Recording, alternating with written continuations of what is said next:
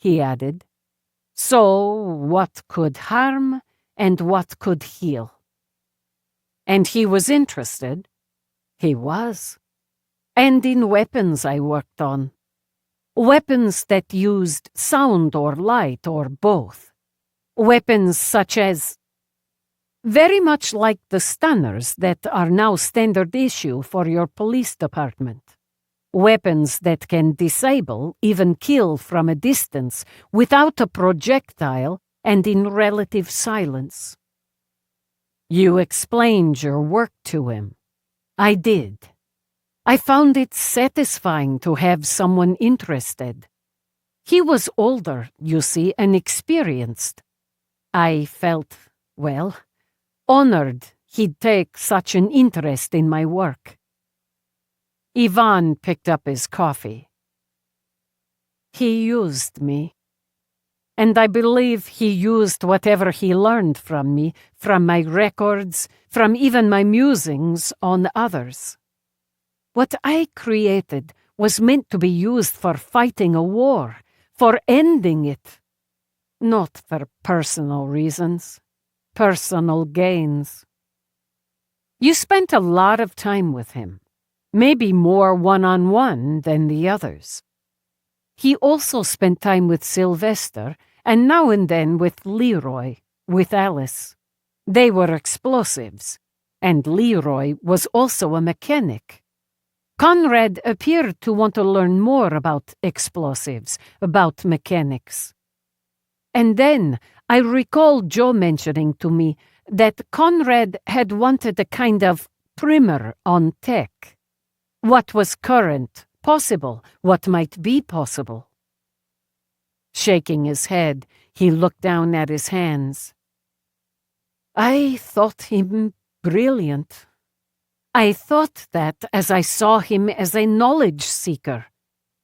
I followed his lead, learned more. If you learned more, Peabody put in, you'd be a better asset to your team. Yes, thank you. That was my hope, my wish. I was so young. Iris and I were the youngest, barely 20. I had a little crush on her, but was far too shy to approach her in that way. Then, before long, we became friends. Good friends. Too much like family for crushes.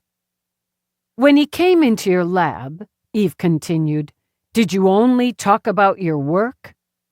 Oh, no. He was very, personable with me. Older, as I said, and experienced. With women. A smile ghosted around his mouth. I was shy and not experienced. I felt comfortable asking him about women. And what did he say? He advised me to pick one and have another as what you call a backup? To charm her, flatter her, pretend interest in what she said, to give her trinkets. Nothing of import, just trinkets and the flattery. If she didn't warm to that, he meant, I get it. If she didn't, respond, well, there was always another. And when the first saw another respond, she would respond as well. This method seemed beyond my reach. And I observed Somerset with Alice, and they had between them what I thought it should be. So I asked him before I tried to experiment with Conrad's method. What did he say? I remember so well, because years later, when I met my wife, before she was my wife, it came back so clearly. Show her who you are, is what he told me. Don't lie or pretend, but show her the respect of giving her who you are. And then, if she accepts, show her how you feel.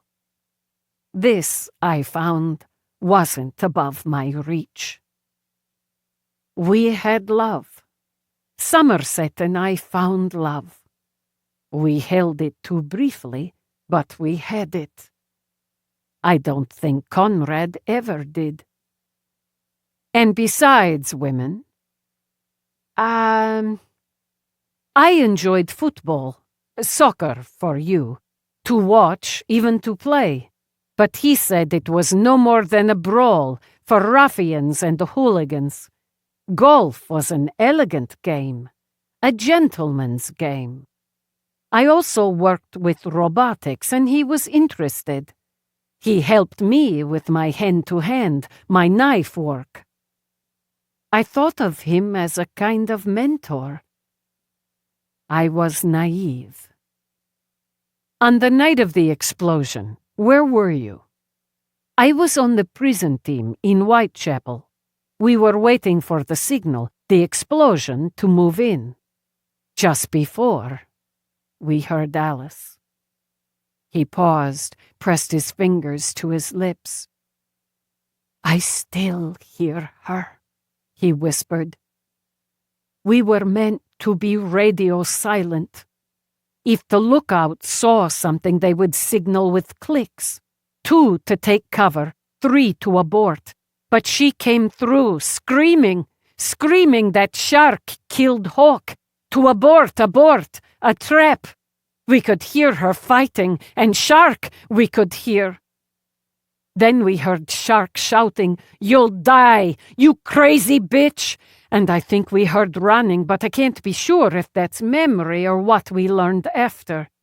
She said, "No other way." And Somerset's name. Then, the explosion. You went to his flat. Rabbit, Panther, and Cobra went to his flat. You didn't. No, only the 3. Too many, too much risk. Fox, Chameleon, and I brought Fawn's body back to HQ. Hawk was too deep in the tunnels, in the rubble to reach, but Panther would alert her handler. Wasp, Magpie, and Mole went on the hunt for Shark. Eve wound him back, wound him through. Then, as she had before, let him go. Add user, Peabody said, with not only a diverse skill set, but diverse knowledge. Chapter 12. Harry Mitchell came next, and the small, wiry man with a flop of sandy blonde hair still walked on cat's paws. He shot out a crooked grin. "Been a time since I sat down with coppers." His Cockney accent hit a scale so far from Marjorie's they might have come from different planets. He strutted in, extended a hand to shake. "What I never said to coppers before this? Anything you need from me, you've got it." Joe was a right one. And now Alice and Leroy are back to haunt me. I was on the watch, and the bleeding fuck got by me. Have a seat, Mr. Mitchell. No, Mr. here. Harry'll do. I taught the bleeding fuck how to pop locks. Did you? I did. And how to get through the systems set up against people in my line of living. In those days, he added. He went out with me a few times on my scouts and scavengers. Made him his first jammer me own self.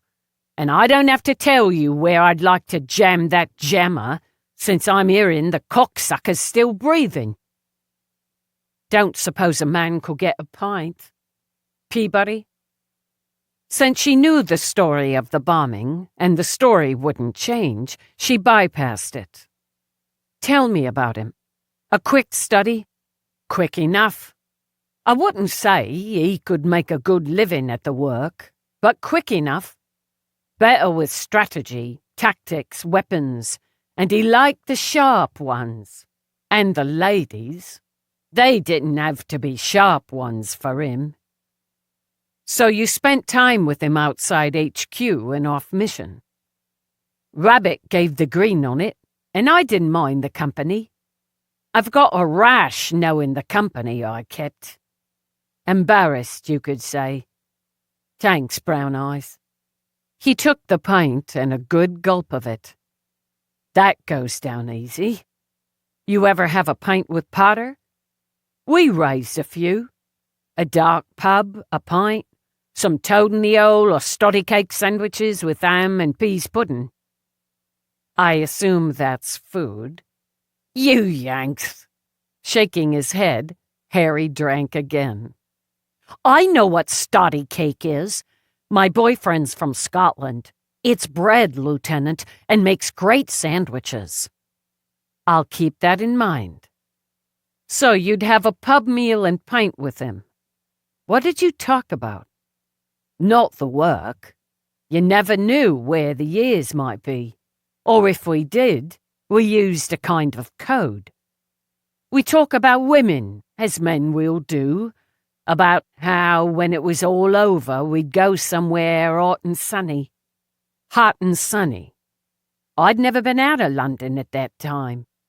He'd been some places, and he talked about going off to live in the hot and sunny, which sounded just the trick to me. Anywhere specific? France was his big one, as he thought it sophisticated. But when it was the hot and sunny, Costa Rica was one. He said there were plenty of expats down there, and a man could live like a prince, but you could still have fair-skinned women who spoke the king's English. The man was a prick. I could see that even then. But he knew things. And he always paid for the pint. I wanted to know things, and whatever I stole went for the cause, so I couldn't pay for many pints me own self. Did he ever mention any names? His contacts, his friends? He was cagey there. If he talked about the work he did before he came on board our train, he was always the smartest in the room, the best in the field. I knew it was bollocks, but he was smart, and I learned as well as taught. He looked down at his beer. He bought me a pint not 24 hours before he killed 2 of my friends. Would have killed me if he'd got the chance.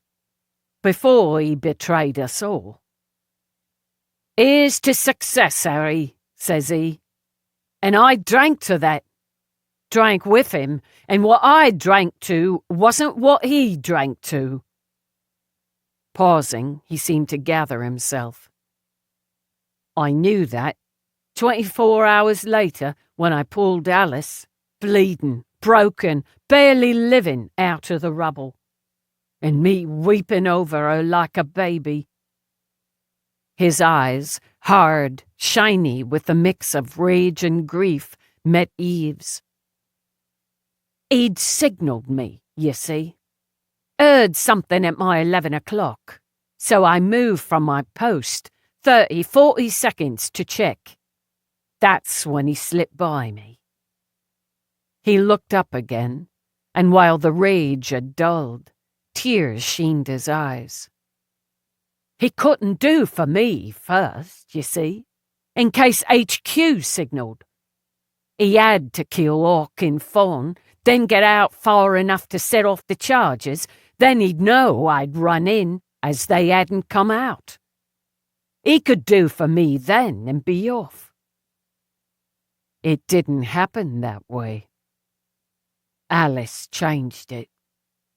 I heard her, but it was garbled some. He'd messed with my comm, but I knew something went wrong.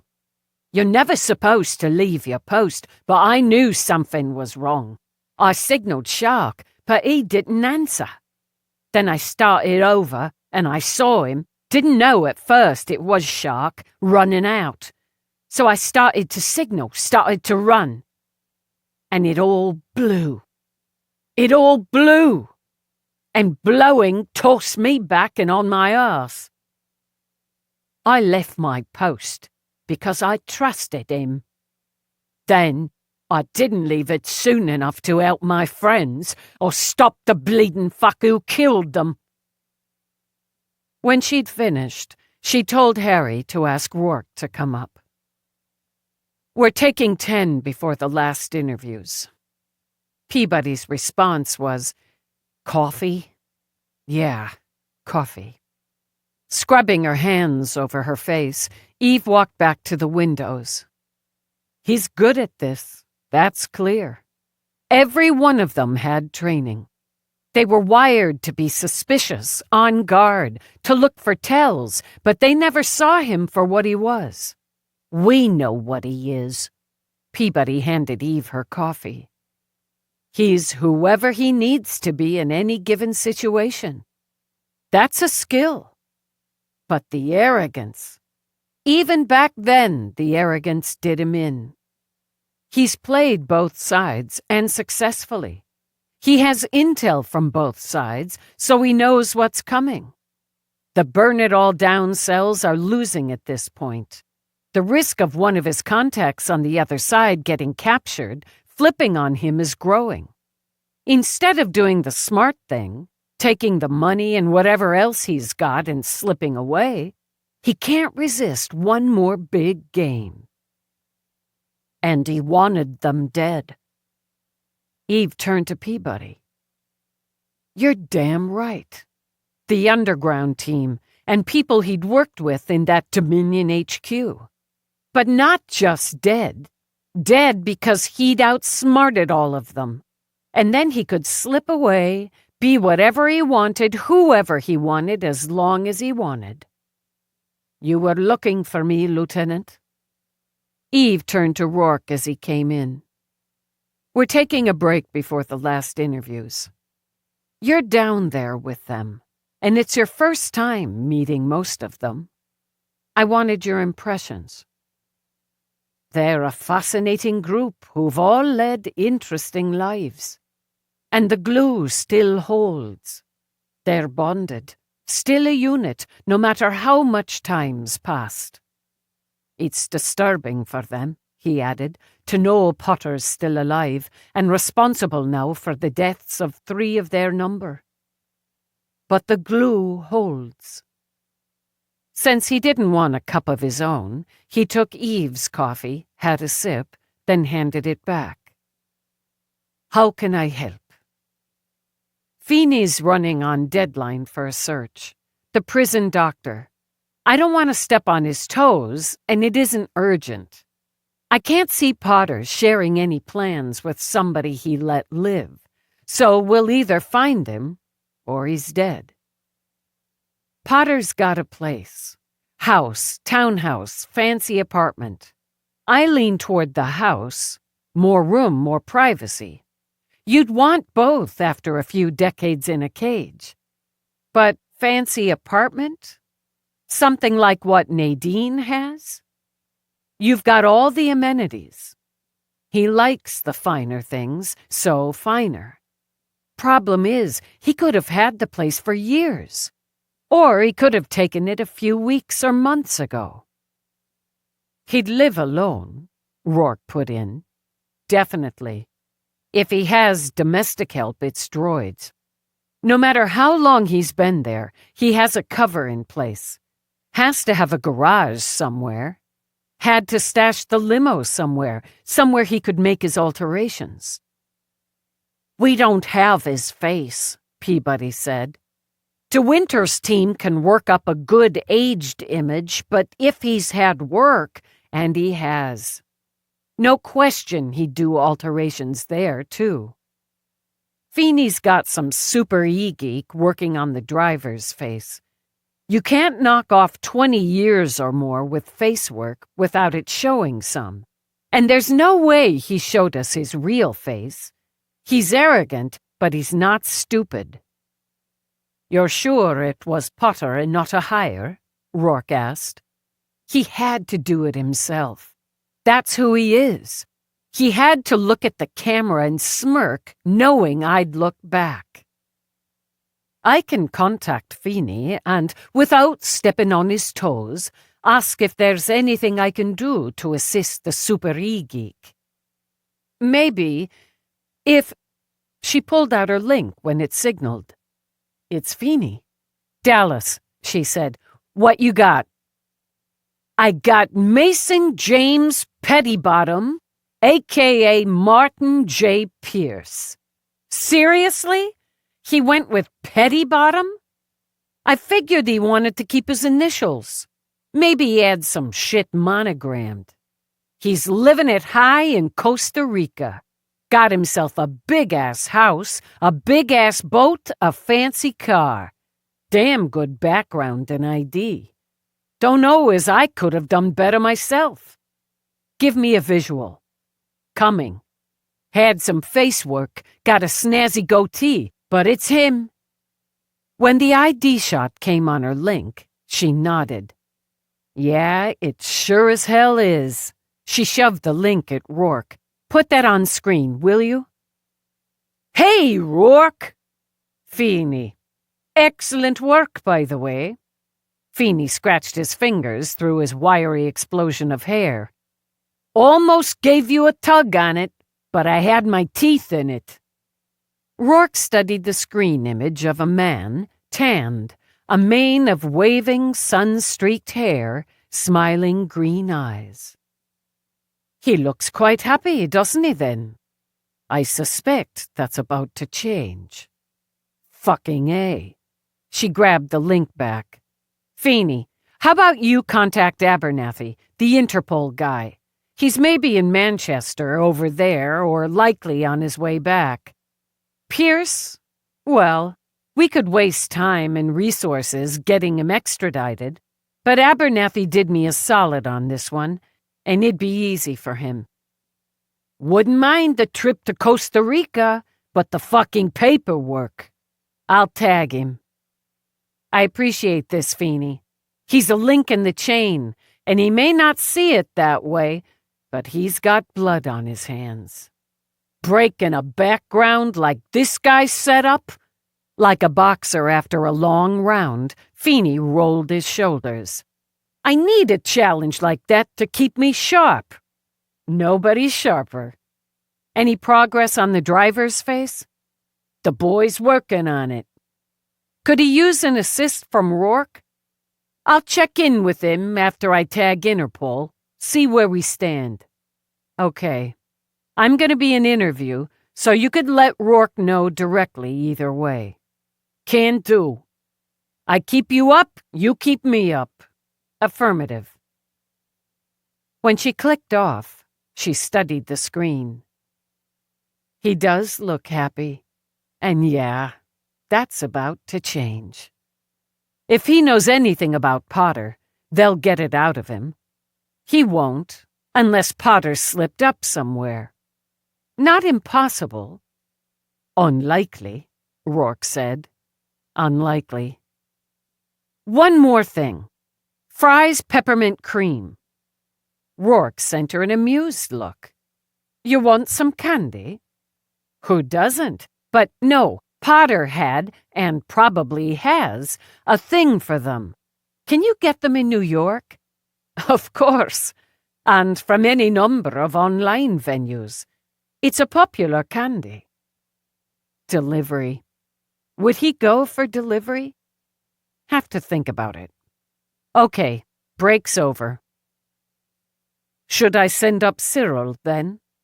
Iris had taken a short lie down and was just up taking a walk when you asked for me.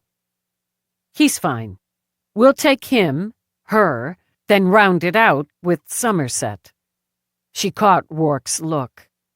Being with, talking with his old unit may have triggered some other detail. Something, like candy, or Potter always being clean-shaven, his strict fitness regimen, his wardrobe. He likes golf, which gives you different avenues to investigate. You shouldn't worry about him too much, Peabody spoke up. It should help him knowing we're pushing hard on this. You're right, of course. I'll send Cyril up. Ah, my impression there? He's taking it all a bit harder than the others. When Rourke left, Eve turned to Peabody. Those other avenues. High-end barber shops and salons. Right. Fancy candy shops, country clubs, and those sports venues that offer indoor golf. Upscale men's shops, Peabody continued. Fitness centers. I don't see him going to a gym, but we'll check. More likely, he has his own equipment. He's the quiet guy in the neighborhood or the building. Keeps to himself, but not so much you'd notice. You're riding an elevator with him. He's got a smile, a nod, maybe a word. Polite, a little aloof maybe, but polite. Good afternoon, Miss Smith. Lovely weather today. At Eve's attempt at a poncy British accent, Peabody grinned. He'd keep the accent?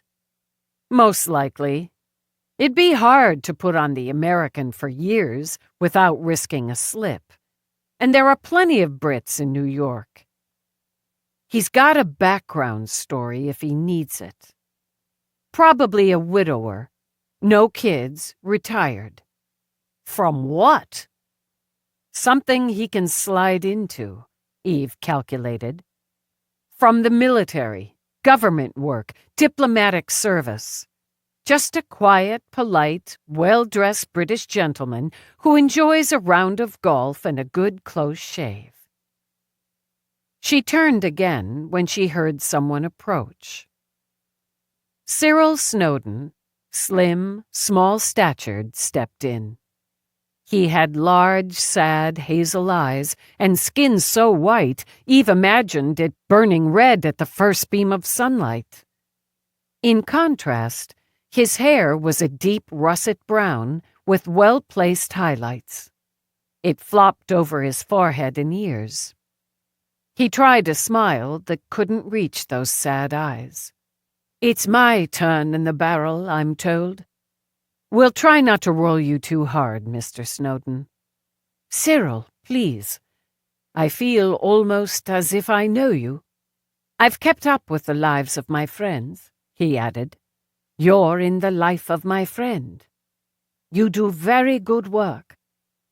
I feel it's good to know you're the ones in charge. Can I get you some tea? Peabody offered. Coffee? Tea would be very nice, thank you. Just a bit of cream, no sugar. Have a seat. Eve sat across from him. You were one of the cyber operatives for the unit. Yes, Wasp and I. We often worked together, sometimes in tandem, sometimes on separate areas. It's why I wasn't there. I wasn't even there when it happened. Joe was with the prison team without portables. Eyes and ears, you know. Thank you, Detective. He took the tea, wrapped both his hands around the warmth of the cup. Not as sophisticated or effective as we have now, of course, but very good. I was at HQ with Rabbit, running comms, tracking locations. So I wasn't there. And there was nothing we could do to help. It happened so fast. Fawn turned on a comm, and we could hear. He closed his eyes. I hear it still.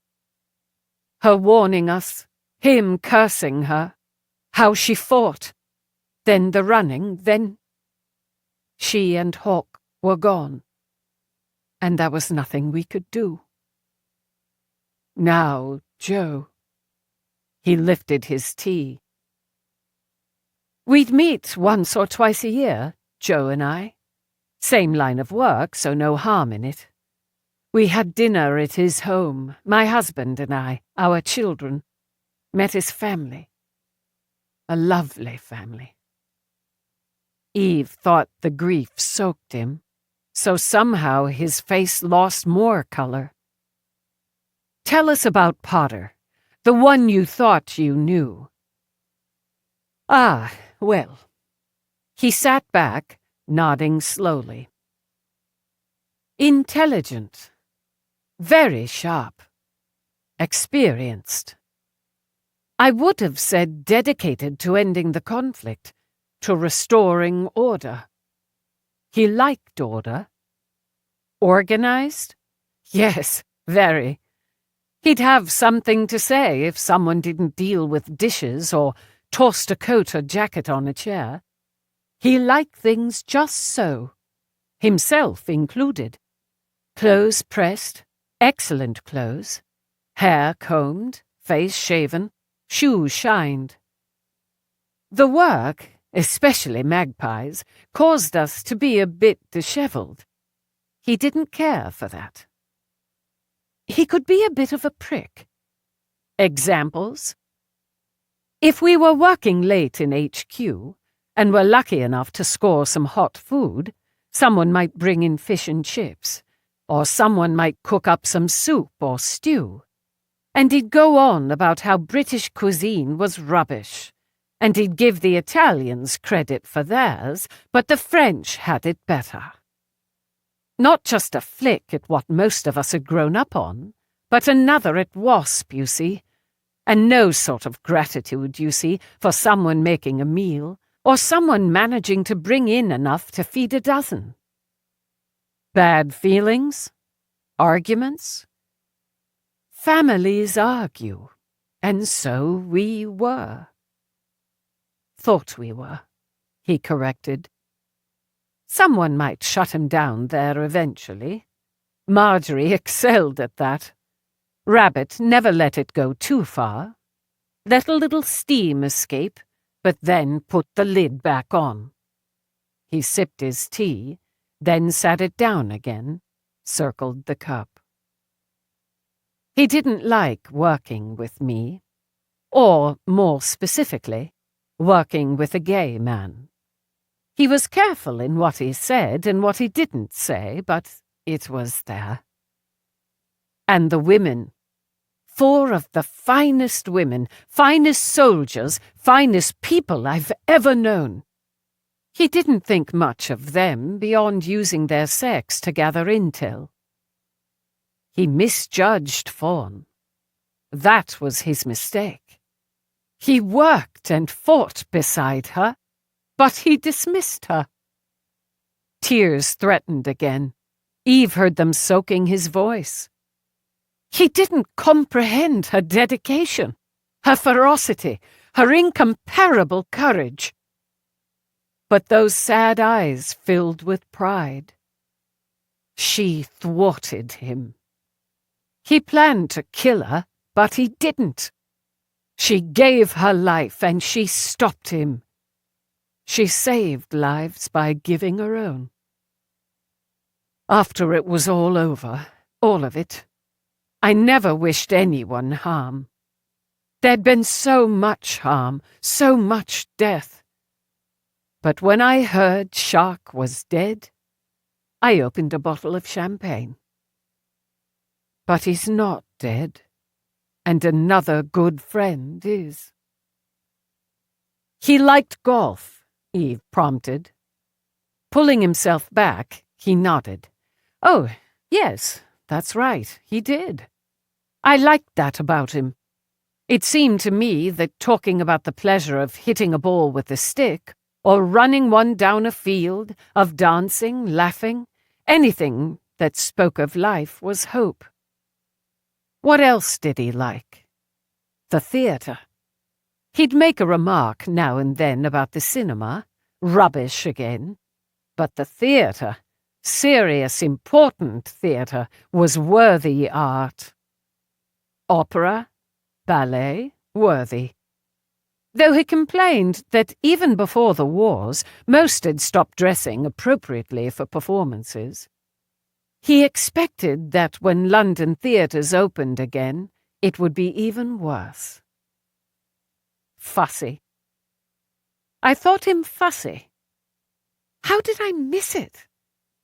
I can see so many signs now, but I missed all of them.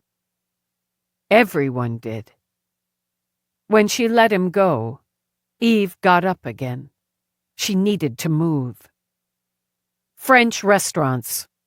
Added to the list, Peabody told her, along with theater, serious stuff, nothing fun or frothy. Opera, ballet. He'd want to indulge, wouldn't he? He would. Maybe the seasonal thing. Good seat. And he'd dress for it. Underestimates women, which would include us. He thinks he's covered his tracks at the prison well enough. Maybe we'll have some questions there, sure, but dead's dead. So that buys us some time.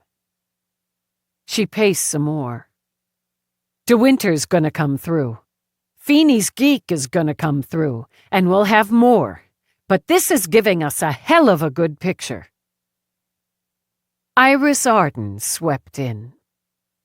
Eve recognized rich and in charge.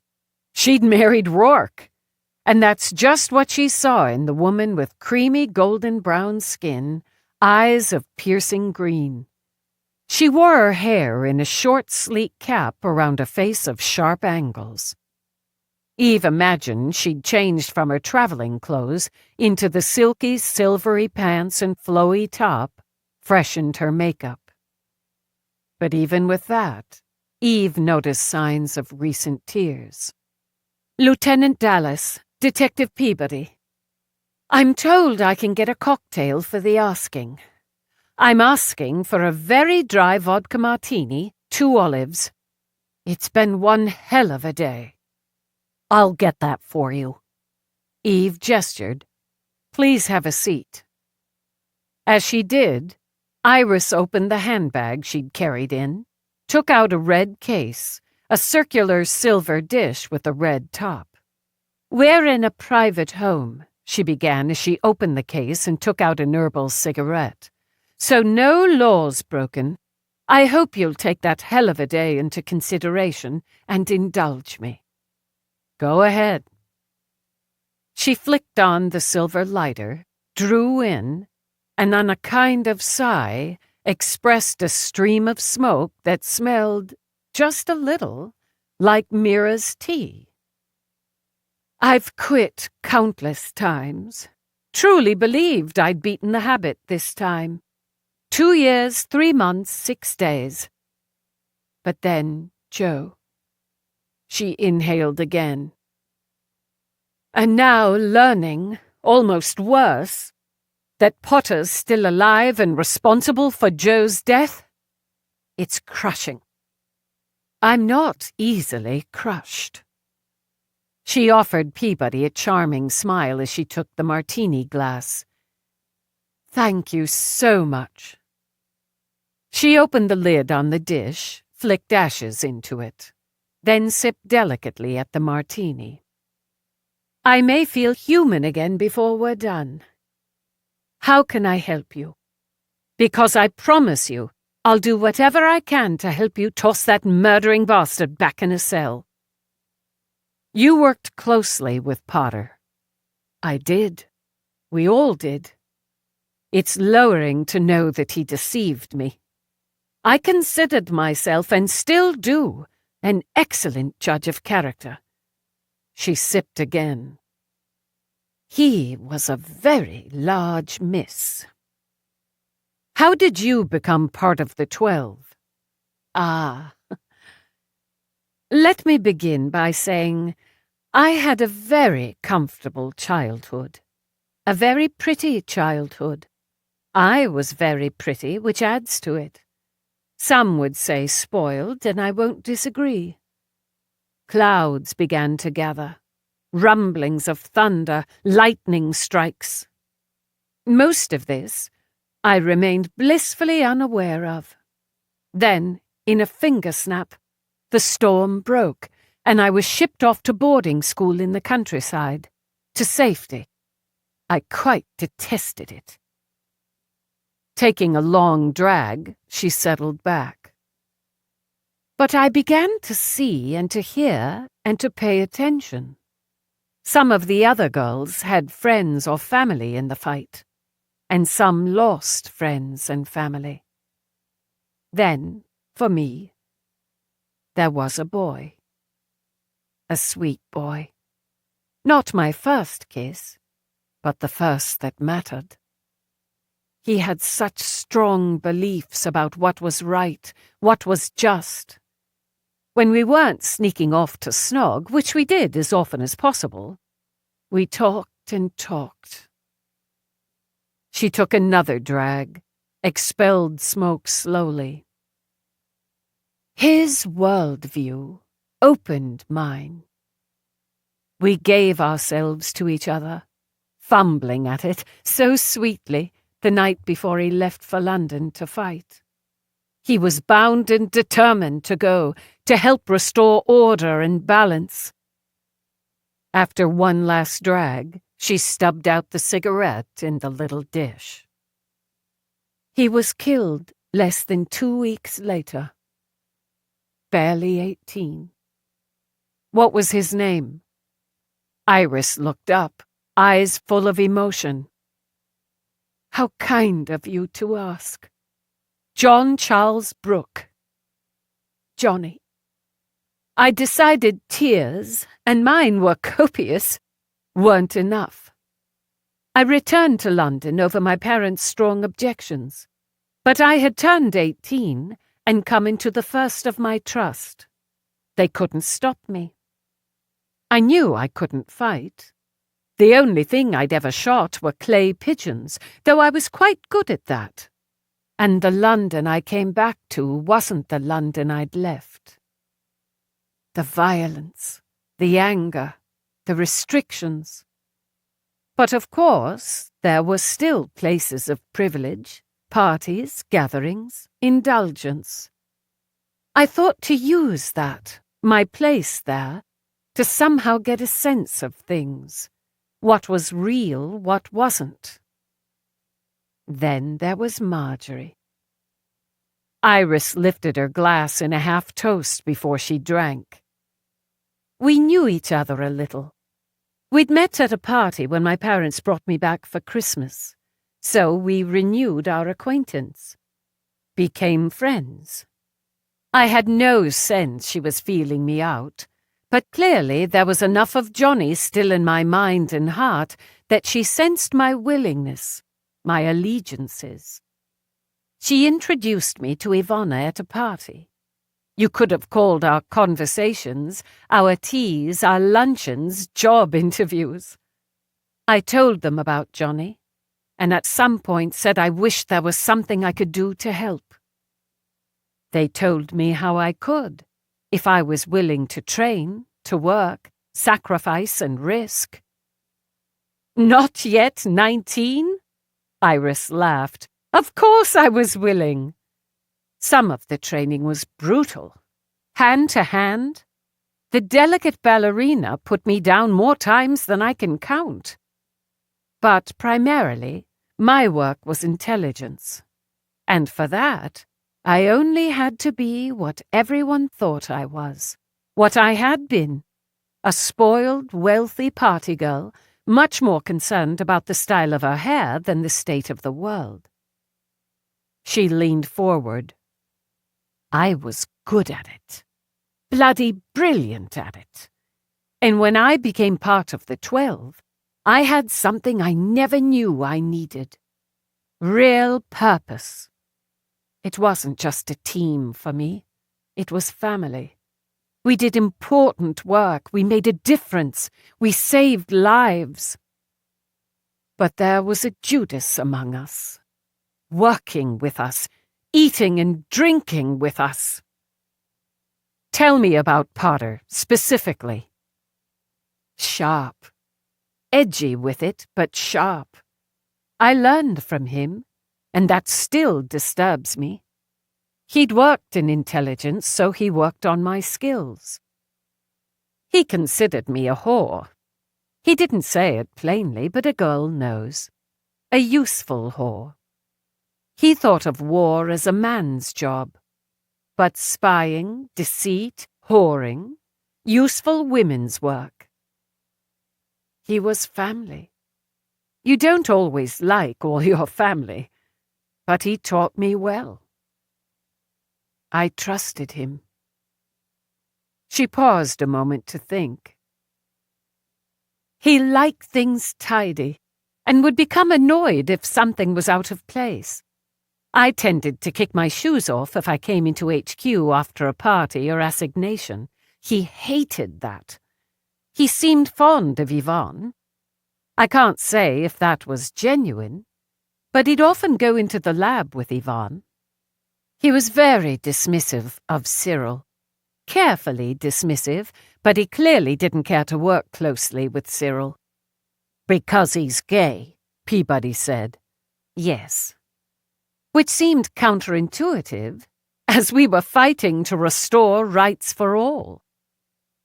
I always felt he saw Somerset as not an enemy, but a competitor.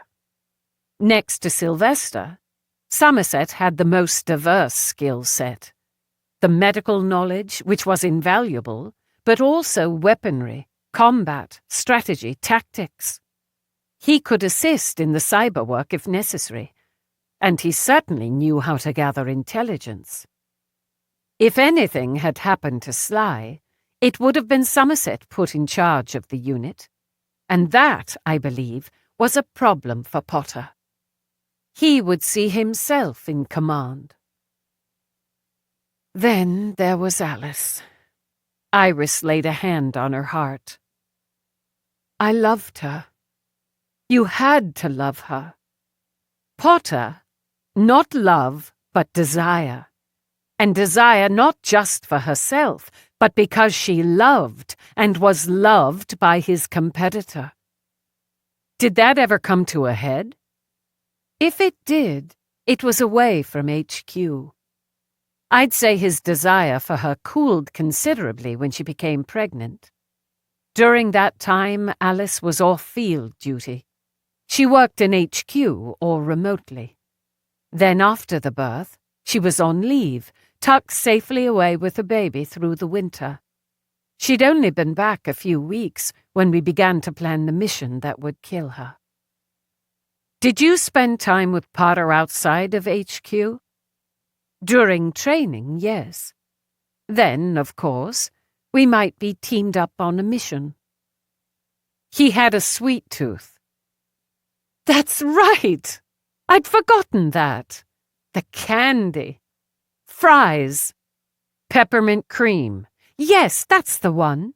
For all his complaints about British food, he loved that candy. Oh, he disliked cats in particular. Didn't care for dogs, but actively disliked cats. We had one in HQ for a while, a kind of mascot. I always believed he disposed of it. He never talked about his family. The rest of us did from time to time. Joe and Leroy had wives and children. Ivana had her boys. I remember Potter saying he considered wives and children a distraction. One couldn't afford distractions in war. And someone said, who was it? Alice, yes, Alice. She said, what do we fight for if not who we love and those who come after us? What did he say? Iris polished off her martini.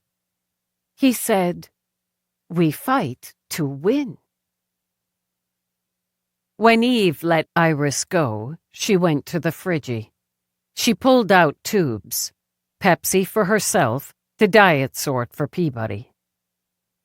We're down to mostly corroboration. That last bit? Peabody cracked her tube. I thought that was interesting. We fight to win? Fits his profile. Fits the picture we're putting together. We need it. We need all of it, but it's not getting us closer. Somebody says every detail matters. Yeah, they do. Eve chugged some Pepsi. A lot of frigging details, and nothing yet that points to where he is or what he looks like. Eve took another chug as Somerset walked in. Lieutenant, detective, I realize you're putting in a great deal of time and effort. I would only remind you that we have a number of guests who traveled considerable distances today. I'd like to serve dinner in an hour or so. You're, of course, welcome, Detective. Thanks, but McNabb's expecting me. I've got work, and I'll need Rourke. Sit down. This shouldn't take long. Can I get you something to drink? No, thank you, I'm fine. He looked at Eve. I don't know what more I can tell you. We're gonna find out. I've got a list of personality traits, habits, likes, dislikes, mined from our guests. Let's see if this sparks any more. Though she didn't need them, she glanced at her notes. A bigot, homophobic, misogynist, organized, intelligent, skilled, dislikes cats, not fond of dogs, demands things stay tidy and in place. Likes the finer things, high-end clothes, French food, fries peppermint cream. How could I have forgotten the candy? Somerset murmured. He was literally never without it. 3 sugars in his tea, no matter how short we were on it. So add selfish? I suppose you could. He spent time with Harry outside HQ, learning Harry's trade. Yes, that's true. But we all tried to learn from each other. He spent time with Yvonne in his lab, and so did I. I don't recall Potter spending time with me in my section. He considered you the competition. Did he? Somerset's eyebrows lifted. I suppose that's possible. I would have said while we didn't have any real fondness for each other, we respected each other. I would have been wrong. He liked a good close shave. Ah, yes, the barber near Piccadilly Circus. Some of the lesser royals were said to frequent it. A barber, not a salon. Yes, he told an asset about the barber. I was shadowing them. Potter was working the asset. He mentioned the barber, said not to cheap out, to ask for the full hot shave. Yes, buildings bombed or on fire, people weeping for loved ones, and he never missed a shave. Clothes always neatly pressed, candy in his pocket, sugar in his tea. She could see him thinking, remembering. What else? He used a bootmaker.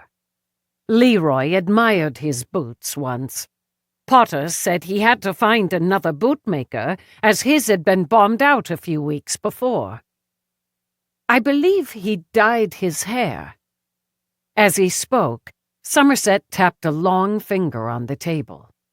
There was some gray in it, just a few strands, and then there wasn't. He used face cream. Moisturizer. I saw a jar once and thought it odd and amusing that a man who prided himself on his machismo would use what many still considered a female product. So we include vanity, a desire to hold on to his looks, his youth. He worked out rigorously and routinely. He was very fit, very strong, and very aware of his exceptional build. Is that why you didn't take him on? Excuse me. When he moved on your wife. Because he had. Eve was sure of it. Somerset gave Eve one long stare, and when she didn't blink, inclined his head. Alice had handled that situation, and I respected her ability to do so. But I had a word with him. Which word? Lieutenant, you are relentless. It can hardly apply. Details matter, and I bet it's a detail Potter remembers. Very well. I waited until he was in the shower. Then I went in, took his cock in hand, twisted, and sent him to his knees. While he gasped, I told him if he put his hands on her again, Alice would surely send him off limping. But there were ways to break what I twisted in my hand, and I'd add that broken cock to his bruised balls. Then I left him on his knees with the water running down his face. We never spoke of it again. I'm not proud of it. I would be. Peabody shot him double thumbs up. Mag, move! You humiliated him.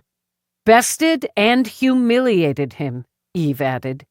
He'll have something special planned for you.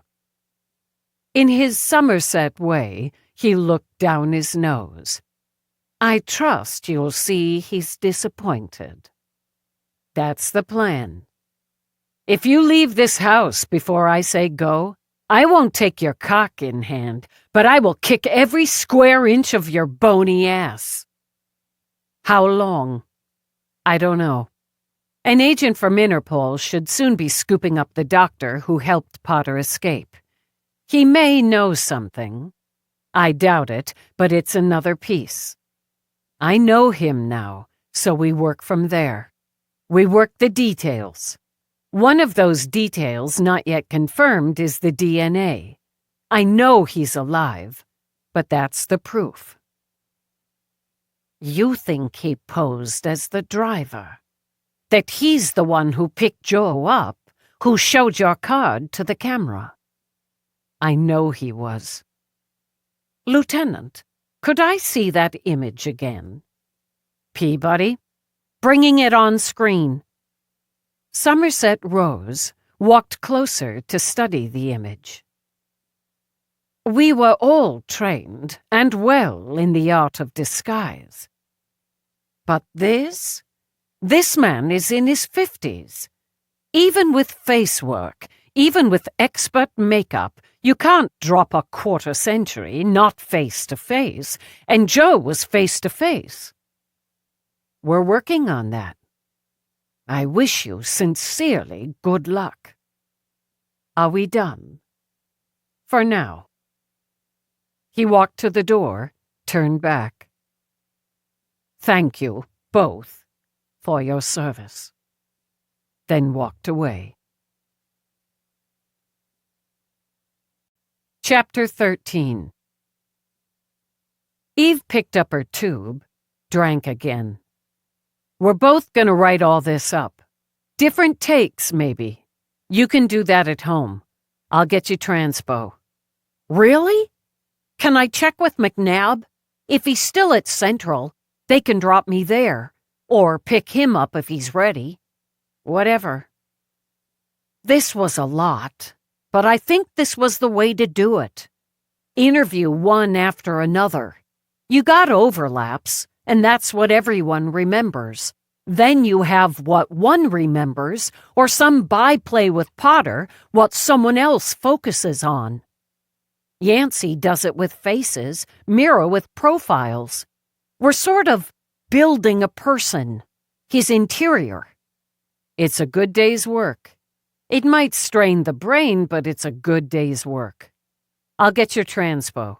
Go home, take a break, get a meal, then write it up from your angle. I'll write it from mine. French restaurants, Peabody began as she rose, theater boxes, fitness equipment, barber shops. Yeah, we'll hit on that and more tomorrow. With Peabody off, Eve walked down to her office. She turned in, stopped, and blinked at her board. Rourke stepped through the adjoining door. You updated my board. As best I could. I had the time, and you certainly didn't. So take a moment now. Walking over, he put his arms around her. You'll have a glass of wine. I'll have a glass of wine. He kissed the top of her head, then walked over to choose a bottle. And a meal. Take the time to let it all settle. Some of it's hindsight with them, but I wonder if some of it wasn't British manners. But they're not all Brits, are they? European manners? They tolerated what they disliked about him. Plenty to dislike. In tense and urgent circumstances, you'd need to put personal feelings aside for the greater good. He brought her the wine. Somerset twisted his naked dick and threatened to break it. That's pretty fucking personal. Now Rourke blinked. That's... I can't quite think of the word. Scary Rourke tactics. Maybe you got some of that from him. Anyway, he didn't mention that in his initial interview. I got it out of him today. Potter put moves on Alice. Alice handled it, and Somerset polished it off. If you have more revelations like that, I think we should sit down. I'll get the meal. Where's the cat? Busy being fawned over by our guests. Figures. I'm going to check in with EDD. I did that. He spoke from the kitchen. We were just finishing up when you came in. What have you got? I'll tell you, won't I? He came in carrying 2 domed plates to set them on the table by the open balcony doors. Sit, he said, and lifted the domes. What is this? Roast beef, Yorkshire pudding, and mushy peas. Very British. No, they're not all Brits, but they work together in London, so very suitable as a reunion dinner. I don't see any pudding. Rourke pointed, then sat. And no, I don't know why it's called pudding. She decided on a bite of the beef first. Okay, I was gonna say that's pretty good, but it's way beyond pretty. What did you finish up? Feeney's man was nearly there. He's more than pretty good himself. He'd determined it wasn't flesh. What wasn't? The driver. And I'm convinced, along with you, it was Potter. The face, the back of the hands. Hands will show age. A mask? But more than a mask. A process. Time-consuming, expensive, meticulous process. The material, a silicone base, has to be blended and formed, thinned and shaped. Measurements must be exact. The machine required to do this, as well as the tinting, is easily 10,000. The mask is then carefully applied, smoothed, adjusted. If all this is done correctly, painstakingly, it can look quite real for a limited amount of time. It doesn't breathe, he explained. They've yet to formulate a material that does, and it won't feel like skin. While it has the appearance, once you magnify and begin to analyze, it doesn't. It could change his face? Take the years off? It could, yes, for 3 or 4 hours. 5 at the very most. After 2, discomfort would be an issue. He wouldn't take it off in the limo. Too risky. And your sweepers would have found traces of it, flaking off during removal. Okay. He has to drive to the shuttle station. Wait. Sometimes flights are delayed, so he has to factor that possibility into his time. Rossi didn't have luggage checked, but he could have. The wit wasn't affected by the gas.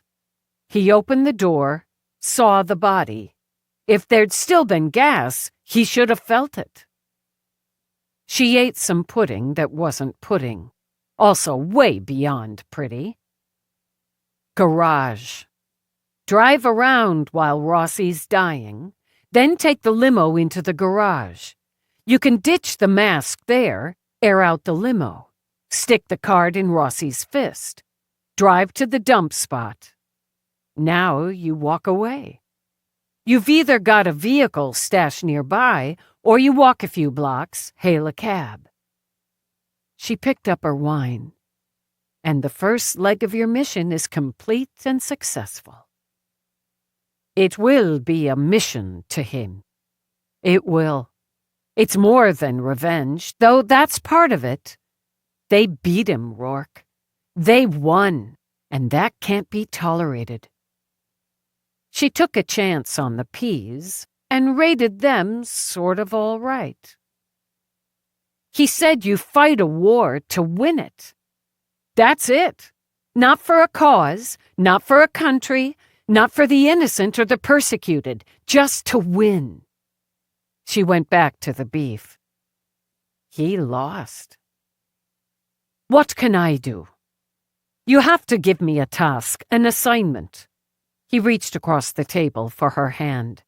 This is mine as well as yours. I know it. You can find where he could have gotten the face machine and the material. Even with that, we don't know how long he's had it. A couple months, a couple years. But if we can narrow that down, I'll start on it, and you'll get a report from EDD with visuals. I need to write up the interviews, then we'll start a lot of cross-references. Fancy French restaurants. You can't eat that every night, so fancy Italian or high-end delivery. Prime seats for serious theater, for opera, ballet. High-end men's shops, probably tailored. Bootmaker. Fancy ass. She considered Rourke. Though he'd taken off his jacket and tie, rolled up his sleeves, he still looked fancy ass. You could take those. The fancy-ass men's clothes and footwear. He's gonna want good materials, good lines, but on the conservative side. He wants to blend, not stick out. Nothing too bright, nothing edgy. Golf. Golf shirts, golf pants, golf shoes. I take it he golfs. He told everybody he did, bragged about it. He had clubs in his flat. He works out, routinely. I figure him for his own home gym. No pets, he doesn't like them, especially cats. If he wants sex, he'd hire it. Top of the line there. She picked up her wine and found it, along with the meal, went a long way to soothing rough edges. I think he has a house. Could be an apartment, a townhouse, but I think a house with garage. He'd want the space after so long with so little. Yeah, and because he's got a lot of work. He had to store the gas canister, and maybe he has more, and likely does. He had weapons, so storage. No live domestics. They might get nosy, so droids. It's a lonely life you're describing. Lone wolves aren't lonely. Once his mission's accomplished, he can pick up and build a new life. New ID, new place. Somewhere warm and sunny. That's where he... Wait. I'm going nowhere. He didn't like British food, British weather. I dislike having an area of agreement with a murdering war criminal, but when it was over, he wanted somewhere warm, somewhere sunny. Costa Rica was one place, and that's where Pierce set up. Ah, now I follow. And you think he already has that place. Why come to New York straight off? He needs time to recoup, to rest, to plan. He needs face work and a place to recover from it. Warm, sunny, maybe tropical. But somewhere where the rich go to play because he wants that. Where do the rich go to play? Anywhere they like, darling. Then he shrugged. The Maldives, the Canary Islands? You're not looking for private islands. No, he needs restaurants, shops, the face guy. Belize, Australia's Gold Coast, French or Italian Rivieras. Stop. He goes for French food. He talked about Paris. French Riviera, that's a good start point. He bribed Pierce with enough for solid fake ID and background, a face job, a fancy house and boat, so he's got plenty left. Probably a different name for that. One for there, one for here. She nudged her plate away. This is good. This time you don't mean the food. It was, too. But this is good. This is logical. Get the face work, establish yourself, work on your tan, get some good meals in you. Plan and plan some more. Do your research. Where is everyone? And how do you get to them? Take your time. A year? Maybe 2? No one's looking for you. You're dead. But the first strike has to be here in New York, Rourke continued, using Somerset to lure Rossi here and you into the mix. Somerset heard him, humiliated him, left him naked and blubbering in the shower, so use him to kill his friend. He'll be last on the list, Somerset. The, crescendo. Rossi caught him first, beat him, so he had to die first. The others? I'm sure he has an order and a method to fit. That's organized, tidy, everything in place. He wants them here, Rourke. We brought them here. And here they're safe, no matter how good he is. Of that, he had not a whisper of doubt. He's dead, after all, and can't know you've already disproved that. Not 100% until the DNA results, but no, he's not dead. Because he understood his cop, Rourke turned it on her. How would you do it? You know him now. How would you do it? I'd find a way to lure 1 or 2 of them out. A message from a friend. Keep it to daylight. Just a little catch-up visit with a pal. What's the harm? The others will be harder when that's done, so he'd need leverage. Abduct a family member. Their families are secure. I've seen to it. Let's make sure of it. She pushed away from the table. He can't get them all that way. If he hadn't left the card, he'd have a better chance of picking them off, but he let us know it went back to the 12. That wouldn't have been enough. For full revenge, Rourke continued, for the satisfaction. To win, they had to know why. They all had to know why while it happened. You're ahead of him, Lieutenant. She looked at Rossi's photos. You're never ahead when there's a body in the morgue. He walked to her, stood behind her. He rubbed her shoulders while they both studied the board. He could have been free and clear, living in the warm and sunny, a whole new life with all the French pastries he wanted. Killing's more important to him. Lose the battle, but win the war. That's what this is to him. His personal war game. He won't win. Rourke kissed the top of her head. I'll start on my assignments. She reached back, covered his hand with hers. You're a family member. Keep that in mind. He won't use me. I can promise you that. She turned, gripped his face in her hands. Take an oath on it. They're popular right now. I swear on my heart, and that's you, he won't use me. Okay.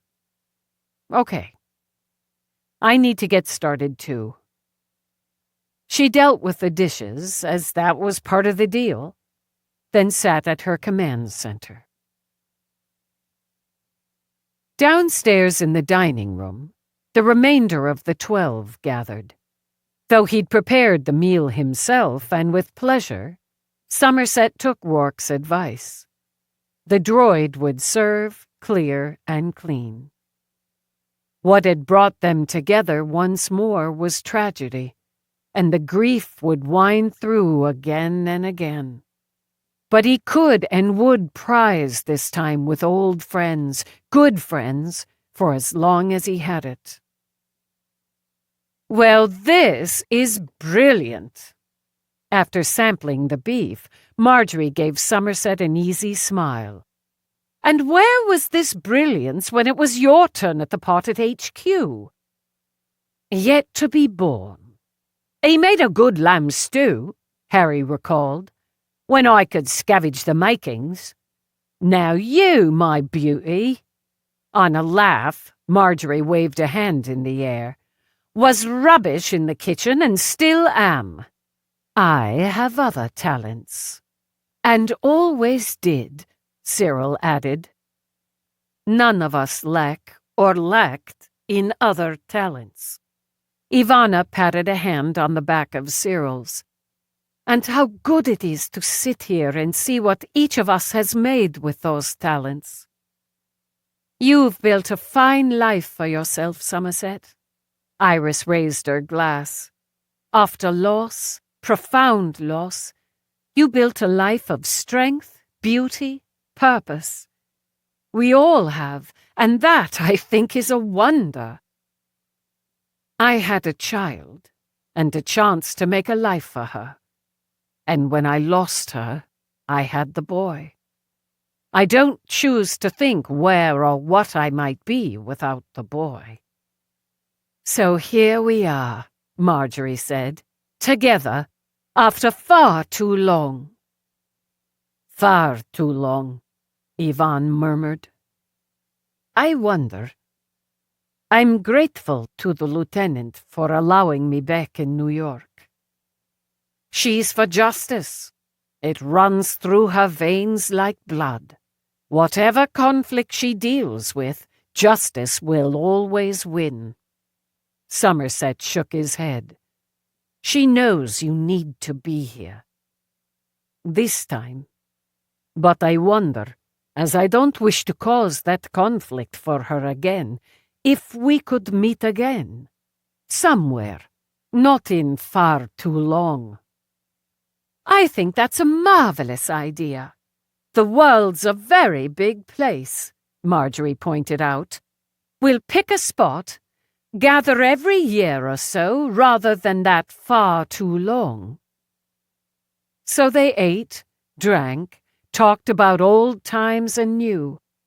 It struck Somerset that the old times seemed another life, distant. Then, like a sheet of glass turned so the sun struck, they were yesterday. They finished with trifle, then brandy in the parlor. "Tell me you're not going to feed us like this every night." Marjorie pressed a hand to her stomach. "In my line, I have to keep my figure." "I'll surprise you. I thought we'd do a buffet for breakfast, so everyone can come and go as they please. If it wasn't for the circumstances, I'd feel I was on a lovely, indulgent holiday." Behind the gates, legs stretched out, Harry sipped his brandy. "The old instincts say, get out there! Hunt the bastard down!" He held up a hand before Somerset could speak. "No worries. Leave it to your cop, and right enough. She's a sharp one, she is. There's a look in her eye that tells me if I was still in my old game, she'd have me nicked before I blinked." "Potter's a different creature," Cyril pointed out. "I know how you feel, Harry. It brings on an itch not having a hand in. And being shielded." Ivana gave Somerset's hand a pat. "Being protected when we once did the protecting. But different times. We don't cross her. She has my word." "She has yours," Iris said, "so she has all of ours." She glanced down when her link signaled. Oh, it's Darlena. Darlena Corning. Oh dear, Marjorie said with a laugh. Oh dear, as some of you know. A cousin for those who don't, who will ring a dozen more times if I don't answer. Block video, Somerset told her. With a nod, Iris put her finger to her lips and answered. Darlena, darling. There you are! Or you're not! This bloody link's giving me nothing but trouble. The screen works half the time at best. I'd toss it, but it's such a bother to have a new one all set up. They always lose something, don't they? Not if... But Iris, my favourite cousin, how could you come to New York and not tell me? Her eyes flicked to Somerset's, held. Why would you think I'm in New York? Darling, I spoke with that handsome assistant of yours. I got it out of him. Took some work. So very discreet, but he understood I was simply desperate to reach you. And why is that? I somehow volunteered to head one of the committees for the holiday gala at the Palace Hotel. I must have your input, Iris, and your presence, of course. I don't know how I let myself get over my head this way, but I've done it again. I'm beseeching you, and since you're right here, only briefly, darling. And I'm actually rather tied up while... Oh, surely you can make just a little time for me. It's dire. I was going to contact Ivana. She's so clever, but you know her better, so if you could just ask if she might give some time. Ivana? Across the room, Ivana arched her brows, nodded. I suppose I could. Oh, that's brilliant! I'm so grateful. You must plan to see her while you're here.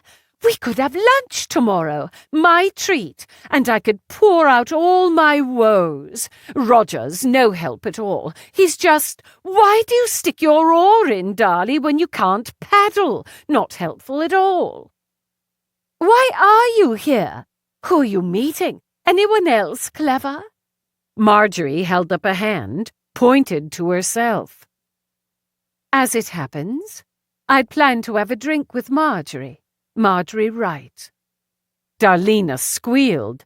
Oh, good God, Iris! You must bring her! You simply must! If I could add her to the guest list, what a coup! They'll coronate me! Oh, please, please, it's life and death for me. You must bring them both to lunch. Chez Robert. They do a superior martini. I'll book a table. 12:30. Darling, I can't confirm that. I need to check my schedule, then see if they're available. Yes, of course, but I'll book the table because I have absolute faith in you. You never let me down, Iris, no matter what tangle I get into. You're a brick. I'll ring you back one way or the other. Pins and needles here. Kiss, kiss. Iris clicked off. It sounded exactly like her, including getting over her head and begging for help. A bit convenient, isn't it? Yes, Cyril. More than a bit. But Darlena, if he somehow compromised her, we'll take it to the lieutenant. Somerset rose. Right away. Stings a bit. Harry pushed himself up. Not to work it ourselves. But here we are.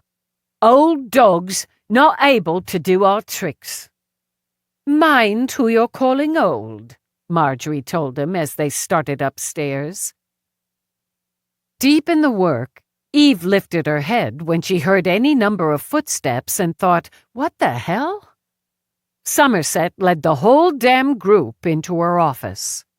I apologize for the interruption, he said before she could snarl, but we may have a problem. What kind of problem? My cousin Darlena Corning rang me up. Iris stepped forward. It suddenly sounded like Darlena. I blocked video, and on her end she complained her link wasn't working properly. That wouldn't be unusual. She and her husband, Roger, live in New York. She said, well, I made sure the conversation recorded, so... She handed the link to Eve as Rourke walked in from his office. Eve hit replay, listened all the way through. And she just happens to contact your assistant after hours, right? And he tells her you're in the city? Again, not unusual for Darlena, but coincidence equals bollocks. That's one way to put it. She brought up Ivana, and then you told her Marjorie was in New York. That's on me, Marjorie said. And do you tend to come to your cousin's rescue? She has a good heart, a good and generous heart, and a very chaotic brain, so yes, and I'm concerned. If she didn't contact me on her own, he may have forced her. He may have hurt her. You'd have heard it in her voice. Eve cut off the rising worry. He hit on you next because you're a woman, and therefore less. Less bright, less cautious, less capable. Your cousin calls, you help. That's your pattern. He's using your pattern. But my cousin will check on her. What's the address? I need to go through my address book. I have it. Roger and Darlena Corning, Rourke said. It's not far. Bring a car around, Eve told Somerset.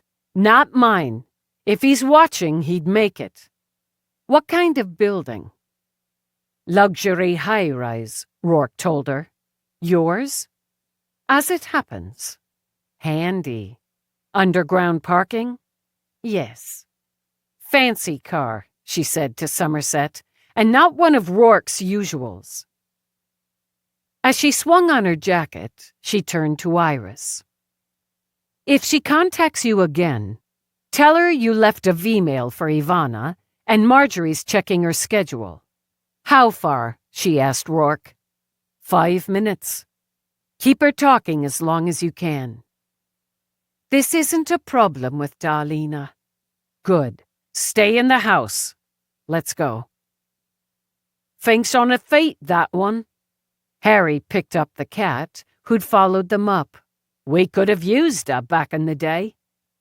I'm happy to make use of her now. Marjorie laid a hand on Iris's arm. If he has Darlena, he needs her until we confirm. But I think the lieutenant's right, darling. Darlena would never pull off that act. Eve took one look at the low-slung, bold red sports car and gave Somerset points. If you were trying to go unnoticed, it was the last vehicle you'd pick. So they'd go unnoticed for that reason alone. We didn't have anyone on Corning. She's actually a third cousin. Rourke took the wheel. Third cousin. How do people keep track? But he knew about her. She didn't make the contact. Not a single waver in her voice, no hesitations, just plowed right through. He could have lifted her link, fed recordings of her voice into a simulator. Complicated, but he appears to like the complicated. He slid right into the underground parking of a steel and glass tower. He could have a place here, minutes from the house, but it doesn't fit. Too many people coming and going. No garage. Not enough room to work. Penthouse B for the Cornings. The elevator required a swipe for that level. Rourke took one, suspiciously blank, out of his pocket and accessed the floor. Do they have a vehicle? Ah. He pulled out his PPC. A 2061 Black Majestic, 4-door sedan. We're here making inquiries about an accident involving same. Quiet building. I swiped in Express. Still more handy. When the doors opened, she stepped into a wide hallway, carpeted in quiet blue with walls of the palest of pale golds. Flowers, fresh and bride white, stood on a polished table. Their rich scent followed her down the hallway to Penthouse B. Top-of-the-line security, she noted. Palm plate, swipe code, security cam. Eve pressed the buzzer and recognized Darlena Corning's voice through the intercom. "Yes, Corning residence." "Miss Corning," Eve held up her badge. "NYPSD, if we could have a word?" "Goodness gracious! The police! Roger, it's the police!" Locks thumped before the door opened to a woman in a stylish black cocktail dress with every blonde hair in place. Her eyes, more gray than blue, held a kind of giddy anticipation. "Has there been a burglary? An assault? A murder? Roger!" "No, ma'am. If we could step inside." Of course, of course." Like the woman, the entranceway and the living area beyond had everything in place. A man, his tie loosened, his feet in house skids, wandered in with 2 snifters of brandy. "Oh, company." "They're the police! I called you." "Did you? My, darling. Will I have to make your bail?" "Don't be silly." But she giggled. "You should sit down." "We'll only take a moment of your time. You own a 2061 4-door black Majestic sedan?" "Is that what it is? Roger?" "Yes, we do." "A vehicle of that description was involved in an accident about an hour ago on 3rd Avenue. "Oh, goodness! While we were having dinner with friends. We only just returned home. We didn't drive at all, did we, Roger? There would be cocktails and wine, so we took a cab there and back. Barritello's." Eve nearly followed up with the standard questions, but cut things off. "We appreciate that information. Did you use your link this evening, Ms. Corning?" "My link? How odd you'd ask. I misplaced it sometime today. So annoying. I honestly think someone stole it." "She's always misplacing her link," Roger said. "Maybe we could help with that. Do you remember where you last used it?" "I do. I had brunch today with a dear friend at Zarina's. Their blinis are lighter than air. Another dear friend rang me up just as I was going in. I arranged a salon date with her for... How can I remember? It's on my link. Then I set the link down on the table, or put it back in my bag. I'm not sure, but when I changed bags for our dinner, it wasn't there." "We'll see what we can do. We appreciate the time." "I do hope you can locate my link. Such a bother getting a new one." She was still talking when the door shut behind Eve and Rourke. Chapter 14. "Go ahead and text Somerset the cousin's all clear. Tell them to stay where they are." "I think they're aware of that already. Hammer it home." "Chez Robert." "Yours?" "It's not, no. The handy had to end sometime." "Chez, French, right? Like saying Robert for Robert's French." "It is." He couldn't resist. "He was capable with weaponry," she continued when they reached the garage and the car. "But he wasn't a sniper, a sharpshooter. And he'd have lost a lot of that skill in prison. A few years to re-hone, yeah, but that's not how he plans to take them out. He may have hoped for all 3, but could hardly count on it." He would think that way. Women. One goes to the John and they all go. I can't figure that one out myself. And he brought in Ivana. And that's a little nudge to add Marjorie. He knows Ivana's in New York. And we'll check with this assistant, but if he learned Iris was, he'd assume the rest. Taking 3 at once, Rourke continued. And what he'd consider the weakest? He could take more time with the rest. They'd be shaken and angry, and they'd sure as hell lose any trust in me. But none of that's going to happen. No, it's not. But she had to figure out what he planned in order to subvert those plans. He can't use the gas again unless he rigs it to take out the whole restaurant, or at least the section they're sitting in. He books the table, so he'd know that. Disguised again? Some poison in their drinks?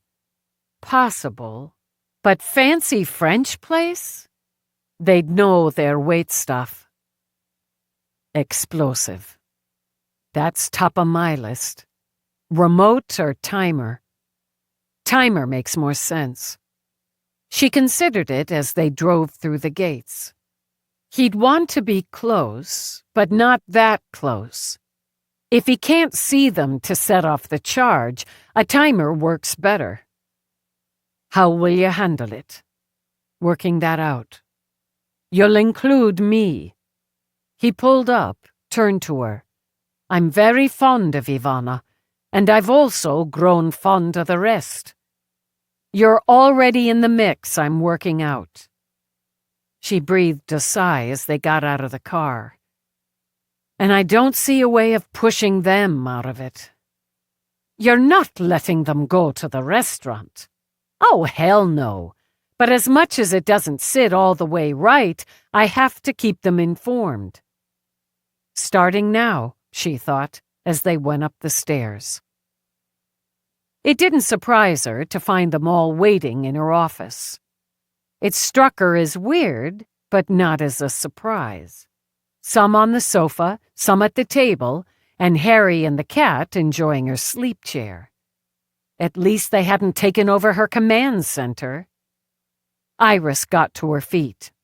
You're absolutely sure We had a conversation, Eve interrupted. She's under no duress. She misplaced her link earlier today. He lifted it, Harry said. I showed him how it's done. Iris sent him a weary look.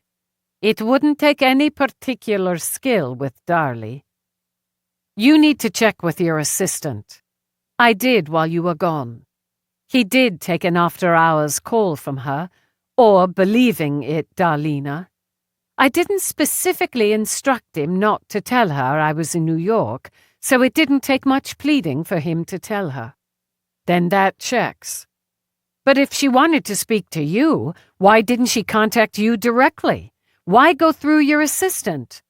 I'm slipping.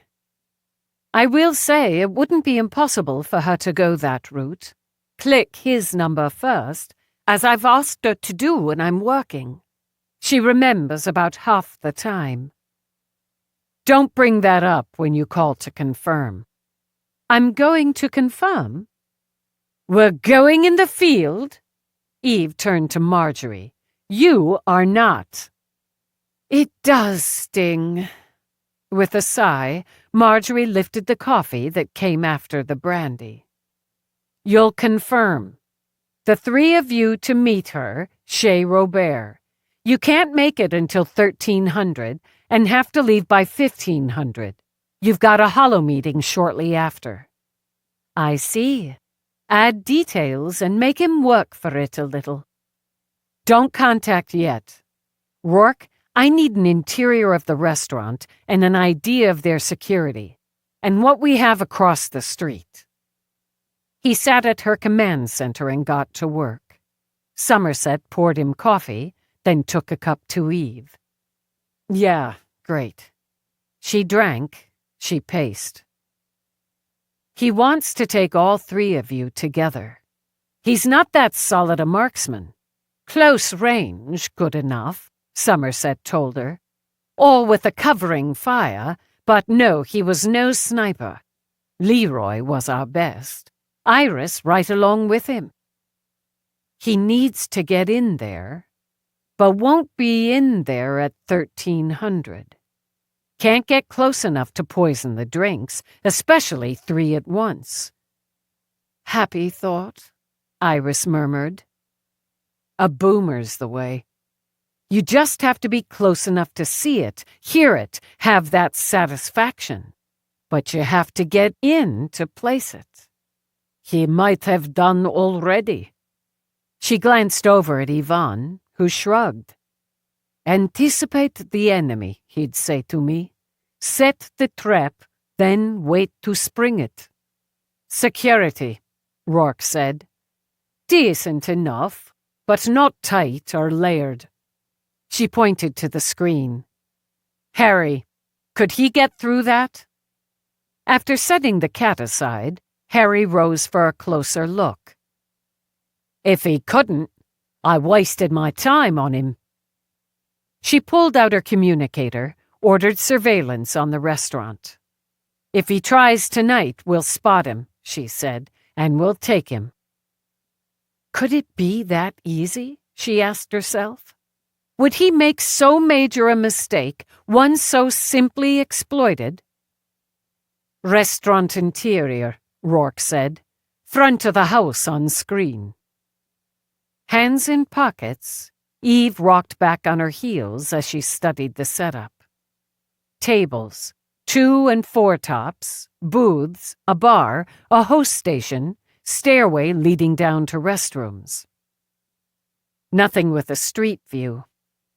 Okay, no interior cams. He could plan to place one if he wants to watch. Do you want back of the house? Kitchen, storage, wine cellar, lockers, and so on? He won't bother with that, but I need to see. So she studied the kitchen, blinding white and stainless steel, the counters, the racks, the tools, and all the rest. If he wanted to take down the whole place, sure. Set charges throughout. Kitchen, cellar, one at the bar, under a table, under a booth. But he doesn't want that. That brings in anti-terrorism, too much attention. One small charge, Yvonne spoke quietly. A blessed radius of 8 to 10 feet. Agreed, Eve said. Minimal collateral damage, and too bad for them. Keep it contained. Unless he places a camera, he'll go with a timer. No point in the remote when you can't see. Rourke, street view. On screen. Okay. A pair of restaurants, outdoor seating. Couple of shops with windows. Mixed residential and commercial above. If he had sniper skills, I'd look at the roof or the residential windows, but that's a no. Add, he can't be sure to get all 3. But he'll be there, and it'll be across the street where he has a view. She turned to Iris. Make contact. Text it. 1300 arrival. Have to leave by 3. Got it. She sent the text, and the response came quickly. God, even this sounds just like her. Brilliant, though I'd so hoped you'd come with me after lunch to help me buy a new link. I'm such a dolt about these things, and always get talked into something that never works properly. Maybe I can drag Marjorie or Ivana off to help me. Mad to see you and catch up, even for so short a time. Until tomorrow, kiss kiss. All right, I don't want to call in the bomb squad on this. They tend to generate a lot of attention. She looked at Rourke. Can you rig a sniffer? I can, of course, but no need, as we already have more than one. Great, let's go sniff, in case he has already planted it. And if he's on his way to do so, you'll take him down. That's the bonus round. And if it's already planted, Somerset began, and activated, I'll deactivate it. Rourke rose. I had a very good teacher. Give me a moment, Lieutenant, to fetch the sniffer. I'll get it. I'll get it, Somerset repeated before Rourke could speak, and walked out. Allow him to worry about you. Ivana let out a sigh. Allow us all to do so. Being together like this after so long, it brings back memories. The memories make it difficult to sit passively while others take the risks. You took the risks, Eve reminded her, and more than your share. You've taken another by coming here. Now it's our job. Rourke, is the restaurant still open? Likely they take reservations until 9 and people will linger. But it may not be when we get there, as it's Lower East Side. Let's cover that. She pulled out her link, tagged APA Share Rio. Though Rio wore a baggy t-shirt, had her froth of blonde hair messily bundled up, Eve concluded, still working. I need a warrant. So I assume, as I didn't think you'd call to chat. I'm good. How are you? Great. There, I chatted. Dallas, I'm buried here. Yeah, me too. More chat. Done. I have probable cause to believe there's an incendiary device planted or about to be planted at Chez Robert, a restaurant on the Lower East Side. Have you contacted the boomers? No. The attention drawn would hamper my investigation and warn off the perpetrator. I need a warrant to enter the restaurant, should it be closed, and to search for said device. Conrad Potter, convicted war criminal, Urbans. I have evidence indicating he faked his own death, escaped prison in England. Interpol is picking up, or in the process of picking up, his accomplice, the prison doctor in Costa Rica. Potter is responsible for the murder of Giovanni Rossi. The limo hit. Affirmative. Potter has a kill list. He plans to check off 3 more names tomorrow. I can feed you all of it, Rio, but I'd sort of like to take care of this bomb. I'll get you the warrant, then you feed me friggin' all of it. I'll send you everything I have. She glanced over as Rourke came back in from his office. He wore his suit jacket again, she noted, and assumed he had a weapon somewhere on him. Somerset stepped in behind him with another pot of coffee and a tray of cookies.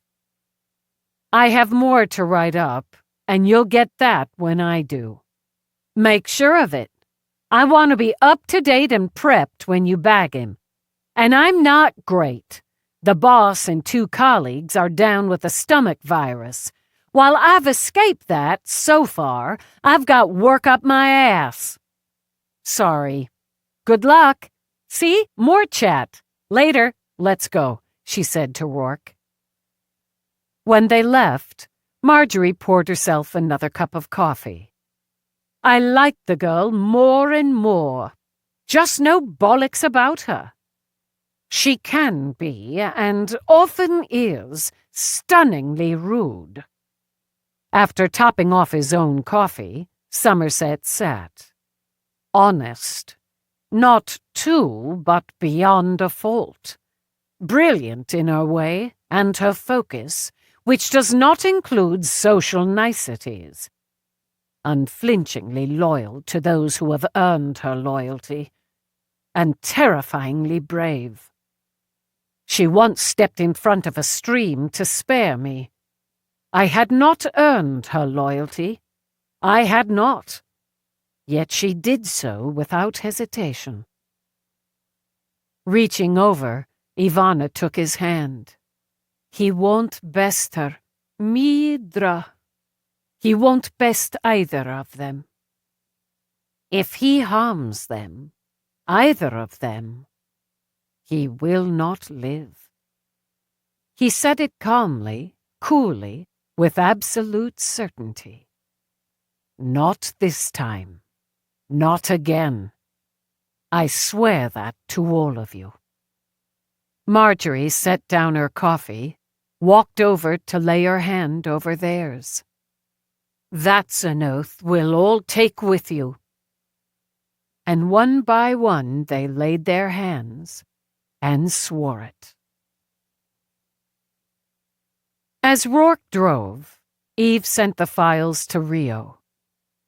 "They're going to get restless," Rourke warned her. "I can't help that." Then she scrubbed her hands over her face, into her hair. "I know that. I feel that. But they'll have to suck it up. And I know if I don't take Potter soon, it's going to be a problem. Let me handle that. You'll just order or threaten." "You've got something better?" "I do, yes." "Guilt.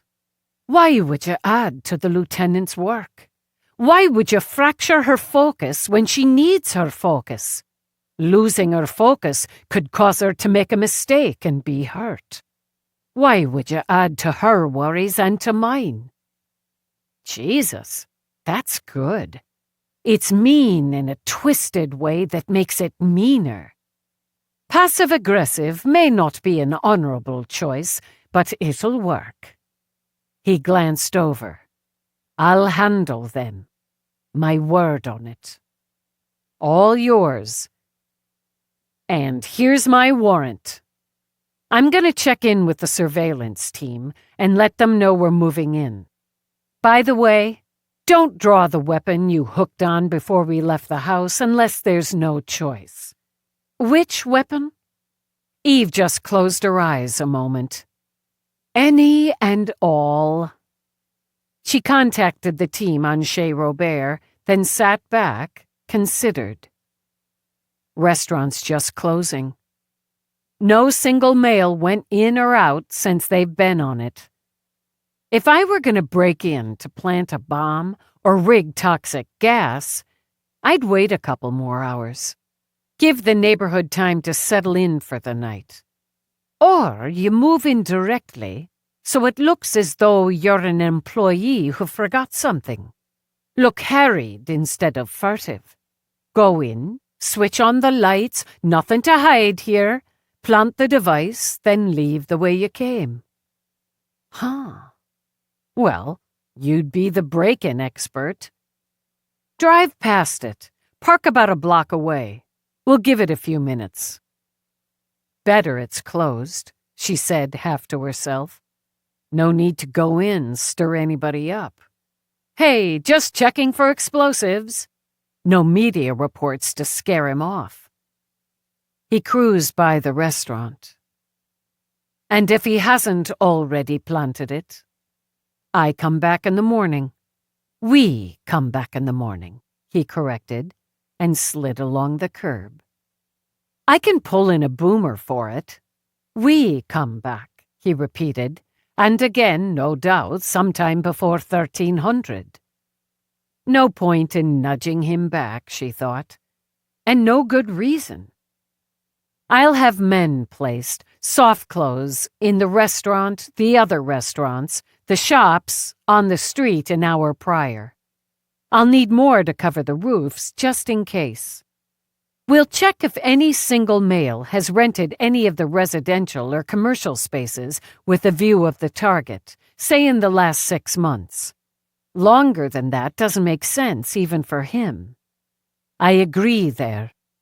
While he must have considerable funds, they aren't unlimited.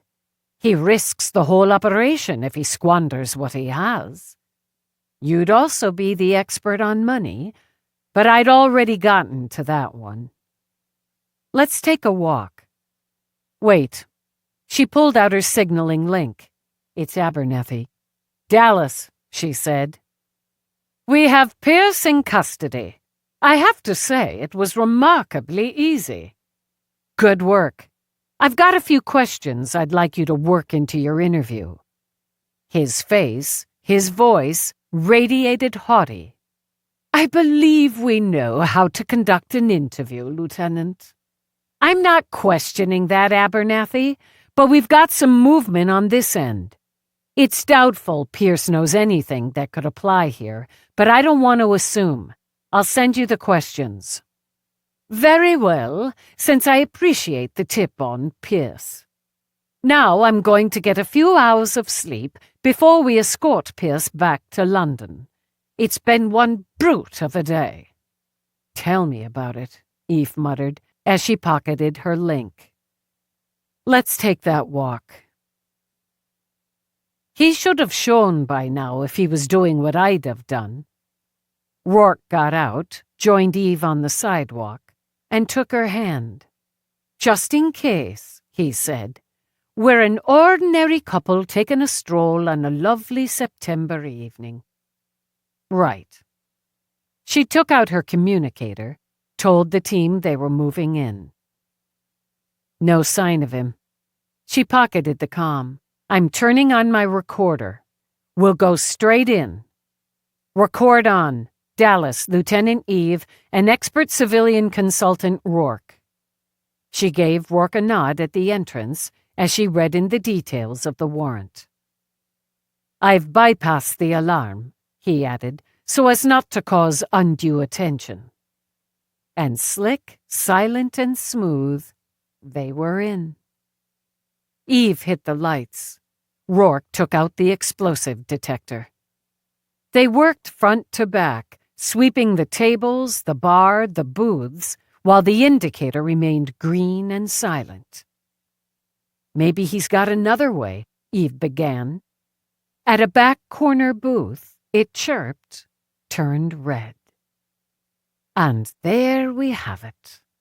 Handing the detector to Eve, Rourke took out a penlight, crouched down. "Interesting. That's not a word I like when attached to a bomb." She got down with him, twisted to look under the table. "Timer, right? Set to go off in 13 hours, 36 minutes, 46 seconds, and counting. Give them time to sit and settle. Maybe order a drink. Wait for the cousin. How the hell did he get past the team and set this a half hour later than he'd said in the first contact? He set the timer remotely. And there's a backup to detonate by remote. Well, Jesus. Fuck! Get out of there! I'll bring in the bomb squad. No need. Give us a minute. If he's watching the place, he could just set the goddamn thing off. Your face is on top of it. I like your face." He glanced toward her, smiled. "Thank you, darling. I'm very fond of yours. This is an old device, Urban Wars era. I learned on one of these bastards. Hold this on it, will you?" While she held the light, watched the minute go from 36 to 35, he got out tools. She didn't know what the hell he did with them, but wished he wouldn't. "Listen, Rourke, shh. It has a nice but faint hum. I need to hear it. I thought after all this time you'd trust me. I do, but—" "That's the guilt crap, isn't it?"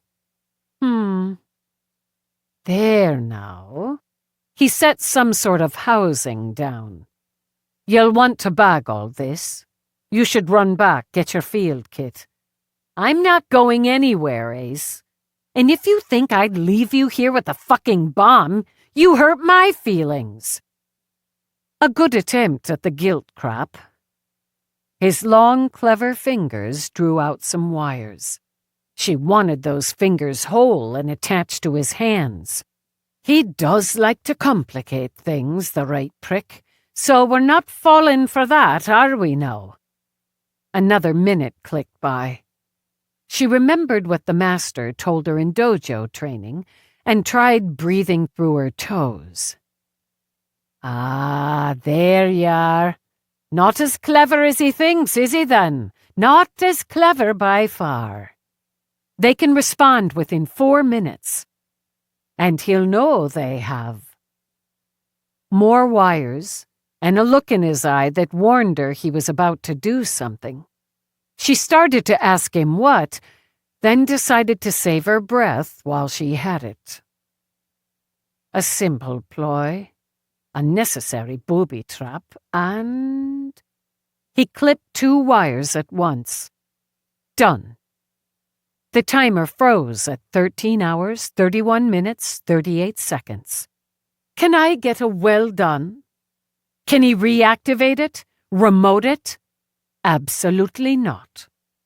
Instead of words, she pulled him to her under the table and kissed him, hard and long. Don't touch anything else until I get my kit and we seal up. I'll call, have it picked up. Non-emergency, silent, unmarked. She crab-walked back, rose, then jogged away. Rourke stayed as he was another minute, studying the device. Clever, he murmured, but no, not as clever as he thinks. Within 30 minutes, they were on their way home. There'll be prints on it, ones that aren't yours. Sure, he could have sealed up, but why bother? I'll check tomorrow who had that table, get a description. He had to do it today. Yesterday, she corrected, as it had gone past midnight. Risks and complications, sure, but he'd have no reason to place it before that. He had lunch or dinner there, at that table. And at 1300 tomorrow, he'll be somewhere close enough to see it blow or hear it, witness the immediate aftermath. It'll be a disappointment to him, Rourke commented. So will finding his ass back in a cage. Listen, if they're all still up, I need you to take them. Where would you like me to take them? Don't get me started. They breezed through the gates where the house stood against the night sky, windows burning with light. And right now, not the sanctuary she'd grown to crave, but a safe house. There was a difference. I have to write this up so Peabody, Whitney, Rio, Mira, all of them are fully updated in the morning. Update the board. Have 5 minutes to think. So I need you to keep on the expert consultant civilian and brief all of them. I can do that. He parked at the front entrance, then shifted to her. 40 minutes. We take 40 minutes more for this, then it shuts down for the night. It's a lot to write up. Happily, you're not only good at what you do, but efficient. 40 minutes, he repeated, and got out of the car. She decided she could probably do it in 40 if everybody left her the hell alone. And if it took longer, she'd renegotiate. The man understood negotiations. They walked in, started for the stairs. They're all still up there, she said darkly, spread out in my office. I'll deal with it. And he would, she thought. He had a way of dealing with annoyances and inconveniences, with people who often amounted to the same thing. Just as she imagined, they were all spread out in her office, in her space, with coffee and cookies and conversation. How did people find so damn much to talk about? To cut off questions, as all turned to her and Rourke, Eve took the lead. The situation's handled. Rourke's going to bring you up to date. Why don't we use my office so the lieutenant can write a report? As he gestured, they rose as a unit, and Eve went straight to her command center. She opened operations. Somerset placed an oversized cup of black coffee and a plate of cookies at her elbow. Caffeine and sugar. You appear to thrive on them. They do the job. So do you, Lieutenant. He followed the others into the adjoining office, then shut the door. Eve took the first of her 40 minutes to absorb the solitude, the quiet. then got to work. 39 minutes later, Rourke came in. "What? Do you set an alarm?" "Do I need to?" After a glance at her board, he nodded. "You've updated, and wouldn't be standing here staring at your board if you hadn't sent off your report. Upper East for Rossi, Lower East for the bomb. He's got a place on the West Side." "Because it's more complicated." "Affirmative. He's got his own vehicle. Public transpo wouldn't cut it. He's got a garage. You've had at least some of those 5 minutes of thinking time, as well as coffee and some of Somerset's exceptional shortbread biscuits. Cookies on this side of the Atlantic, pal. I'm an Irishman currently surrounded by Brits. And where are they? Gone to bed, as we're about to." He took her hand to lead her away from the board and out of the room. Chapter 15. How'd they take it? Like the professionals they are, and with considerable mining for details. They want to see the recording, and before you say no, which is your first instinct as it was mine, these are people who worked with the kind of device we deactivated. You deactivated. I held the goddamn light. I'll think about it. I'll think about it because they did work with that type of device, and because, active or not, and who can be sure which, they are pros. When she walked into the bedroom and saw the cat sprawled on the bed, she immediately felt better. But winding through the better, she was embarrassed to realize, was a strong thread of resentment. She pointed at him. "He didn't give me the time of day." "Why did I say that? How's a cat supposed to tell you the time? God, I hate saying things that make no sense. I'm surprised he's not bunking with one of them. They're an entertaining and attentive novelty. You're home." Home, she thought. Sanctuary or safe house. It was still home, and that's where they were. A couple hours before, they'd been one wrong move away from a very nasty death. She gave Rourke one long look, then put her hands on his shoulders. She boosted herself up, wrapped her legs around his waist, and locked her mouth to his. I had caffeine and sugar. Revved and ready, she nipped her teeth along his throat. We could have been pink mist, but we're not. And I still like your face. I'll need to deactivate 40-year-old bombs more often. Solid negative there. She went back to his mouth as he dropped them both on the bed.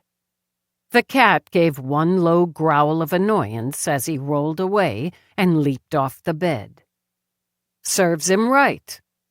And why is it whenever I'm in a hurry, you're wearing too many clothes? So are you. Plus, you're still armed. But we'll take care of that. It didn't take him long to release her weapon harness, strip that away.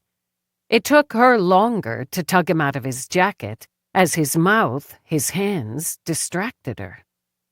While she struggled with his shirt, he had hers off so quickly it might not have been there in the first place. Now, with her blood running hot, her pulse thumping fast, he drew up her legs to pull off her boots. Nearly there. Come here, come here. She dragged him back to her, just to feel the weight, the shape of him over her, the taste, the heat of his mouth on hers. All so real, so warm, so alive. So his hands stroked down her, taking that pleasure, down the long torso, the narrow hips, those endless legs. If he burned for her, she'd kindled the flame, and it spread as he took his mouth over flesh and bone and muscle. His warrior, his heart, his abiding passion. She stripped off his shirt. He peeled away her tank, and they were flesh to flesh, body to body, heart to heart, while the kiss took on a wildness that raced through both of them. When his mouth found her breast, she arched under him.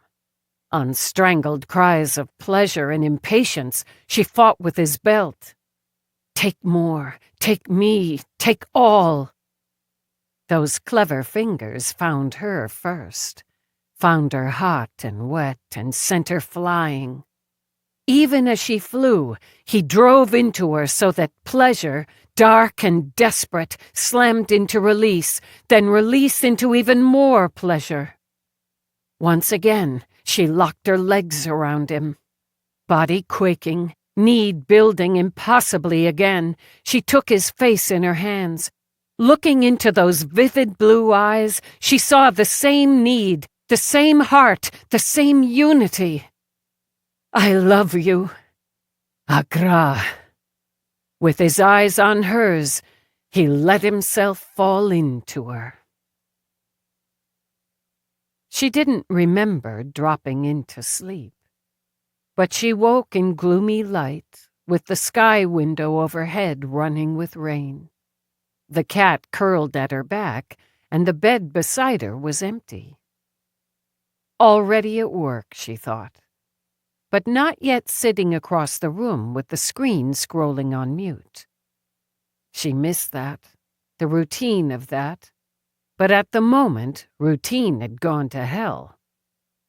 She got up, checked the time, and decided she had enough of it for a quick, solid workout. She grabbed coffee first, let it smack away the last dregs of fatigue. She pulled on gym shorts, a sports tank, running shoes. A couple of miles, she thought, as she got in the elevator. Get the heart pumping. Some weights to wake up muscles. Then more coffee. Downstairs, she turned toward the gym. And stopped short when she found Marjorie and Iris doing curls.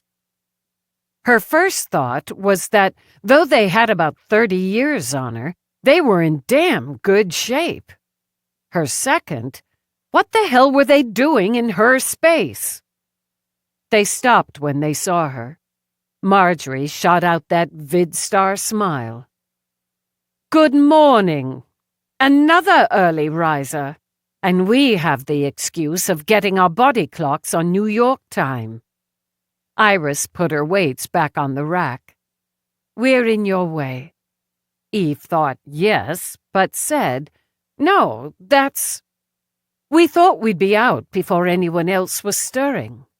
Marjorie racked her weights. One has to stay in tune if one insists on doing stunts. And since I enjoy making the occasional action vid, I'm honor-bound. I see you have a new model of sparring droid. Mine's considerably older and should be updated. How do you like this one? First, she tried to imagine the middle-aged woman going at it with the droid, one fabricated as a muscular male of about 35. I haven't tried it yet. I broke the last one. Marjorie's brows winged up. Sparring? I was a little pissed off. Impressive. Iris handed Marjorie a tube of water. We'll get out of your way. We just need to stretch it out. How about we finish with some yoga, Iris? Could we use your very zen dojo for that, Lieutenant? Sure. There are programs. I have my own. Marjorie tapped a finger to her temple as they left. Eve stood a minute to make sure they kept going. She couldn't remember ever having that much conversation or pulling out that many manners 10 minutes after rolling out of bed. To compensate, she put herself through a hard, sweaty 3-mile run, then another session with weights. She might have used the dojo for a little yoga herself, but for all she knew, they'd still be in there, doing sun salutations or meditating. She stretched where she was, then headed straight back to the bedroom. Rourke sat, the cat across his lap. The screen scrolled on mute as he did whatever he did on a tablet. But routine took another detour as he wore black jeans and a blue t-shirt that turned his eyes to blue lasers. "Where's your suit?" "Taking the day off." "You're taking the day off?" "The suit is. I'll be working from home until I join you at Chez Robert." "Oh." It actually helped, knowing he'd be around for a while, keeping their guests contained. She grabbed more coffee. 2 of them were down there, the vid star and the tea queen, in skimpy skin shorts and sports bras. "I see. They're pretty ripped. I had to talk to them and pretend I didn't want them to go away so I could work out. A challenging start to your day. Tell me about it." She headed in to shower. When she came back, he had plates under domes, more coffee waiting, and the cat banished to the floor. "Even with the conversation, the workout, I'm ahead of schedule. I'm going in early again." When she sat, he took off the domes, revealed pancakes, bacon, fruit. The world got considerably brighter. She immediately swamped the pancakes in syrup. "I'll coordinate with you, but I need to refine the op, get a team briefed. I'm going to bring Lowenbaum in." "You think you'll need SWAT?" "Potter's a professional too. The more coverage, the better.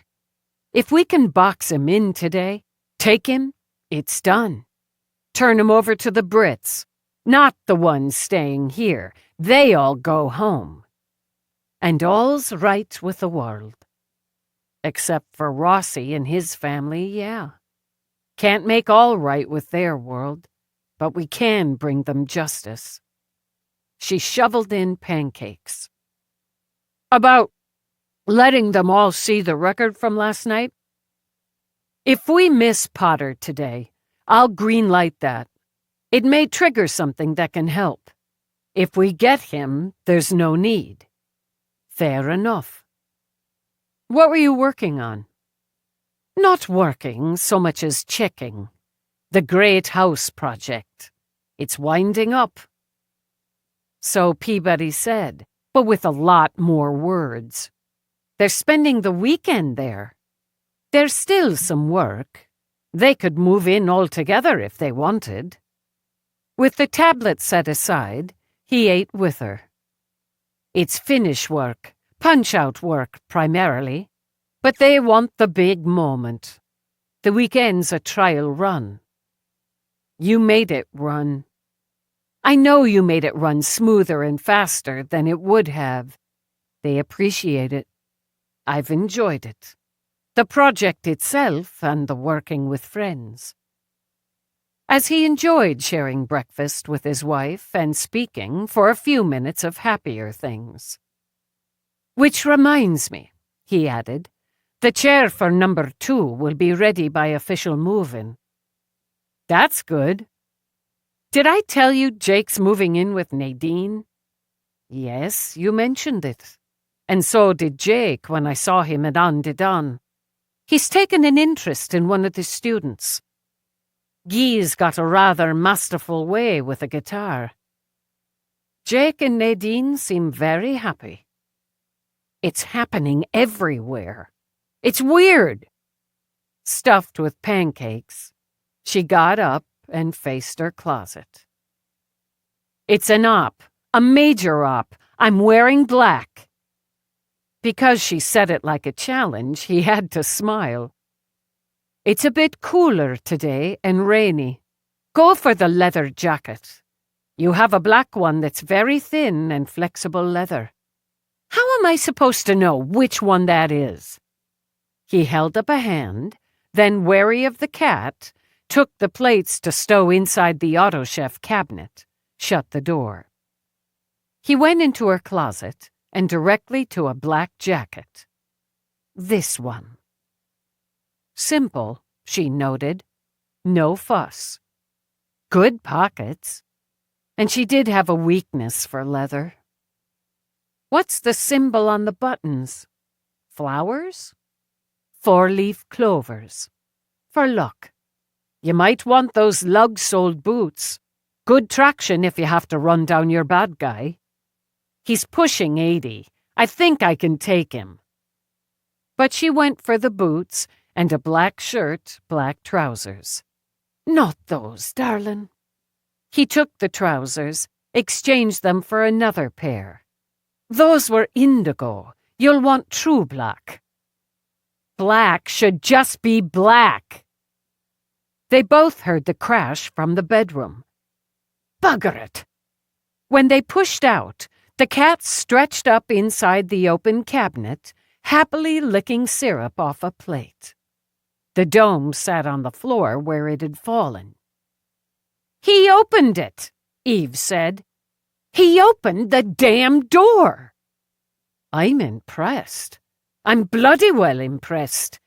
And yet, Rourke strode over, plucked up the cat. I'll put a lock on it if needs must, he told the cat, and set him down. Unconcerned, Galahad licked syrup off his paws. His bi-colored eyes zeroed in on Eve's and were full of delight.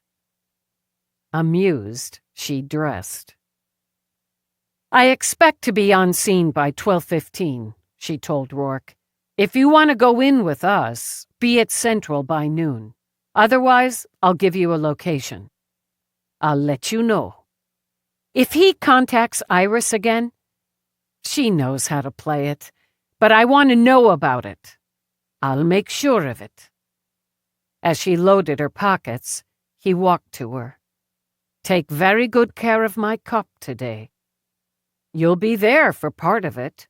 So take care of my gazillionaire, expert consultant, bomb deactivator. Then we have a deal. He kissed her. I'll see you in a few hours. She glanced at the cat as she started out. He's thinking about doing it again. Are you now, mate? She heard Rourke say. Are you really? She was barely through the gates when Whitney tagged her. Sir. My office, as soon as you get to Central. I'm on my way in now, Commander. Good, so am I. When he clicked off, she winced. Just over a minute later, it was Mira. Dr. Mira, I'd like to meet with you this morning regarding your investigation. I'm on my way in and meeting with the commander. I can come to your office after that. I'll come to you. I'd like to see your board. So much, Eve thought when she ended the call, forgetting an early start on the op. After some calculations, she sent a group text to her bullpen. If it's not hot, drop it. Operation Briefing 0830. Peabody, send last night's report to all and book a conference room. She sent a request for Lowenbaum to attend, then, considering her time crunch, shot off more to Berensky, DeWinter, and the Boomers, citing the urgency on receiving their findings on prints, DNA, and bomb analysis. And driving through the rain, avoiding idiots who lost all ability to drive at the first drop, she planned her op. When she arrived at Central, she rode the elevator straight up to Whitney's office. As others got on, got off, she shared space with the street LC, who looked like she'd had a nasty scuffle with a colleague or client, a pair of uniforms arguing baseball, and an undercover cop sporting a black eye and chowing down on a breakfast taco. Whitney's admin had yet to arrive, but the commander's doors stood open. He said, Come." Eve knew tired and annoyed when she looked at it, as she often felt the same way. "Sit." When she hesitated, he pointed to a chair. "Sit." She sat. "Make this clear, Lieutenant. You suspected an explosive device had been planted somewhere on the premises of a restaurant on the Lower East Side, and rather than alerting the bomb squad, obtained a warrant to enter and search." "Yes, sir. He cut her off with a look.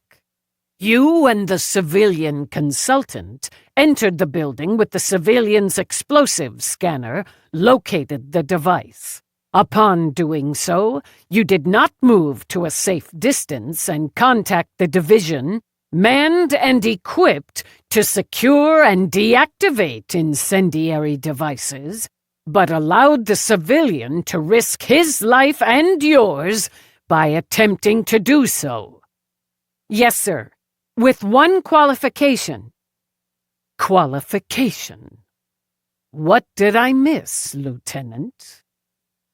The civilian identified the device as Urban Wars era and assured me he could and would deactivate the device. While the civilian might have risked his own life, he would never have risked mine. He would not risk mine. Whitney drew breath in and out his nose. "As simple as that?" "As certain as that. If Potter had been watching the target, we risked alerting him by calling in an explosives team. The probability he was low, sir, but not zero." "I'll remind you, you have yet to conclusively establish that Potter is the suspect, that he is still alive." "I messaged Dr. DeWinter this morning, expressing the urgency of that confirmation. There's a high probability his prints will be on the device. I've also messaged Chief Berensky on the urgency of that confirmation." "Pierce is in custody. Has he made a statement?" "Not as of my last contact with Inspector Abernathy. Pierce is set to be extradited and transported to London this morning. There are things I can control, Commander, and things I can't." "Get in line," Whitney muttered. "I'm consulting with Dr. Mira shortly, and plan to brief my squad on an op to take Potter this afternoon. He'll be there. He'll be close. I've requested Lieutenant Lowenbaum attend." "You haven't been given clearance for this op?" "No, sir. If you could attend—" "Oh, I'll be there." He took another breath. "Dallas, you're exceptional police. You run your division with skill and sense, and your instincts are solid. But Potter, if it is Potter, pulled you into this investigation, and he's playing with you." "Understood, sir. Absolutely and completely. But the fact is—" Screw it, she decided. "Permission to speak frankly?" "By all means." "He's fucking up. He firmly believes he's smarter than any of the targets, than me, than the NYPSD. And his vision is narrow, while his methods are unnecessarily complicated. He thinks of them as a puzzle only he can solve. And it's stupid.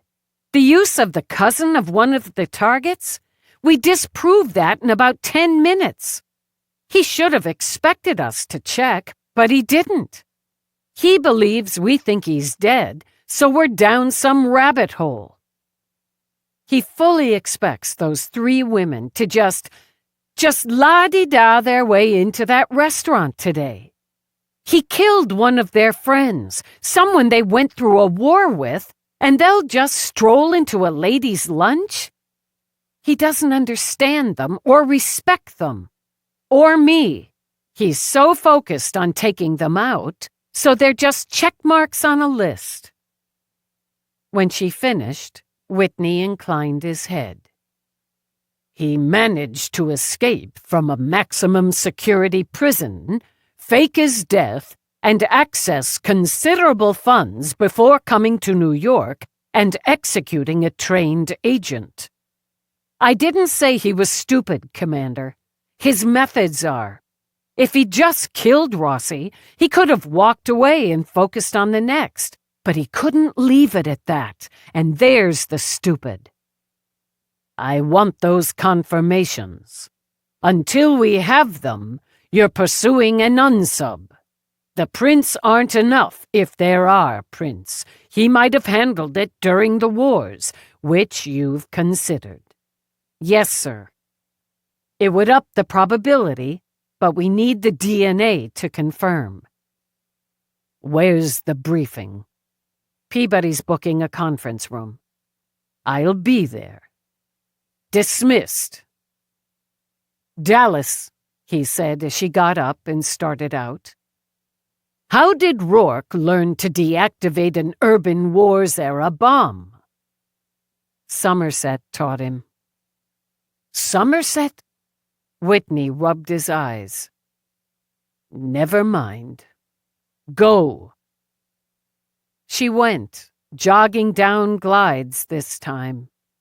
She had an hour before the briefing, so some time to prep. On the jog, she texted Feeney, informing him and inviting him in. She headed straight to her office, intended to hit her AC for coffee, then get down to it, get some of it organized before she met with Mira. And found Mira already in her office, sitting at her desk, studying the board. You haven't been able to update your board since you clocked out yesterday. No. And want to get to that and other matters. I want a few minutes first. I'm briefing at 8:30 if you'd like to attend. I'll adjust my schedule. She rose so they both stood facing the board. He's not rational. I clued into that. What he's attempted to do this afternoon, the way he's attempted it, is foolish. I said fucked up and stupid. All of that. When he fails, when he realizes he's failed, his next move will be more irrational and more dangerous. That's why I want to bag him today. He'll be there. No question, Mira agreed. But irrational, foolish, fucked up, stupid doesn't discount cunning, Eve. And after today, if he slips through, you'll be on his kill list. I figured I already was, just low on it. I need coffee. Do you want coffee or tea? I'll take the coffee. Mira walked over and sat on the very edge of Eve's visitor's chair in her pretty russet-colored sheath. With it, she wore a triple strand of pearls, some sort of russet-colored studs with tiny pearl drops, and sky-high heels that swirled russet and pearly white. Take the desk, Eve told her. I'm fine. I'm not sure you were on the list before this. Thanks. She took the coffee. He had no need to kill you when he believed he'd best you. He'd have enjoyed your failure and the guilt you'd have felt for the death of Somerset as well as the others. Rourke?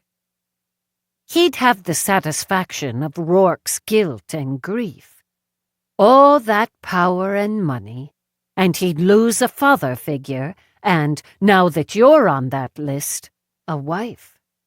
While he's incapable of understanding love, he fully understands guilt and grief. Not feeling them, but knowing others do. You took a considerable risk last night. Calculated, weighed. Would Rourke have let me hold the light if he couldn't deactivate the bomb? No. But he's not infallible. He hasn't missed yet. We have a good chance of getting Potter today, before anyone else is hurt because Rourke didn't miss, and the way Potters set this up, foolishly complicated, easily dismissed. He considers you and the targets the foolish ones. He'll do at least some recalculation after today. I plan for him to recalculate in a cage. I'd like to sit in when you interview him. You will interview him. He murdered in New York. The Brits will extradite him, but I'll get my shot. I'll get out of your way and come back for the briefing. Again, don't underestimate him, Eve. I never underestimate a killer. She took the next 15 to organize for the briefing before she heard Peabody's boots coming. Conference room's booked. I turned my back for a few hours and you're defusing a fricking bomb. Rourke deactivated. And still. Feeney tagged McNabb as we were coming in. He wants him and Callender at the briefing. They'll man an EDD van, help work the comms, and be on scene if you need eyes and ears. Good. She handed Peabody a disc. Set this up and start putting up a board, updated. On it. You should know Carmine, the lab guy, is working on something with Yancey. He thinks together they can get some sort of idea what was under the mask. Something about face shape, bone structure, eyes, ears, and whatever. They think they can get a face? Sounds like a long shot, but Carmine's got his teeth in it, and Feeney's giving him the go. Can't hurt. Set us up. I'll be there in 5. Conference room 1. Eve took the 5 to update her own board, then walked into the bullpen, and into Jenkinson's tie with bright yellow orange-beaked rubber ducks swimming on frothy blue bubbles in tiny tubs. I can't even begin, she said. You're messing with bombs, and you don't call, you don't write? You're on call now. And you know what? Soft clothes, but wear that terrifying tie. Nobody's gonna think you're a cop. That's just another way to kick their asses into a cage. Maybe he was right, she thought. She didn't want him to be right, but maybe. She walked out of the bullpen and nearly into Garnet de Winter. Another sheath, this time pale green and worn with candy pink skyscrapers. She'd changed her hair. People were always doing that. So some of her natural curls framed her damn near perfect face. I didn't need the reminder to do my work. Did you get the DNA? I went into the lab early after working late. Eve echoed Whitney. Get in line. Walk and talk. Did you get the DNA? I've got a briefing on an op, and Whitney wants confirmation. I'm very good at my work, and have considerable of it that doesn't apply to your investigation. I wouldn't have asked for you if you weren't good at your work. Look, De Winter, this asshole planned to blow up 3 women and anybody else within about 10 feet this afternoon. I spent part of my night holding a fucking flashlight so Rourke could deactivate a bomb and stop that from happening. Quit your carping and tell me if you got the DNA. I wouldn't have taken the time to come here if I hadn't. The remains were not Conrad Potter's, but the remains of one Trevor Kimball, age 58, who, according to his records, self-terminated, a bedsheet hanging, in the same prison as Potter 3 days prior. There were not sufficient remains to match an adult male of his height, his weight. Pierce divvied them up. That's for you to determine. In the meantime, thank you. Eve held out a hand. De Winter frowned at the hand, then sighed, shook it. "You're welcome. We're on the same team, Dallas. I'm aware. He's a very bad guy, De Winter. So many are. You could have just sent the report instead of coming in. I was a little pissed off. Again, get in line. Yes, but that seems to be your natural state of being. It helps catch the very bad guys. How do you walk around all day in those shoes? Stylishly." With that, De Winter turned on her skyscraper heels and walked stylishly away. In her lug-soled boots, Eve went into the conference room. Chapter 16. Peabody had finished the bulk of the setup. Eve walked over to help complete the board. He'd know the whole group's in New York now. Eve nodded. He knew they'd come. He knows they're here now, but not where. Ivana has electronic surveillance on her apartment, so we'll know if he tries there, but he hasn't so far. He could waste his time trying to find them at hotels. If they weren't with us, they'd have rented a house, all together. He can waste his time trying to find that. He thinks he can lure the women out with a lunch date. He doesn't give them any credit for brains. Us either, Peabody said. Us either. De Winter confirmed DNA, not Potter. XL. XL at what?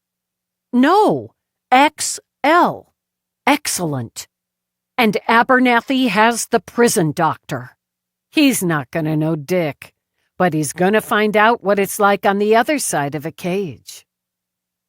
Feeney walked in, nodded at the board. Moving right along. You know, those old boomers can do some serious damage. Now this one can't and won't. She pulled out her signaling link.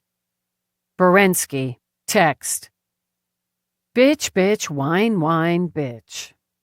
Fingerprints on housing, on timer, etc., etc. Confirmed as Potter's, and a bitch to cap it off. She replaced her link. DNA confirmed as not Potter's. Moving right along, Feeney repeated. Hands on hips, he studied the board. Lab Rat and Yancey are working on the face. Peabody told me. They may just pull it off. Not before the op, but it'll look fine in the file. You'll take him in the box before they haul him back to England. For Rossi, yeah. For the bomb. Good. Is that Rourke's coffee in there? No, Peabody told him. But I can make that happen if... Shit, go ahead. Eve stepped back, scanned the board as her detectives started coming in. Get coffee, take a seat. The commander and Dr. Mira are sitting in. We'll wait for them. McNabb bounced in, wearing neon blue baggies and a shirt that held the solar system. Some of the stars gleamed, and Saturn's rings sparkled. Calendar got held up, but she'll be here. I smell real coffee. He made a beeline for the auto chef. When Lowenbaum came in, wearing sensible black, Eve crossed over to have a word with him before Whitney and Mira arrived. Then she walked back to stand between the screen and the board. Chatter off. The target is Conrad Potter. The remains purported to be his are not, but the partial remains of another inmate. Dr. De Winter confirmed this morning. The prints on the explosive device have been confirmed as his. Potter is 78, Caucasian male, 5'10". At the time of his imaginary death, 163 pounds. We don't have his current face. If you read the file, you know his background. He was, in London during the Urbans, a skilled operative, a double agent who betrayed his team and killed 2 of them. He was captured, tried, and convicted, and served the last few decades in max security in Manchester, England. His accomplice in faking his death and his escape is now in custody. Potter is also responsible for the death, here in New York, of Giovanni Rossi, another member of the 12, Potter's underground team. He used an Urbans-era gas to kill Rossi. She skimmed through the details, gave a brief nutshell of the targets housed in her home, and moved on to the contact the night before. He again used an Urbans-era device, incendiary, planting it under the table he'd booked. Does he think the women he targeted are lame brains? Callender wondered. Yeah, he does. Had this device worked as he planned, he would have killed the 3 women and anyone else within approximately a 10-foot radius. Collateral damage, Baxter muttered, which wouldn't concern him at all. This is his war. It's retribution, sure, but it's also finishing his mission. And that was to eliminate the entire team. If you haven't read Dr. Mira's profile, do so. He doesn't take the simple way, considers himself too clever for simple. He considers the layers of complications and unnecessary steps a puzzle the opposition can't solve. From his seat, Santiago pointed to the board. Wrong about that. Damn right. While he's had a few years since his escape to sharpen his skills, they're not as sharp as he believes. He won't resist being in the area, having a view of the target area today. 1300 for their arrival, 15 minutes more to detonation. There are multiple areas where he can find that view. We need to cover as many as possible. Peabody, on screen. The target, here. He'd like to be inside, Jenkinson said. Watch his work. But unless he's a serious fuckhead, he won't be, Eve finished. Across the street's most probable. Plenty of good views. My information says he's not a sniper, but he may want that bird's eye. Lieutenant Lowenbaum's team will sweep and man the rooftops. D.S. Jenkinson and Detective Reinecke will cover this restaurant. One by one, she assigned teams while Peabody worked the screen. He works alone. He'll be alone. Just a well-dressed man browsing a shop, having a bite to eat, taking a walk. But he will almost certainly be armed. He will, following patterns, very likely be armed with an Urbans-era weapon. Eve scanned the room. He had a stockpile. He's using it. I'm running rentals on the residential and commercial spaces above street level. If he snagged one, it would be within months, as he couldn't be sure of this step until his targets were in New York. He's got money, but his funds have limits. And that neighborhood don't come cheap, Carmichael pointed out. As he has some B&E skills, we'll sweep any empty unit, make sure he hasn't set up shop. EDD will monitor comms in the street. Questions? She fielded them. Commander Whitney, are we a go? You're a go. Be ready to roll at noon. If anyone catches a case, I'll see it's covered, Whitney said. Thank you, Commander. Peabody and I will be in the field. Peabody with me. Keep the conference room, she added as they started out. We'll break it down when we have him. It's a lot of area to cover. With binocs, he could hole up in any building on that side of the block. He could, and he might. Without hesitation, she chose the glides. But he's a risk-taker. He'll want to be close enough to hear the bang. Fast walking on the glides, she glanced at Peabody. What do people do when there's a boom? Scream, panic, run. He put a cam in the back of the limo so he could watch Rossi die. None in the restaurant, but he'll want to watch that panic, hear the screams. They took the clanging metal stairs to the garage. That's not gonna happen. As they crossed to the car, Peabody caught her breath.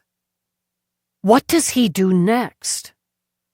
We watch for someone who reacts to nothing at 13:15. Eve got behind the wheel. Easiest for us if he's set up in one of the restaurants or shops. But you're right, a lot more area to cover than that.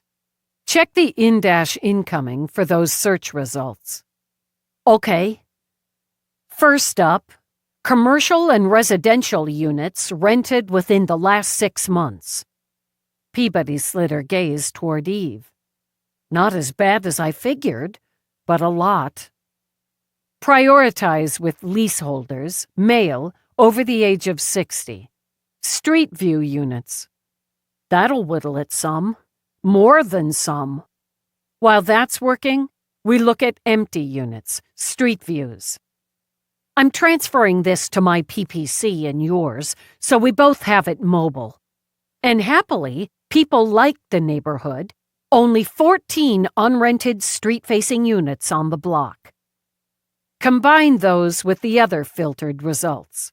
We'll take it building by building.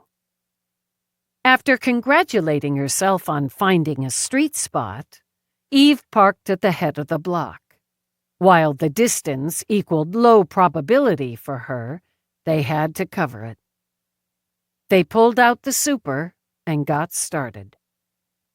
By the third building, they'd eliminated a sizable chunk. Some nice spaces. None of the recently rented came close to our guy.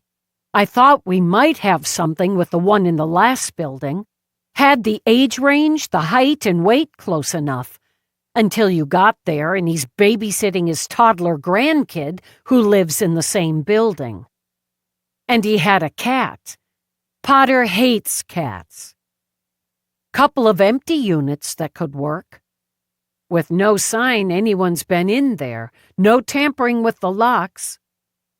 What have we got here? 2 vacant 2-bedroom units, street-facing. 2 occupied with leaseholders that fit our parameters. Let's get the super. The super, a dark-skinned woman with improbable blonde hair worn in waist-length coils, gave Eve the wide eyes. Oh my God! It's you! It's you! Who's dead? Somebody's been murdered. I saw the vid. It was wild. No one's dead, Ms. Ogilby. Ogilby sucked in air, and her eyes went wider. We've got clones? No, ma'am. You could help in an area of an investigation. Bet your ass I will. Sorry, that's rude. I'm a little, aback. Who'd say no to Dallas and Peabody? We'd like to look through 2 empty units. Peabody? Units 5A and 3C. Oh my God! Are you looking for your own place? You're busting up with Rourke? She slapped a hand on her heart. Don't do it!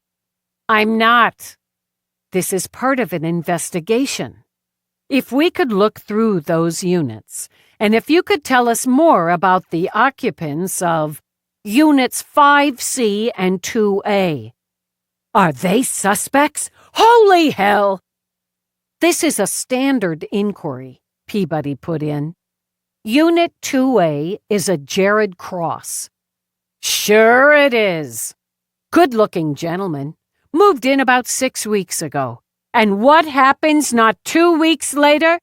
A woman half his age moves in with him, her and her dog, one of those dogs about the size of your hand. Cute little guy, though.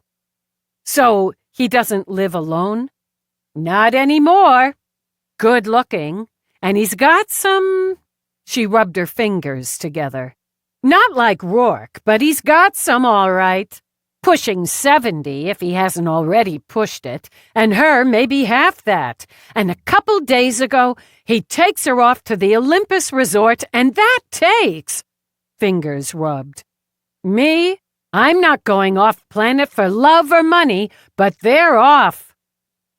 And 5C? Peabody asked. Claude Roaster? Poor guy. His wife left him for her yoga instructor. 30 years married, and that's it for you, buddy. Moved in about 3 months ago. His daughter helped him. She and her man and their kids visit him, get him out of the apartment. They brought him the sweetest little kitten a few weeks ago so he'd have company. She offered a brilliant smile. Am I helping? Yes, thanks. Those fall outside our area of investigation. If we could see the empty units. Absolutely. I've got my pass swipe right here. She patted her pocket. I have a master, Eve said. If it's all the same to you, we'd like to take a look on our own. Oh, well, sure. Ogilvy's disappointment flooded the area. It's all official and everything, right? Yes, ma'am. We appreciate your time and cooperation. Is there going to be another vid? She called out. Since she could feel Eve's inner shudder, Peabody glanced back, smiled. They're working on it.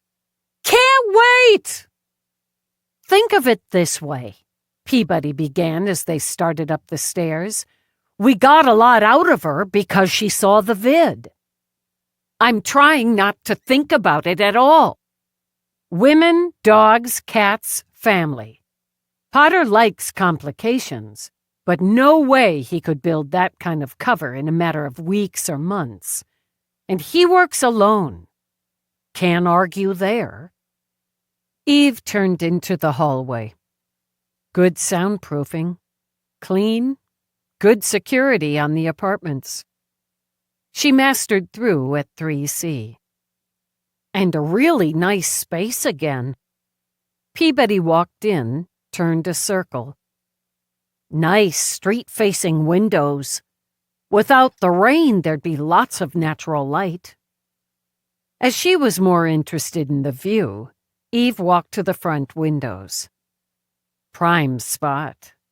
He wouldn't need binocs from here. Might use them to get a closer look. They must have just painted the place. Yeah, I can smell it.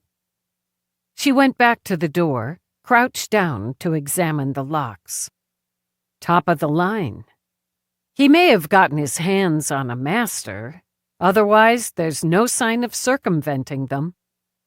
I'd say the painters couldn't have finished more than a day ago.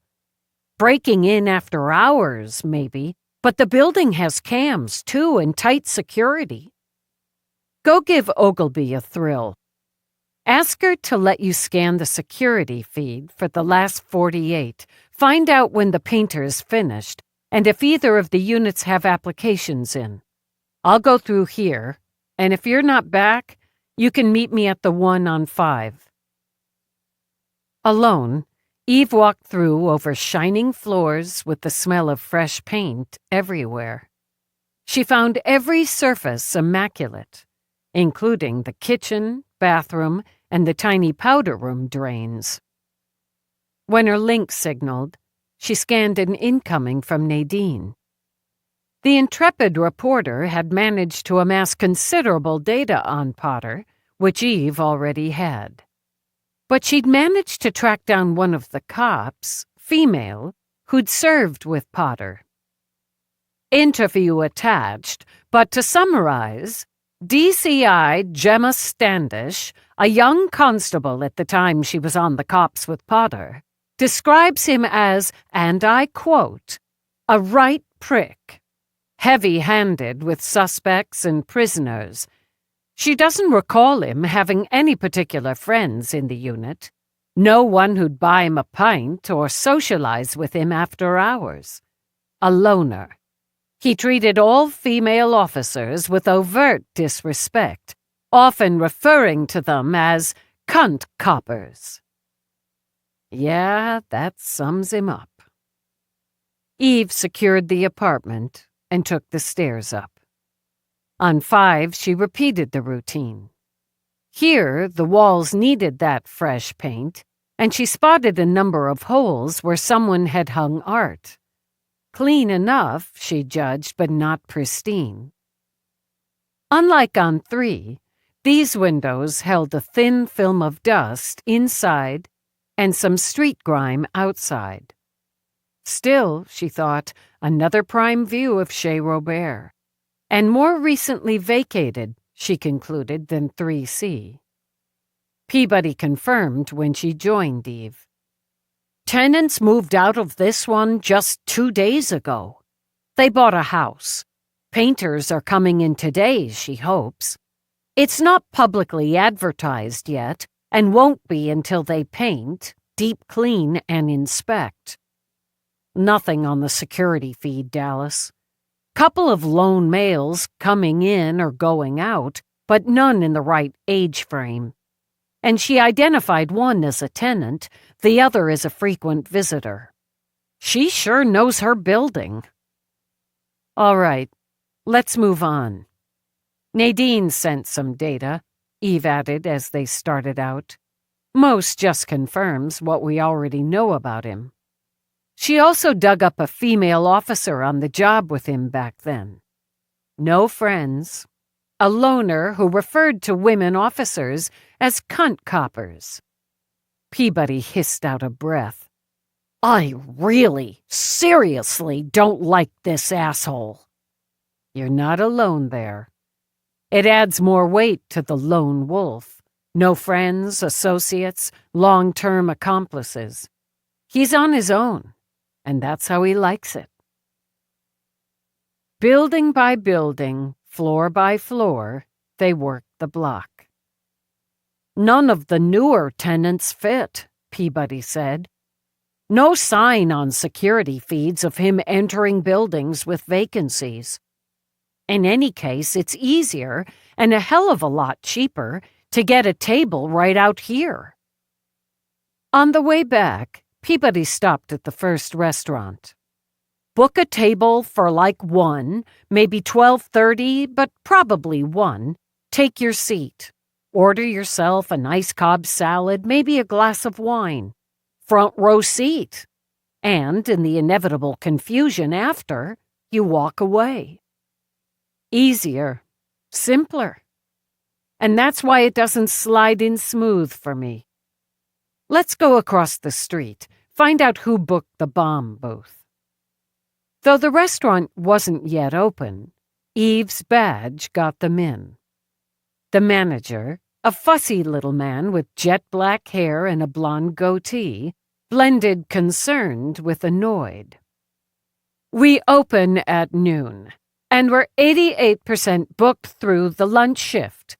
We've barely begun our prep. Then the quicker you help us out, the quicker you can get back to it. We need to know who booked that back corner booth yesterday. He sighed, a huge huff from the gut. At what time? At any time. He mumbled, grumbled, fussed with his facial hair, and finally brought up the previous day's bookings on the station screen. Noon for Ms. Johnston, Trevor, and party, as she's a frequent guest and never lingers over 90 minutes. We took a 2:30 booking. Mr. Pouncey, party of 3. Is the server here? Of course. We're in lunch prep. Getter. Officer, Lieutenant. Whatever. This is adversely affecting our schedule, and that can affect our service. Poor reviews can lower our rating and damage our reputation. Get her fast. Melinda! He lifted his hands, fingers facing backwards, wiggled them. The server, early 20s, curvy, big smile, auburn hair back in the smooth tail, hurried right over. These are the police. They have questions. Wide brown eyes showed alarm. Oh. For you, not about you, Eve qualified. You handled that booth yesterday. She glanced back. Yes, that's my table. Can you describe your 2:30? Oh, sure. 2 men, 1 woman. Brothers. They took Mom out for lunch. They were both really sweet to her. And the older one, how old? About maybe 40? He paid, and he tipped well. Eve glanced back at the manager. Who handled the dinner service? Oh, I did, Melinda said. I worked a double. There's a stomach virus going around. We're short-staffed, Mr. Fussy said, mouth pursed. So if that's all, it's not. Tell me about that table, dinner service. Sure. I had a 7:30. It was supposed to be a party of 6. Supposed to be? That's right. With the 7:30 booking, party of 6, we wouldn't do a turnover. The single arrived right at 7:30 and said his family would be coming along. Joked how they were always a bit late. He ordered a bottle of Charman's sparkling water and a gin fizz. Describe him. Well, older, you know. Grandfather type old. Very distinguished, I guess. Beautiful suit. Dark hair with the temple gray. Distinguished. Was he carrying anything? Oh, right, yeah. A really mag leather man bag. What did he do? Well, he took his time with the cocktail.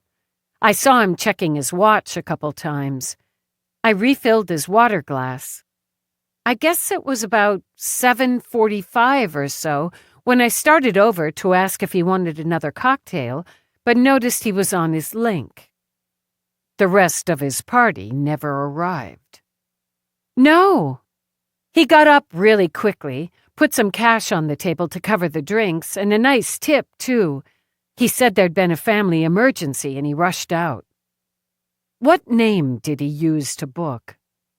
Scowling now, the manager checked. C.S. Urban. He just can't resist, Eve murmured. Melinda, if I could have your full name, your contact information, I'm going to send a police artist to work with you. Really? Did he do something? He was so nice. He's not. And if you see him again, keep your distance. Contact me. Eve dug out a card.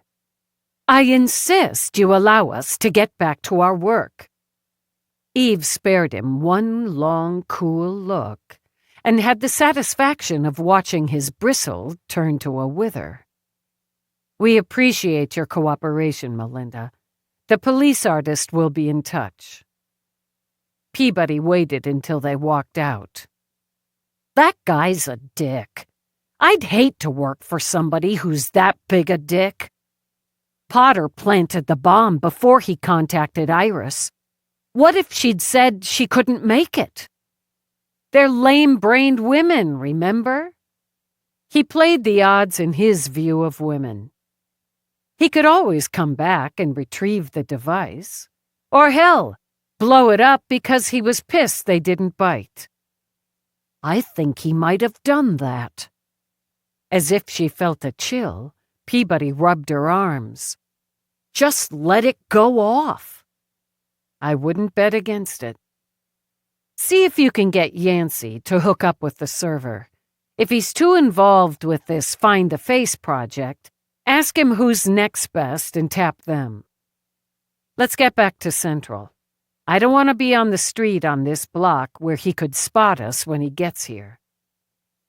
They went, and Eve grabbed coffee, wrote it all up, sent it all out. She had the map up on her screen again when Rourke came in. "You're a little early. That's helpful. Let me catch you up." When she had, quickly, efficiently, he nodded. The facing restaurants, particularly the sidewalk tables, are prime spots. Which is why you're worried he'll go somewhere else. I can't put cops in every building on the block.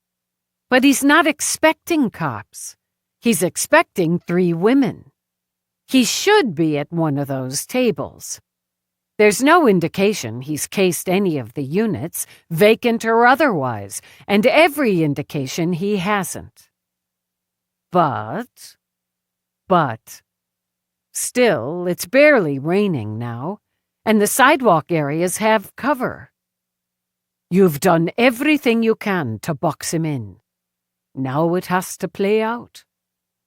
His server was about 24, pretty as it gets. He'd have blown her to hell without a second's regret. Just a casualty of his war. He'll be armed today, with something from his stockpile. Something easily concealed, most likely an Urban's-era handgun, semi-auto, quick-release holster, and likely a secondary, a clutch piece. She'd calculated the same, and that calculation formed a weight in her gut. A stunner on full can do some damage, but bullets fly, Rourke. They fly and they ricochet, and they can rip holes in a dozen people in a matter of seconds. He heard her concern, brushed a hand down her arm. And not everyone has a magic coat. For all we know, the son of a bitch carries hand grenades in his pockets. It's not possible to clear a whole block of civilians, the businesses, the apartments, the streets and sidewalks. I don't want any casualties, not on my team and not with civilians who just happen to get in the way. We need to close that box. Then that's what we'll do. Are you wearing thin shield? He opened his light jacket to show her. Okay. Time to move out. In the bullpen, she gathered with the team again. There are a handful of unoccupied units along the block, and no sign of illegal entry. No sign he's cased any of them. The probability reads he'd choose his view from one of the restaurants or shops, or just time it so he's on the street when it's set to blow. I'm going to emphasize again. He will be armed, most likely an Urban's-era handgun, potentially more than one weapon. She paused, felt that weight in her belly. Protect and serve. Protect and serve the civilians and each other. You all know your positions. Feeney, Peabody, Rourke, and I ride with you. He knows our faces. Now let's go get this fucker. Chapter 17. Eve considered the rain, steady but thin, another kind of shield. It made bigger idiots out of drivers, but it encouraged the pedestrian population to either hurry on their way or stay indoors. Feeney parked the van a half-block from Chez Robert, and Eve huddled in front of the screens in the back and their various street views. Watching, she checked in with Lowenbaum. "We're in position," he told her. "All clear." Roger that. On screen, she watched members of her team move toward their positions from various locations, scouting the block as they went. "Give me a view of Chez Robert. I can't see him going in there, but..." As McNabb added the angle, Feeney climbed in the back. "Got about 15 minutes. Pulling the bag of candied almonds out of his pocket, He offered them a round. If he wants one of those front row seats, Feeney nodded toward the sidewalk dining views. Booking at 1300's probable, and we're sliding past that. Got a few empty tables. He shook his head, crunched an almond. Why people want to eat outside with the traffic noise and rain clogging the air beats me. Urban treat, Calendar shrugged. And see, that woman's got a little dog on her lap. They won't let you do that inside. I won't start on eating lunch with a dog on your lap. That guy. Eve tapped the screen. Right height range, right weight range. Close in there. This time, Rourke handled it. Nice suit, umbrella, clean shaven, appearance closer to 60, but he's done that before. Heading into the men's shop. Baxter, check the man coming in your location. Copy. Got a couple, male, female, getting out of a cab at 186. Can't get a good angle on them, McNabb told her, sharing a big umbrella. Eve shifted her focus as Baxter spoke in her ear. No go. Assistant manager back from lunch break. Copy. She watched the couple go to the residential door, saw the woman take out a swipe, glance up at the man, laugh, and pat his arm as they walked in out of the rain. Works alone, she thought. But she'd seen the lights on in the empty fifth-floor unit. As the privacy screen was off, she'd also seen the ladder, the figures in white coveralls. Painters. She kept her eye out for the lights to go on in 3C. Another possible, Calendar said. Black suit, black umbrella, got facial hair. He likes disguises. Jenkinson, coming in at your 3 o'clock. Got him. Going straight to a table. Younger guy already there, shaking hands. Yeah, I see. He works alone, she thought again. But. Keep an eye on him. While Jenkinson kept an eye and Eve scanned screens, Potter, under the name Jameson Brockstone, stepped out of the elevator on the 3rd floor of 186. The real estate agent, one Brendita, just call me Dita, Havanara, continued her pitch. As you can see, a well-maintained, secure building in a lovely, active neighborhood. Easy walking to shops, restaurants. She led him down to 3C. As I told you, apartments here turn over very quickly. I'm sorry your wife couldn't make it today. So is she. He lifted his hands. It's only the sniffles, but Alice is very cautious. And with this rain. In any case, palm plate, door cam, and as you hear, or rather don't, excellent soundproofing. She opened the door, and he listened with half an ear as she hyped the space, the privacy screening throughout, the flooring. Let me get the lights. So gloomy today.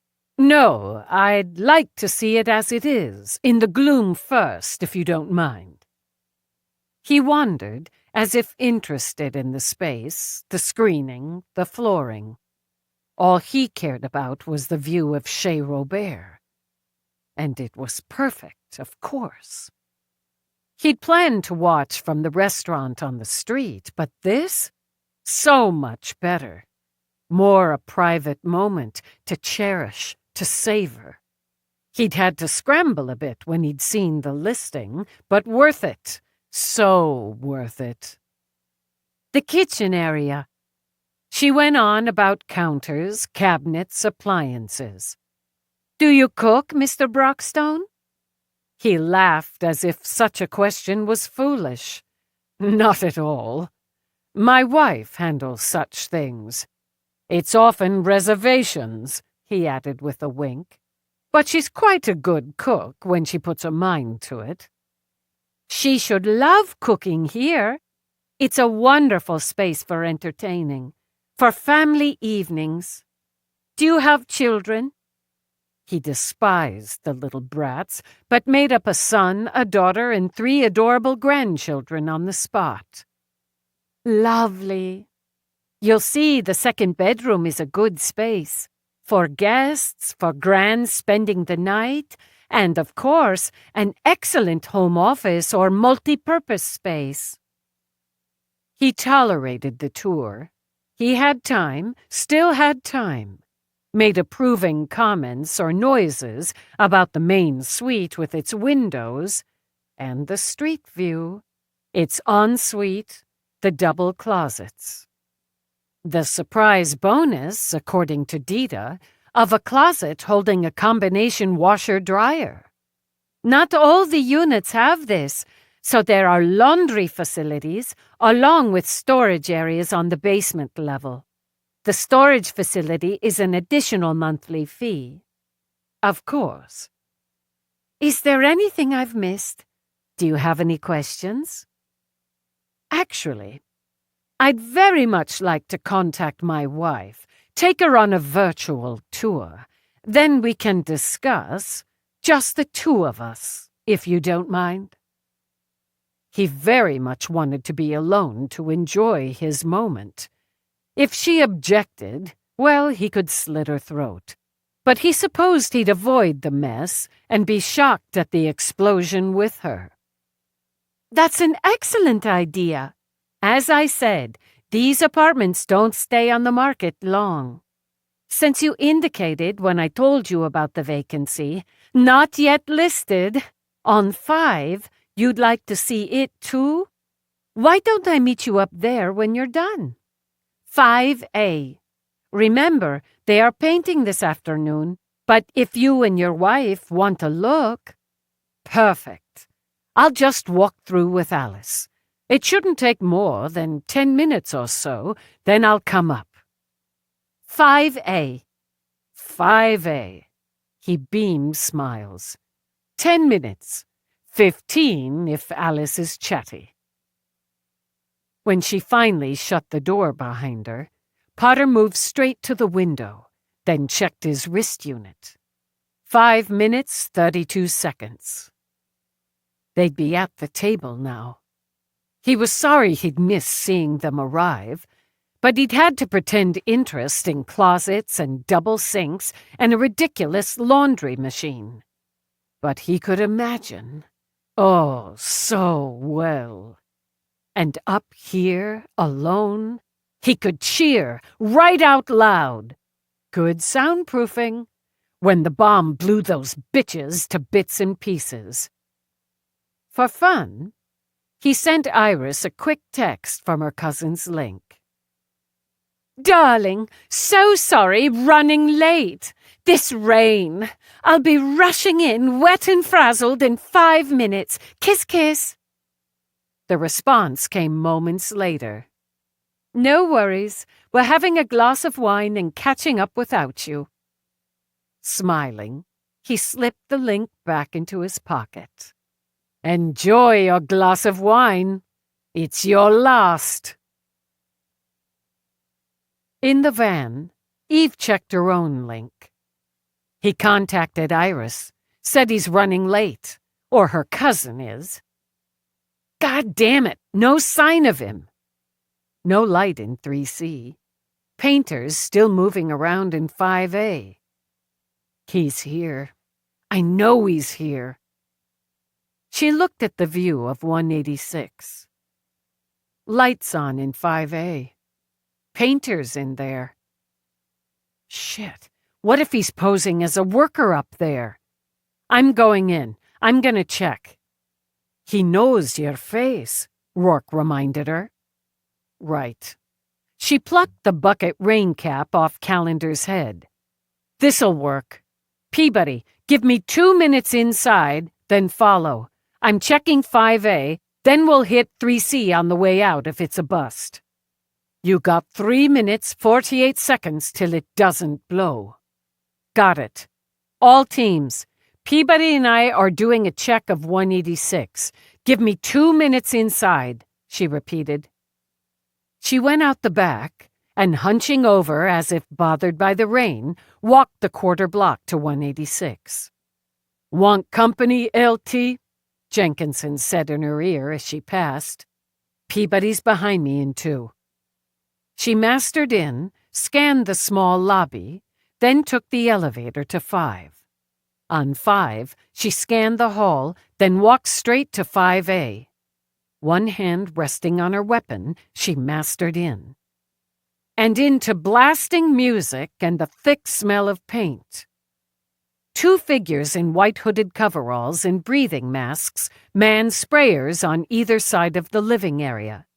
One, obviously female by the way the coveralls fit, spotted her, turned off her sprayer.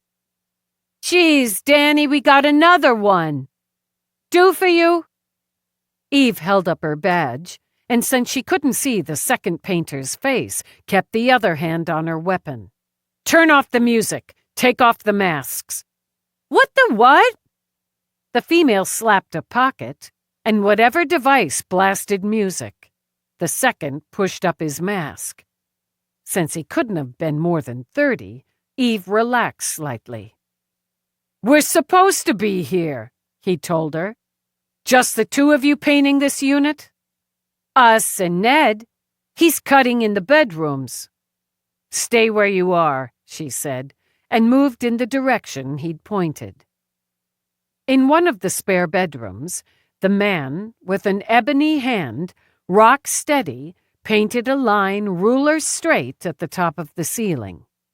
Since he was easily 6'4" in his paint-splattered kicks, he reached his target without a ladder. She backed out, walked to where the painters stood, both slurping from tubes. "Counting down from 30, Rourke said in her ear. 5C's clear, she responded. "Sorry to interrupt," she said, then stopped on her way to the door. "What other one? You said you had another one?" "Another one what?" "Oh, right. Person coming in. The lady." She gestured to what Eve remembered was the main bedroom just as a woman came out. "Please don't start the sprayers again until my client arrives and I show him through. It's all ready." "Hello," she said to Eve. "Can I help you?" She recognized the suit, the slice of face she'd seen glance up and laugh, at a man shielded by an umbrella. Showing the apartment. A client. "You came in with a man about 15 minutes ago. Where is he?" "Excuse me. I have exclusive rights on this unit until it's advertised. Who are you?" She yanked out her badge. "Where the hell is he?" "Well, for heaven's sakes. Mr. Brockstone should be on his way up to view this apartment." "Where is he now?" "On his way up, didn't I just say?" 3C. Son of a bitch. All teams, all teams. Subject is in the building. 3C. Cover the exits. I'm heading down. She pulled open the door just as Peabody turned to run for the stairs. As the realtor stepped out of the bedroom in 5A, Potter stood by the window. 5, 4, 3, 2, 1. For an instant, his heart was full of joy, of triumph. He even pumped a fist in the air. And nothing happened. No blast of sound. No one on the street stopped. No cars braked at the sound of an explosion. No one ran screaming out of Chez Robert. Furious, he jabbed the remote in his pocket. Nothing. And in that next instant, as fury turned to fear, he knew. They'd set him up. Somehow. He ran.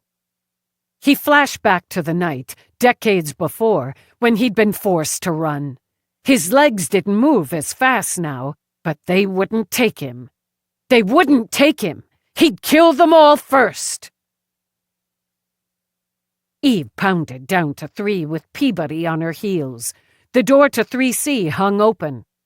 Clear it fast! Black suit, she shouted at her team as she and Peabody cleared. Box him in, he's running! And so did she, down the steps as Santiago and Carmichael ran up. He didn't come this way. He didn't come out the front, Carmichael told her. Clear the basement level. Alarms went off. Fire exit. God damn it! She launched herself over the railing, hit the floor, then streaked toward the back. She looked right, left, and saw him running across the intersection at the end of the block. She shouted orders, locations, directions, as she raced through rain that had decided to come back with a vengeance. Though she had to dodge umbrellas and people who weren't looking where the hell they were going, she cut the distance in half before he looked over his shoulder and spotted her. Then he did exactly what she'd feared. He pulled out a gun. She felt the impact of the bullet on her shoulder, a light punch, and kept going. Her own weapon in hand, she was still yards away when he planted, changed tactic. With a wild grin, he aimed not at Eve, but at 2 women, oblivious as they walked arm in arm under an umbrella and chattered away. She was fast, but not as fast as a bullet. With no choice, she flung herself in front of the women. She felt the impact again along her ribs and a quick, hot sting as the women, shrieking, fell on the wet pavement. One of them wrapped an arm around her leg and started screaming for help, for the police. Lady, I'm a cop! I'm in pursuit! And losing him in the rain. The woman kept screaming, and before Eve could pull free, a good Samaritan built like a maxi bus got in her face. I saw what you did. You knocked these ladies down. We're cops! In pursuit! Panting, Santiago ran up, waving his badge. An armed suspect! Go, Dallas, go! She went, but when Rourke cut across her path from the north, she knew they'd lost him. No sign of him the way I came, Rourke told her. Feeney's circling in the van, and your bolo went out.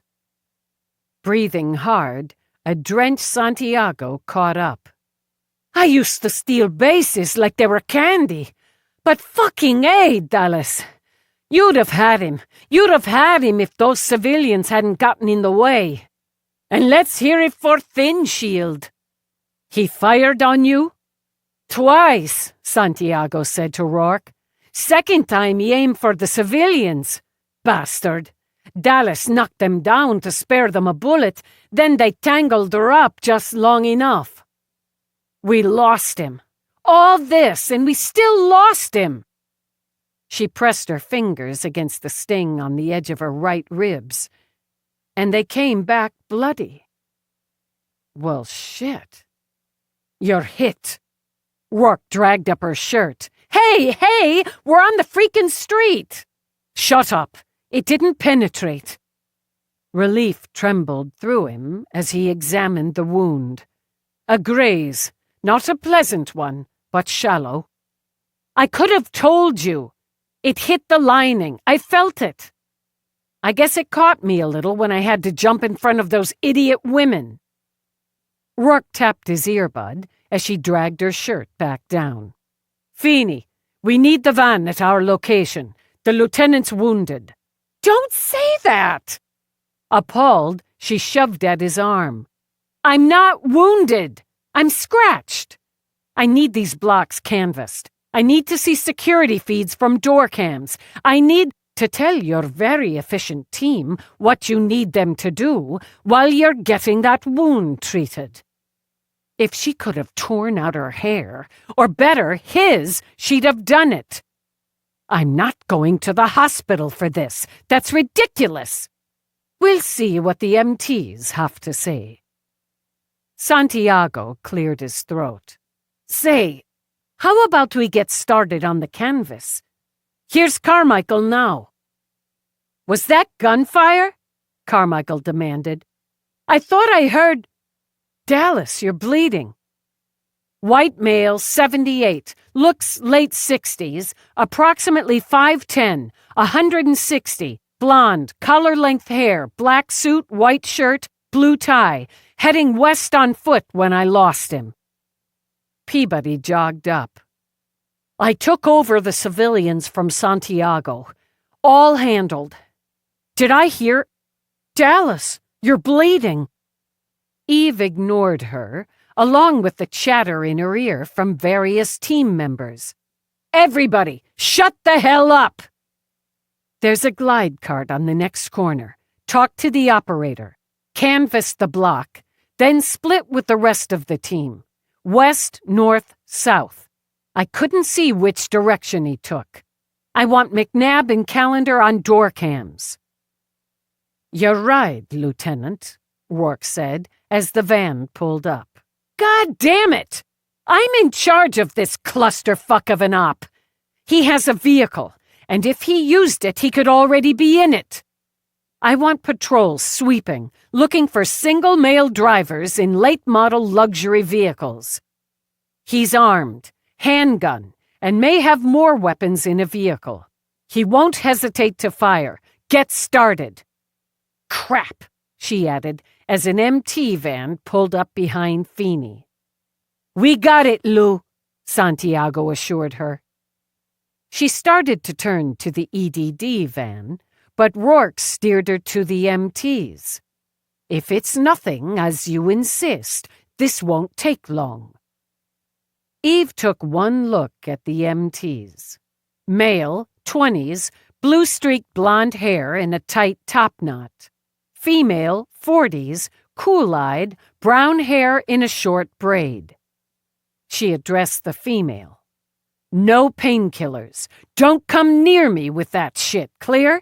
It's a scratch. Why don't we have a look? Sitting in the back of the van, Eve lifted her shirt. More a gash, short and shallow. Let's clean it up. Those cool eyes met Eve's. It's gonna hurt. No painkillers. The MT didn't lie. It stung like fire. To take her mind off it, Eve snapped out more orders to the team. They cleaned it up, closed it up, which hurt more than the clean-out. When the MT loaded a pressure syringe, Eve put a hand on her weapon. For infection. You're not going to do a follow-up, are you? No. Shouldn't have a problem, but keep an eye for redness, for heat. Change the bandage in 12, and keep the physical activity down to moderate for 24 to 36. Got it. Thanks. Ow! She added, as the pressure syringe gave her one more jolt.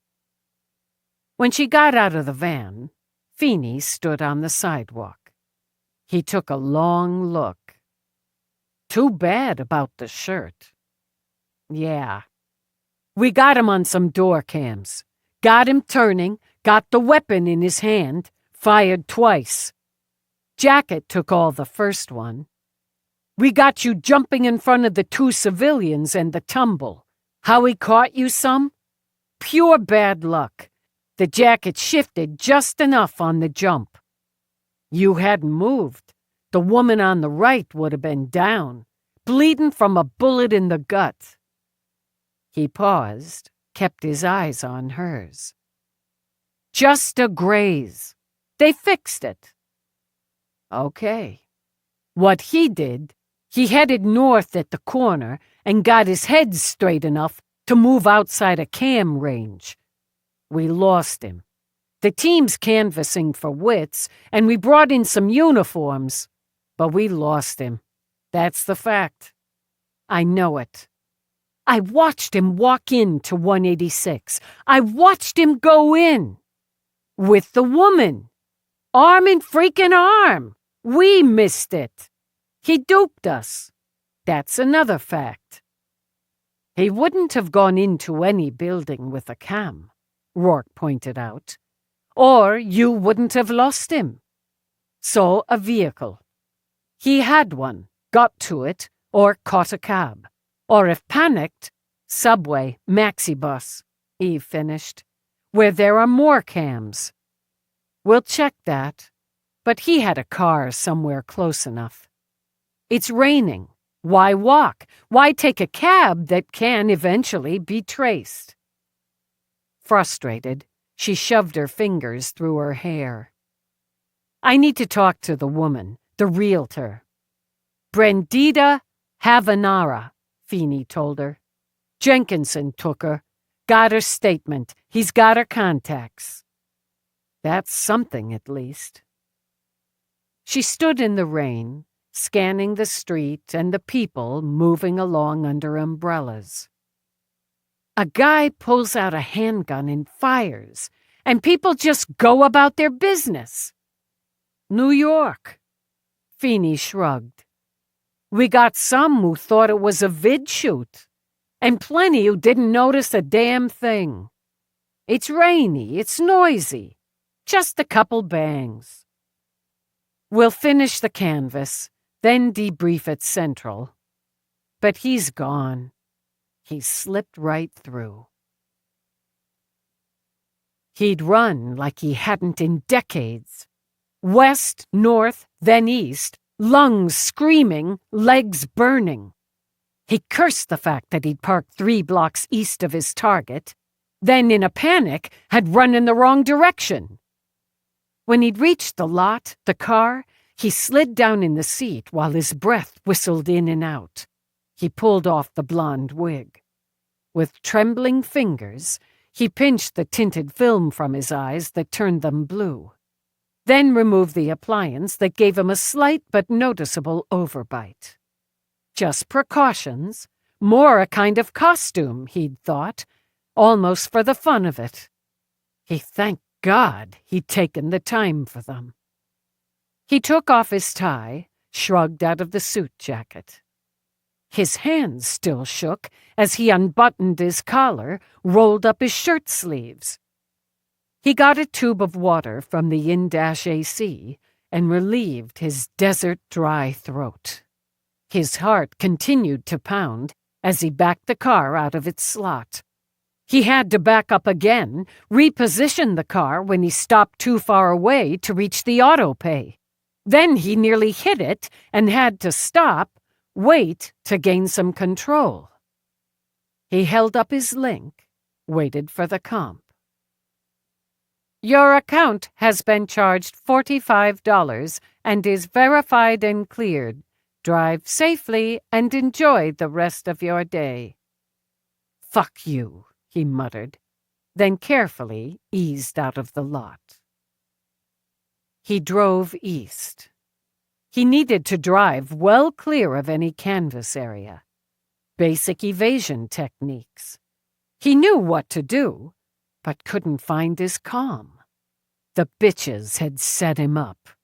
Somehow, some way. And somehow, some way, the cop bitch had located the bomb and deactivated it. She'd nearly had him. It seemed impossible, but she'd been right on his heels. He'd gotten 2 good shots off. He'd hit her, he knew it. Protective gear. As he paused at a light, he felt himself begin to settle again. He should have gone for a headshot. She jumped right in front of the women he'd aimed at to distract her. Probably considered herself a bloody hero. Bloody idiot, more like it. She chased him down the sidewalk as if he were a common criminal. There was nothing common about Conrad Potter. She'd have to pay for humiliating him, for ruining his day. He should be celebrating. He should be heading home to toast his success with the bottle of champagne he had chilling. The finest French champagne. Now he was driving around in the goddamn rain with his bladder throbbing with the need to empty. Oh, she'd pay. They all would. He pulled the candy, his fries peppermint cream, out of his pocket. Its sweetness and that bite of peppermint soothed. They all thought of themselves as heroes. Well, he knew just the way to make them prove it. He knew exactly how to lure them out. He thought to save this for the last of them, for Somerset. He'd just push the plan up in order and, why not, give the heroes a choice of who would stand his sacrifice. Yes, let them prove themselves heroes. And he'd prove, at last, he was better than all of them. Back at Central, hoping to avoid any more comments, Eve changed her shirt. After pulling on the plain gray t-shirt, she shoved the ruined one in the recycler. When she came out of the locker room and started down to the conference room, Whitney got off the elevator. "Lieutenant." "Commander." "You were injured during the op?" "A minor injury, sir, and treated." "Very well. I'm attending this debrief to learn what went wrong, and how one of my officers was injured when the suspect opened fire with an illegal weapon on a public street." "Yes, sir." Head throbbing, wounds stinging, she walked into the conference room where the team already gathered. "Take your seats," she ordered. Conrad Potter remains at large. The operation to capture him failed. Each one of you performed your duties during same. The failure is my responsibility." "Bullshit! Detective Sergeant, you can write me up if you want, but I'll say it again. That's bullshit, LT. You weren't the only one who saw him go into 186. The motherfucker walked right by me. McNabb says he saw him on screen." "I did. The description was off, and he was with the woman, like they were a couple. It didn't ring." "Saw him myself," Feeney put in, "and maybe should have known better, but he slipped by me, too." "I was in charge of the op. The op failed. It's on me." "No excuses," Baxter said, "but reasons. We were covering a block, in the rain, looking for a man who worked in intelligence, knows how to change his appearance and slide through. And that's what he did. This time." "You knew he'd be there," Carmichael added. "You were right. He ran. He's spooked now." "And more dangerous because of it," Eve pointed out. At this point, "Lieutenant," Whitney interrupted, "why did you enter Building 186? Other than the sidewalk service, it had the best view of the target, and 2 unoccupied street-facing units. One had a painting crew working. It seemed unlikely, as time ticked down, he would use the sidewalk restaurants, and more possible he might have infiltrated the painting crew. I went in to check it out, cleared the crew, and discovered the realtor, the woman who'd walked in with what turned out to be Potter, posing as a prospective tenant. She'd left him alone in 3C. I alerted the team. 1 minute the other way, Commander, we'd have boxed him in. He was already on the run when Detectives Peabody, Carmichael, and Santiago arrived. I ordered Peabody to clear 3C and Carmichael and Santiago to check the basement area. The emergency exit alarm sounded, and I pursued in that direction. "Sir, Carmichael and I made the snap decision for her to clear the basement area and for me to back up the lieutenant. I thought I was fast." He shook his head. "I got nothing. I couldn't catch up to her. Was still well behind when Potter fired on her, then fired again when the lieutenant jumped in front of 2 female civilians. I didn't know she was hit." "I wasn't hit," Eve began, but Whitney pointed at her. "Continue, detective." One of the females grabbed the lieutenant's leg, and a male civilian rushed over and confronted the lieutenant. When I reached them, I told the LT to go. I'd lost sight of Potter, and I ascertained neither of the female civilians had been wounded. At that time, Detective Peabody arrived, and I left her to handle that situation and continued after the lieutenant. She'd reached the next corner, and Rourke had come in from the north. At that time, I noted my lieutenant was bleeding along the right side of her torso. "Is that accurate, Lieutenant?" "Yes, sir. We have some door cam footage of Potter as he fled, and have determined he turned north at the corner, then moved out of camera range. With the rain, visibility wasn't optimum, but we have enough. With that, with the artists rendering from other witnesses and the work in EDD, we should have enough for a current likeness." "And the realtor?" "I took her statement, Commander," Jenkinson told him. "She's who she says she is. Potter, using the name Jameson Brockstone, contacted her about seeing 3C. It had been well advertised. He and his wife were to meet her at her office. She ran a standard background, as is her company's policy, and he checked out. He arrived alone, claiming the wife wasn't feeling well, and they shared a cab to 186.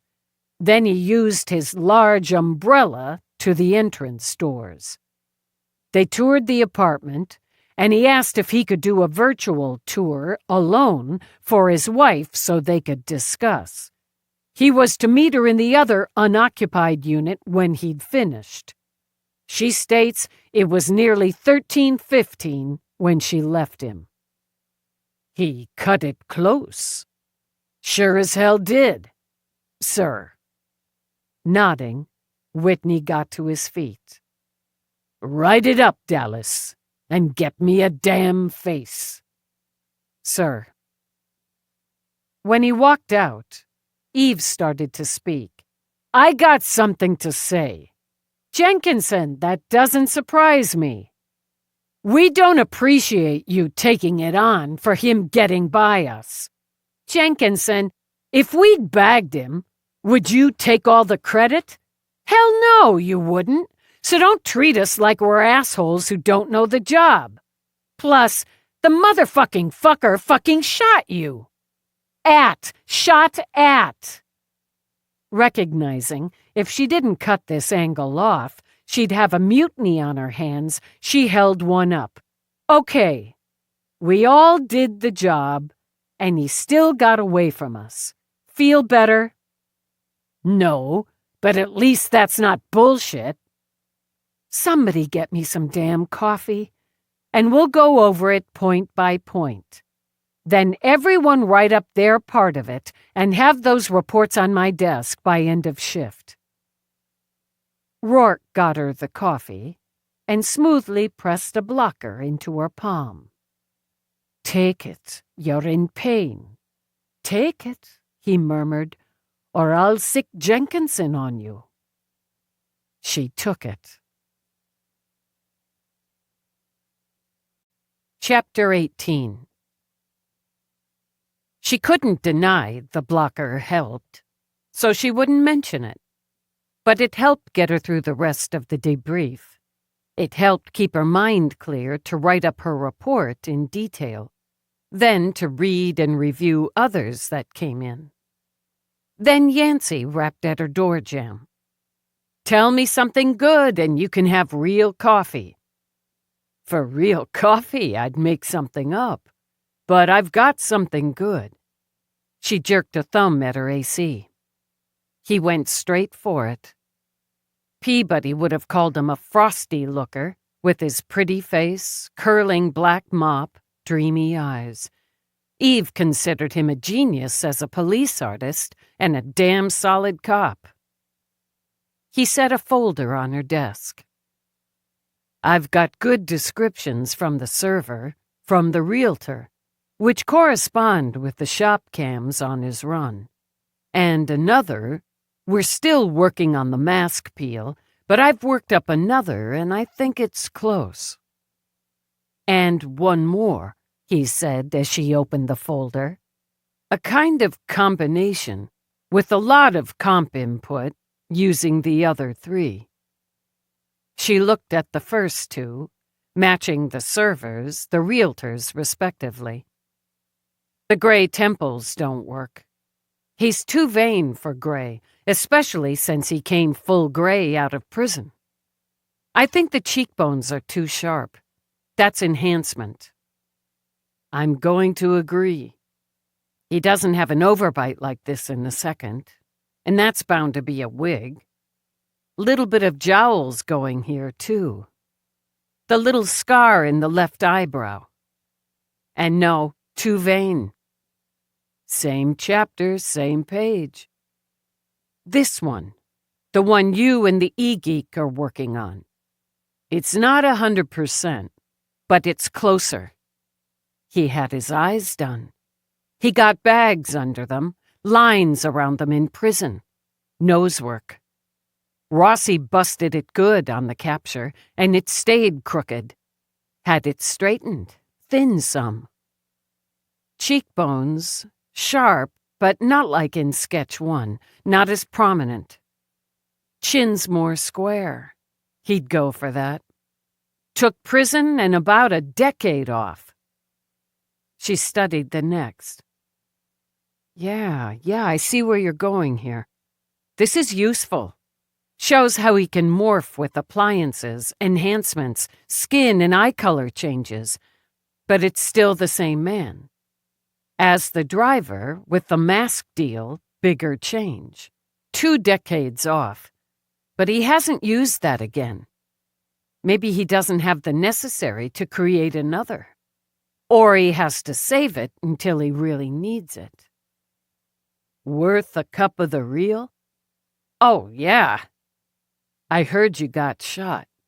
You don't look like you got shot. Because I didn't. I got shot at. People leave off the at. Number 3. This is him. It's not 100%. I get that, Yancey. I get that, but it's him. We're still working it. It's fascinating. We get more, you get more. You get more, I get more. You get another hit of real. Hold you to it. I'm heading back to EDD. It's end of shift. Fascinating, he repeated, and smiled his frosty smile. Figured you'd want hard copies, and now, he pulled out his link. You've got them on your unit. Appreciate it. She added them to her report, sent them with her notes to the bullpen. Then she added them to her board and tapped the 3rd sketch. Dark hair, dark eyes, skin smooth under them, brows thick and dark over them, slim straight nose, hard-lined mouth, a nice hint of cheekbones, a square jaw. There you are. You had some luck today. But I'm going to make sure your luck changes. She went out to the bullpen and wasn't surprised to see Rourke sitting at a desk working on his PPC.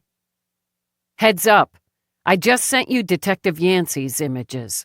The 3rd's the winner in my opinion, but you have them all to show around.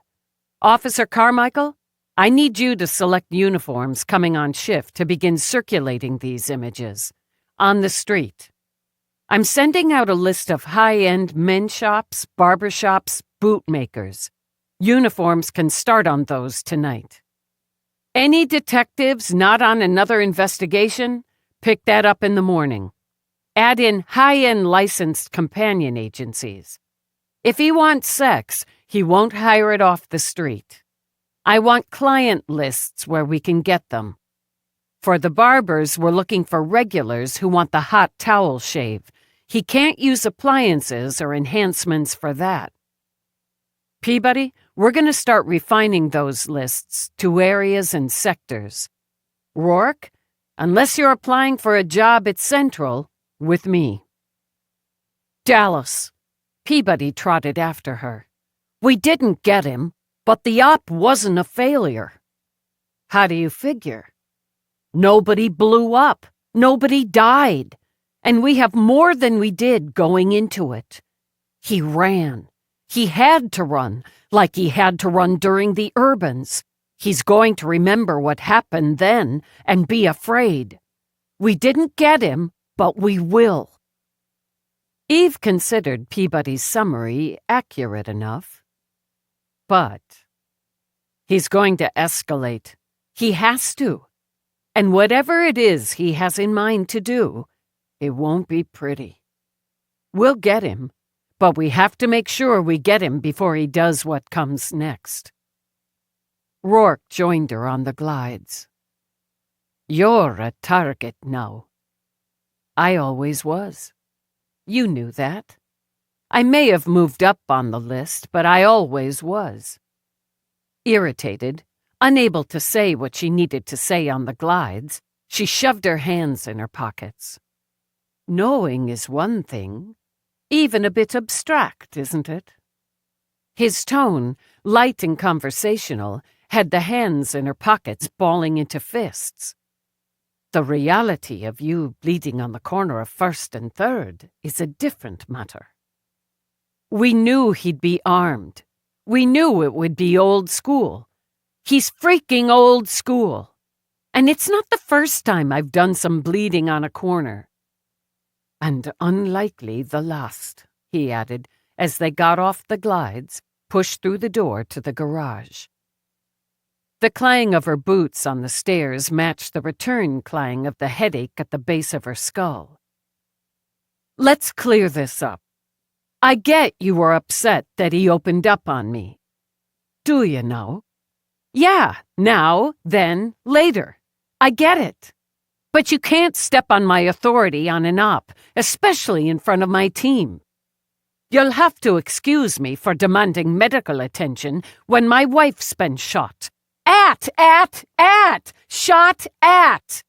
I believe, technically, when a bullet makes contact with flesh, it's shot. At is a miss. It barely did, and that's not the point. It's a very sharp point for me. She knew that tone, the icy, cool one, that meant there was a burning temper under it, and as her own rose to match it, she stopped at the car. I said I get it, and I do. But an op isn't one of your meetings where you're in charge. I'd lost the bastard, and I had to redeploy the team to search mode and not stop to worry about a scratch. A gash, he corrected in that same frosty tone. Be accurate, and one you got by jumping in front of civilians. Damn right. That's the job. What would you have done? I hope I would have done the same. Hope my ass. You'd have done exactly the same because that's who you are. I know you, goddammit. I know I don't have a couple holes in me because you came up with this. She opened her jacket to the thin shield. And you came up with this because somebody put a hole in me a few years back. And I have this. She slapped her hand on the car. This vehicle that looks like nothing much but can withstand most anything short of a nuclear blast. And hell, maybe that. I have this ride because some asshole blew my previous ride up. Those are big fucking deals. But you can't protect me 24/7. And you can't order me around on an op I'm leading. He waited a beat. I have to disagree with that last bit. When my wife is bleeding from a bullet wound, a wound caused by a bullet is a bullet wound, he said before she could snarl at him. Under those circumstances, I am duly authorized to call for medical attention. He waited another beat. It's in the marriage rules. She opened her mouth, closed it again, turned a circle, pulled on her hair. Hoisted by her own petard, she thought. Whatever the fucking fuck a petard was. You yanked up my shirt in front of Santiago. And that statement, Her ridiculous and somehow endearing embarrassment simply evaporated his anger. "And if I'd been standing at first and third, bleeding, what might you have done?" She hissed out a breath. "Shit, shit, shit. I'd have done the same damn thing. Okay, but no, fuck it. Look, He stepped to her, touched a finger to her lips. "You feel obliged to apologize now. Don't. I don't want an apology, and none is warranted in any case. Lieutenant Dallas, my darling Eve, I don't want to change you. I'm madly, wildly, completely in love with a woman who'd use her own body to shield others. With a woman who, even while wounded, is embarrassed Santiago saw a part of her midriff. I love who and what you are, every glorious and frustrating bit of it. And I was terrified. Now, I want credit for not doing this when I very much needed to, on that corner in front of Santiago." He gathered her in, held on. "There you are," he murmured. She held on too. "I appreciate the restraint." When he laughed, she drew back to cup his face in her hands. "What you just said, about loving every glorious, frustrating bit, same goes. I don't want to change you either." She pressed her lips to his. "But I bet if you got shot at in one of your meetings and I came pushing in, pulled up your shirt and demanded medical aid, you'd be a little pissed. Should that ever happen, we'll test your theory. Okay. You drive. I've been shot." She tossed him a grin as she got in the car, and shaking his head, he slid behind the wheel. "So anyway, what's a petard?" Laughing again, he glanced over. "I so clearly see where that one comes from. Your marriage rules hoisted you, didn't they now? It's a small bomb."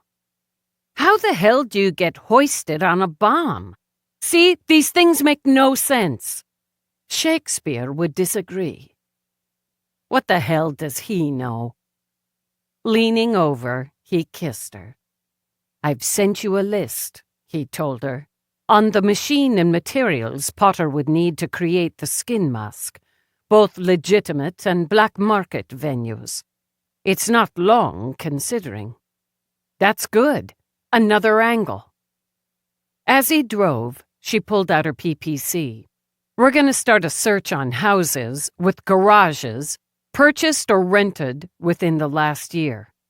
Gotta start somewhere. We can cross-reference with the barbers, possibly the men's stores, bootmakers." Reaching over, Rourke squeezed her hand. "And yes, there you are." She worked, picking through the steps to open her command center's operations from her PPC, and then coordinate the search between command and her mobile. Could be a townhouse, and he rents a garage. Have to factor it. He could have rented or bought it 2 years ago. 3, 4. He could have formed a shell company or manufactured a spouse on the lease, the deed, like he did with the realtor. You have his face now. Yeah, or close enough. It's going to help. It may help pin where he got the face-making machine. And if we can pin down where he gets those fancy shaves... Frowning, she reached over, rubbed his cheek. "You're pretty smooth. Do you get those?" "I don't, no. I dislike having someone run a naked blade along my throat." Good thinking. But he gets them. Old school again. Old school. A lot of tech advances since he went inside. He'd have kept up as much as he could, but still, he fabricated that mask. But the gas, the bomb, The gun. His vehicle. Wouldn't he want something that's been around? I don't mean the actual vehicle, but the type. Old, respected brand. Familiar. Something with status. It'll be loaded. Lots of new tech and additions since the Urbans, but a make that speaks to him. Did he have a vehicle back then?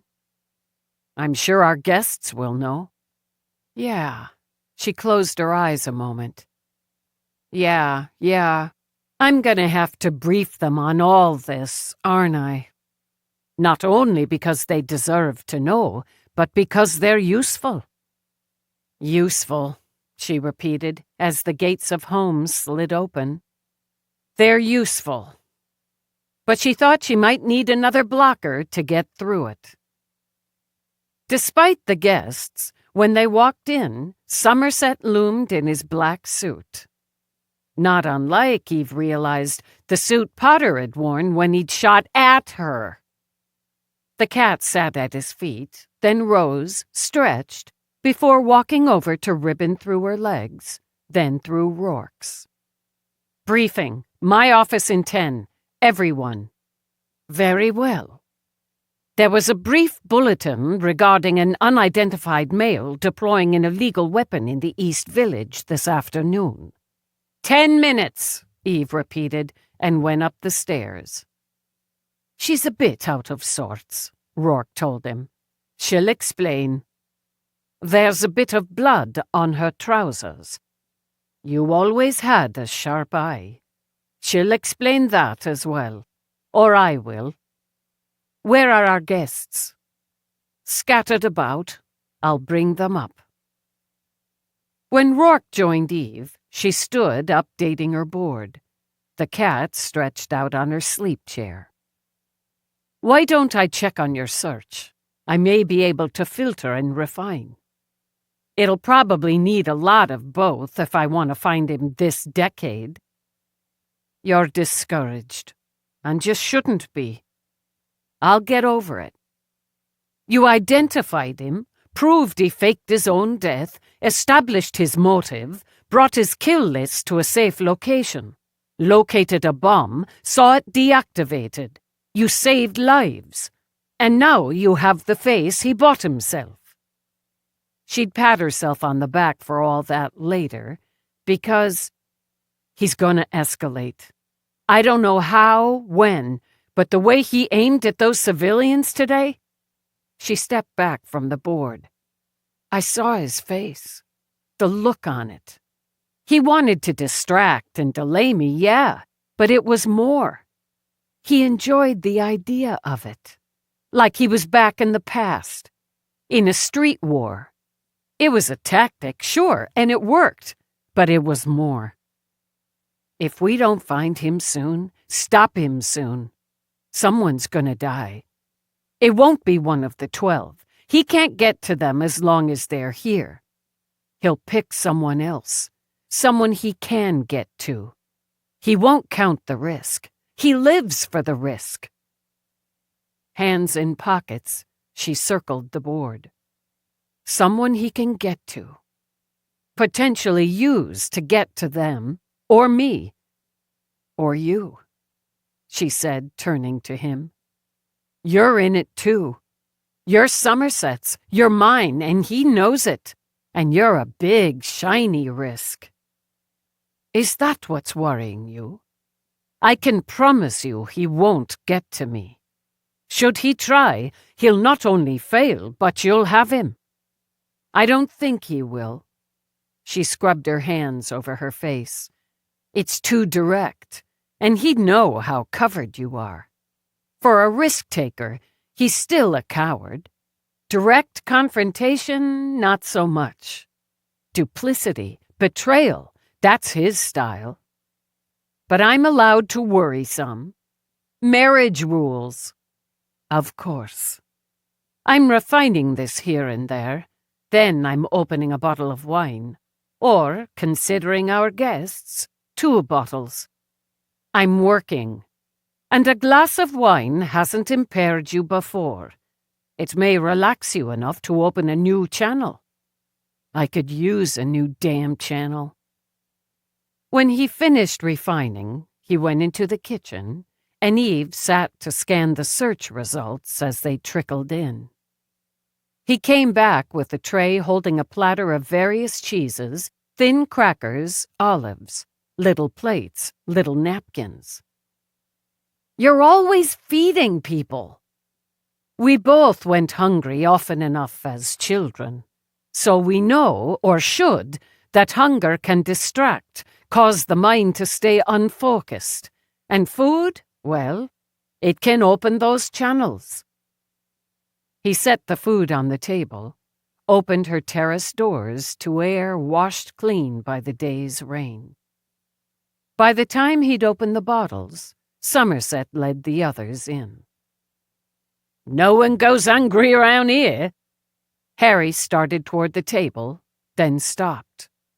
He walked closer to the board. "Why, that's Potter, isn't it? Bloody hell! That's some good work he had done. But I'm damned if that's not the raving bastard, Conrad Potter." "Which one?" Eve got up, walked over. "This one here." He tapped the third. "It's the eyes. Barely a line showing, and there should be, but I know those eyes." Beside him, Marjorie nodded. "With all four up here this way, I can see him in all of them, but I'd have walked right by 1 and 2. The fourth, maybe I'd have felt some tingle, but this one, you'd have looked twice," Iris finished. "I'm not sure I would have, but that's my lack. I've been out of the game too long. I see him now." She turned to Eve. "Have you?" "Yeah, I got a look, but of this one. The third is the work of EDD, the lab, and a police artist. They've been using a program and probabilities to go under the mask he wore when he got Rossi." "Well done, then." Ivana laid a hand on Marjorie's shoulder as she took a long look. "I agree. Not only excellent face work, but his eyes. And in my opinion, how he'd wished to look. Younger, thinner, straighter nose, a bit more cheekbones, the square line of the jaw. Enough of a change it would elude face recognition programs, and more classically handsome than his own." "I see the tricks on the others now," Marjorie added, "some of which I taught him myself. Change the bite, which changes the shape of the mouth, cheek line, jaw. Add a little flaw, or the perfect touch of grey. Vary eye color, skin color, hair color, style and length. Fill in lines or add them. You saw him today." Eve looked over at Somerset. "That's right. And we lost him." "Have some wine," Rourke said, "and the lieutenant will fill you in. Eve." He handed her a glass already poured. "Fine. Get what you want, then have a seat." She took them through it, reminding herself they did have a right to know, and maybe they'd see some angles she'd missed. Was still missing. "Using the realtor? Someone legitimate as cover?" Ivana nodded. "Yes, I can see that. He'd have killed her if she'd gotten in the way, or if his ruse with her had cracked."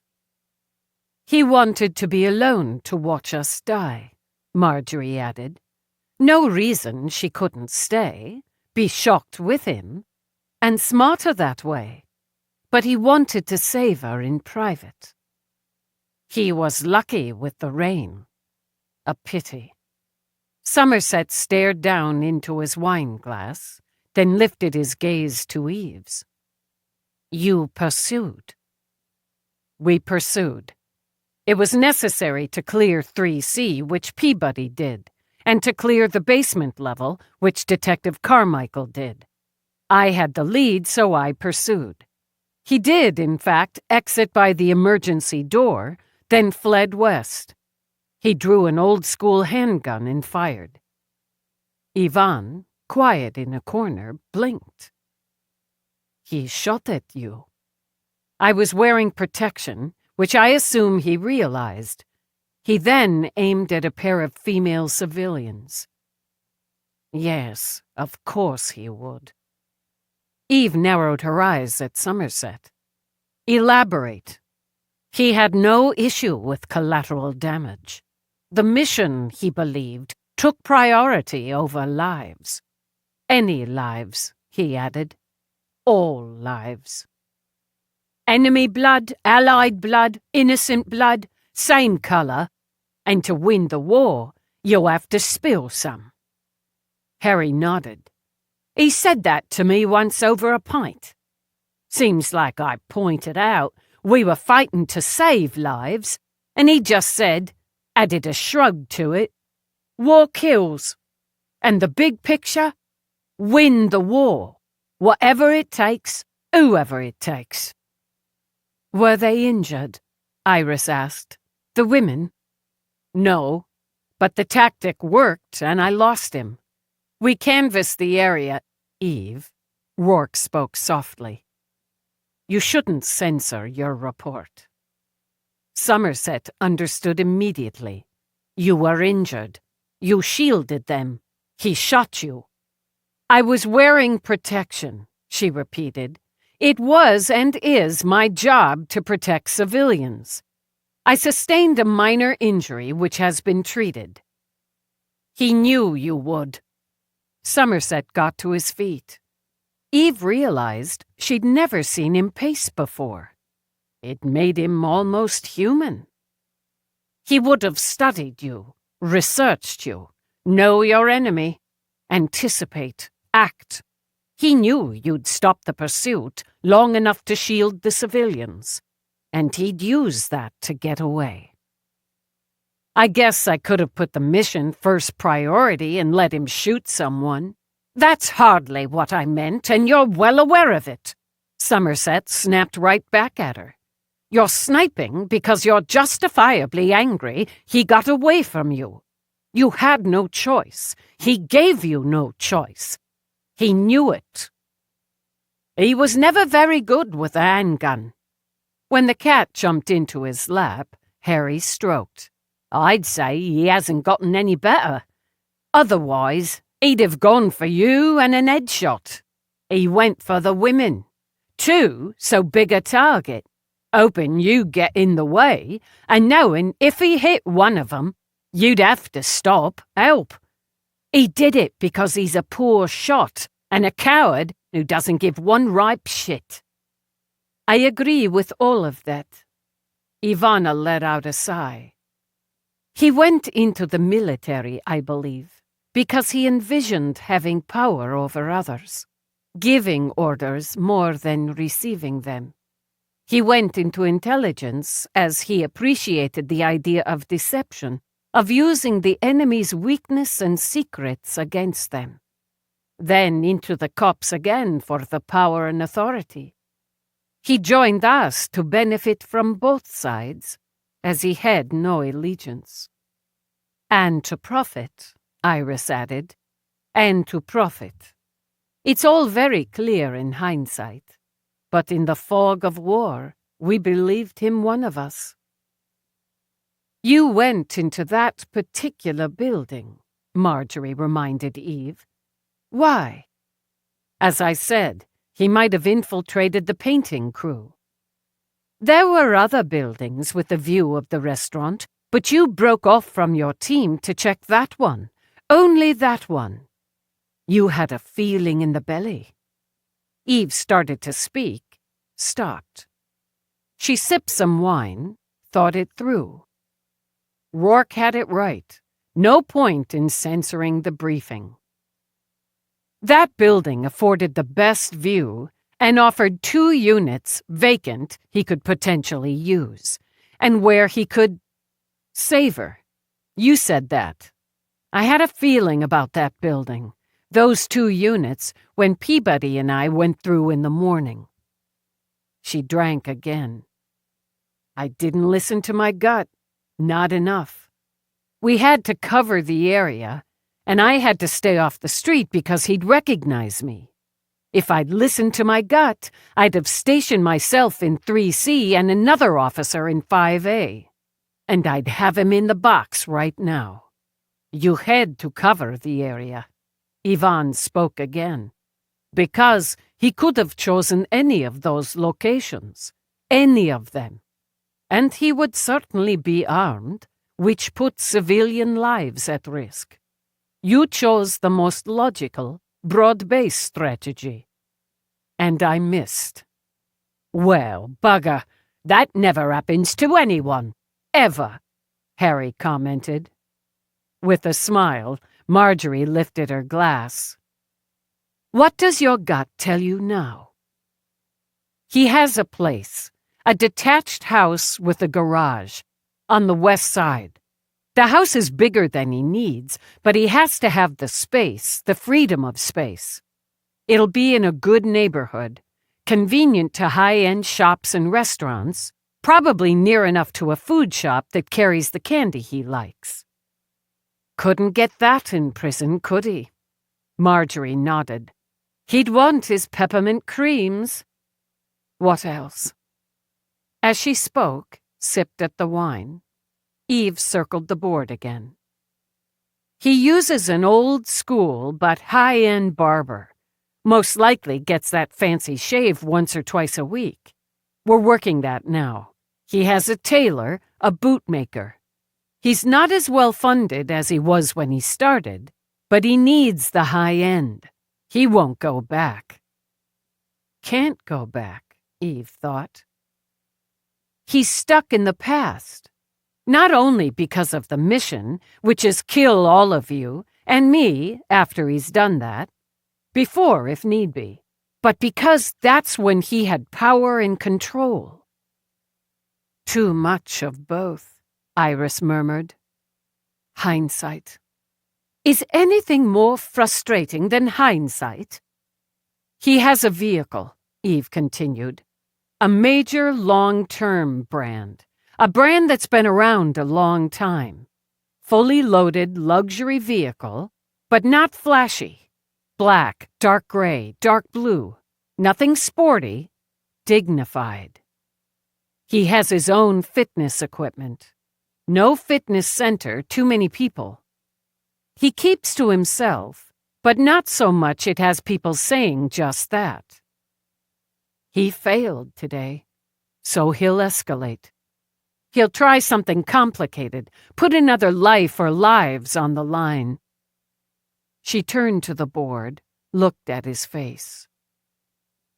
He's a killer, and the wars fed that need. He didn't get that rush of satisfaction today. That hunger wasn't sated. He didn't get to savor, and instead had to run. Had to run the way he did decades ago. He's afraid, and the fear makes him angry. He needs to find something, do something, so he gets that rush and blows off the fear with success. Eve paused, then added, He has to teach us all a lesson. Show us he's better than we are. You know him very well. Marjorie drank. How do we find him? Working on it, Eve muttered. Working on it. Chapter 19. She wanted to get to work, but people sat around, drinking wine, eating cheese, talking. Maybe she didn't have the finest social skills. No maybe there. But this wasn't a party. Sure, the talk was case-related, but they weren't cops. And the way Marjorie and Ivana had their heads together, they might have been talking about shoes, or hairstyles, or whatever the hell. Wrap it up, Eve thought. Move them out. That's all I can tell you for now, she began. We've had a lovely day, Marjorie rose. Despite the circumstances, it's difficult not to enjoy gathering with good friends in such a beautiful home. Iris held some virtual meetings. I read an interesting script. We made use of the pool, the game room. I still say you cheated, Harry. You'll never prove it, Red. Rematch, Cyril demanded. Any time, mate. I'm looking forward to the kotleta po-kievski Somerset's promised us for dinner. It's been a lovely, bittersweet reunion, and only strengthened the bond forged so long ago. Good, that's good. Now, I need to— And that's enough of that, Marjorie interrupted. Put us to work. You have 7 intelligence operatives at your disposal, all with a vested interest in locating Conrad Potter, in making bloody well sure he's put back where he belongs. Or ends up in the ground, Cyril muttered. I'd not shed a tear. But my point is, we're useful. Use us. We have here decades of experience. We have skills, and those of us who need to can blow the dust off those skills quickly enough. We may be twice your age, Lieutenant, Somerset put in, but in this case, that's our advantage. You know him, Ivana said. That's clear and impressive. But you haven't interacted with him, worked with him, fought with him as we have. 30-odd years ago, Eve pointed out. As you said, Iris reminded her, he's stuck in the past. We are his past. You're looking for a location. Cyril rose, topped off his wine. Single family with garage. You say the west side of the city. You conclude that, I take it, since he's struck on the opposite side. He'd want that distance. Though it would be simpler for him to scout and select his spots if he had his HQ closer to the area. He'd believe you'd assume that and concentrate your efforts there. I agree with your conclusion. West. Looking for his car? Harry continued, and scratched Galahad behind the ears. Would be a car, not a lorry, not a van. Sedan, black first choice, possible on grey or dark blue. And you're right about the make. It's like lineage. He'd want what was around before he went inside. Mercedes, BMW, Bentley, or Cadillac. Not only for performance and style, Somerset added, but the longevity of the brand. Not the Bentley. Ivan offered an apologetic smile. He'd enjoyed the status, but he considered British-made shite, or so he said. And, excuse me, but that makes more unusual on this side of the pond, and he needs to blend more, to be admired, envied, but also to blend. Quite right, Somerset nodded. You're quite right. We're not victims, Lieutenant. We're not marks. We're weapons, Marjorie finished. Use us. Regulations and logic pushed her in one direction.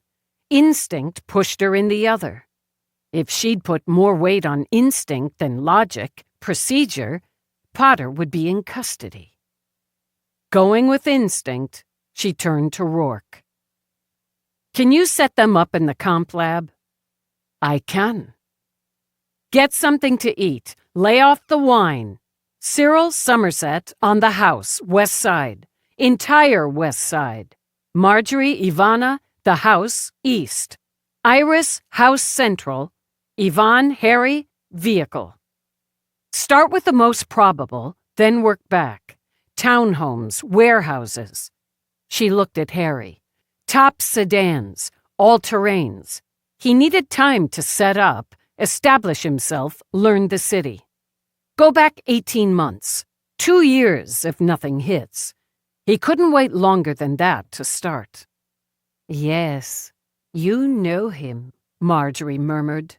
He had to use private transportation to smuggle the weapons to New York. She spared Somerset a glance. I'm aware. Yes, of course. I want results as they come. Go, eat dinner. Whatever the hell kotleta po something is.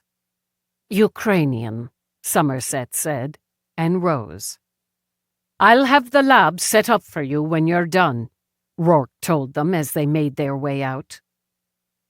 You made the right choice, he said to Eve. It'll keep them occupied anyway. Marjorie made a solid case. Okay, yeah. She pressed her fingers to her eyes. I don't want them to feel like victims. She dropped her hands. And I sure as hell don't want them to be victims. You need food, and we'll get started. I don't want Ukrainian. I want pizza. I should get pizza. I've been shot. Oh, again now you've been shot, not at. You made such a big deal out of it. I should be able to use it a while. Then, rather than sitting at your command center with a slice in one hand while you work, you'll sit at the table and eat, since you've been shot. That's the petard deal again. He kissed her cheek and said, boom. But it would give her time to think, and time for her own search to push out some results. She fed the cat while he got the pizza, then sat with a slice and a Pepsi. I need successful, high-end smugglers who have good private transpo, connections in Britain and New York, and a rep for keeping their mouths shut. I'll see what I can do. Financials, lifting a finger, he glanced up. I hear music. He may, likely did, stash some solid cash with the weapons.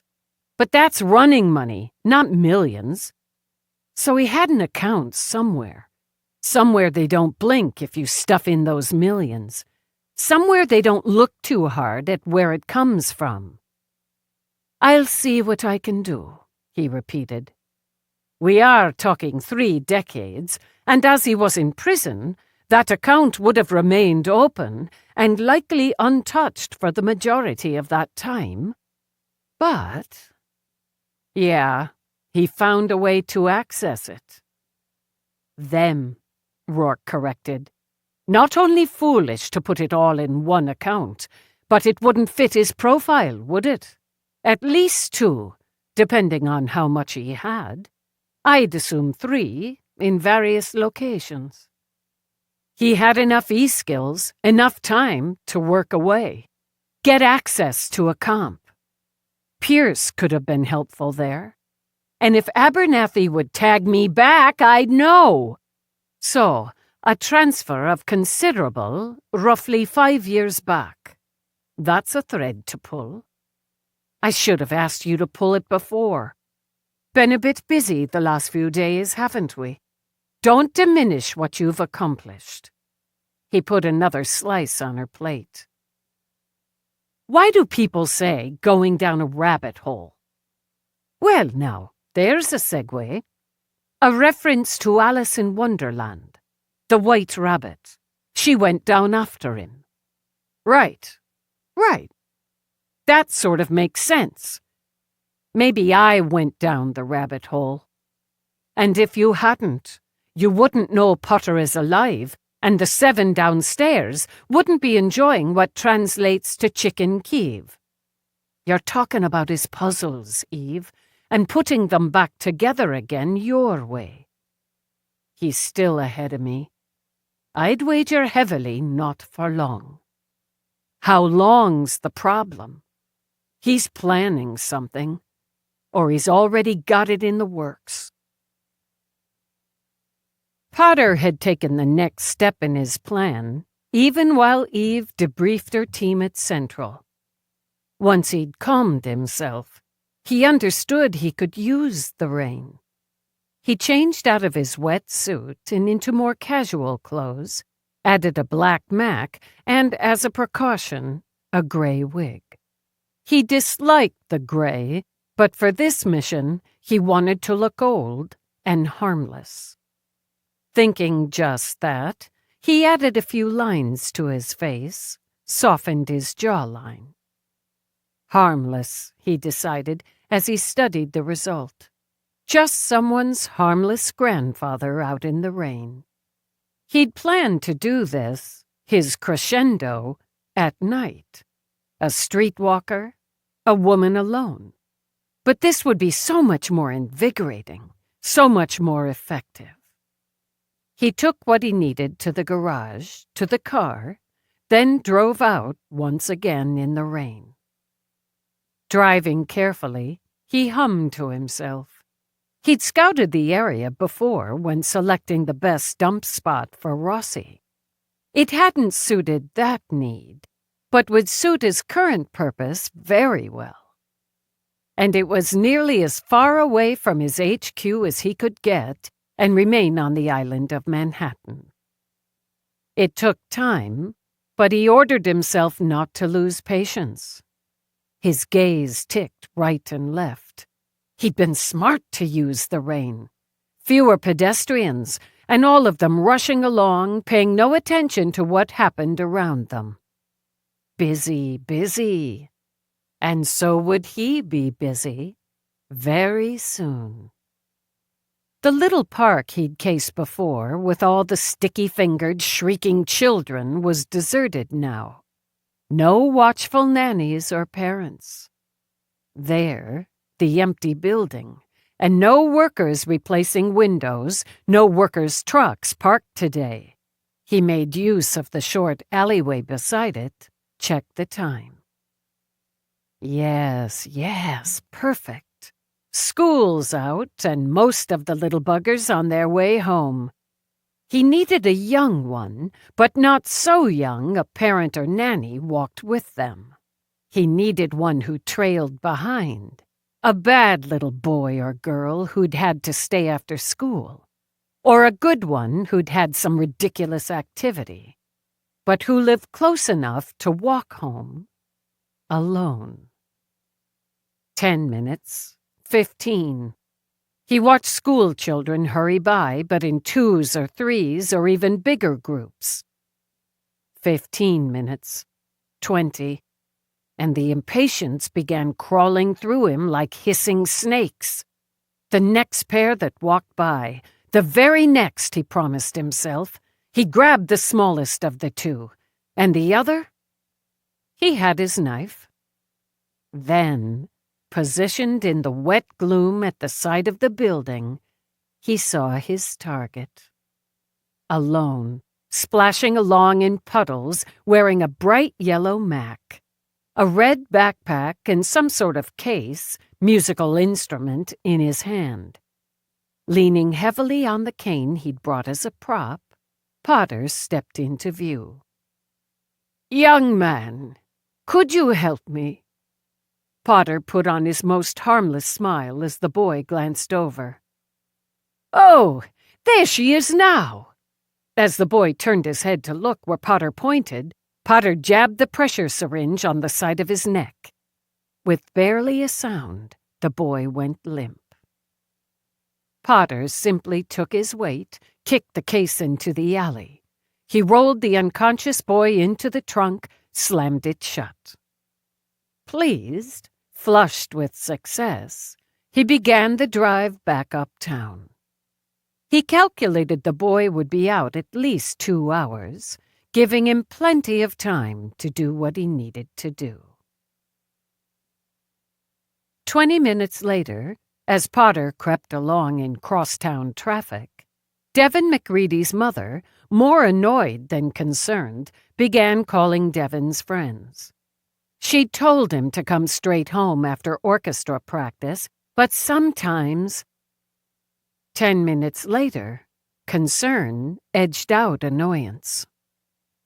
She paced, window to window, sure she'd see her oldest coming down the sidewalk any minute.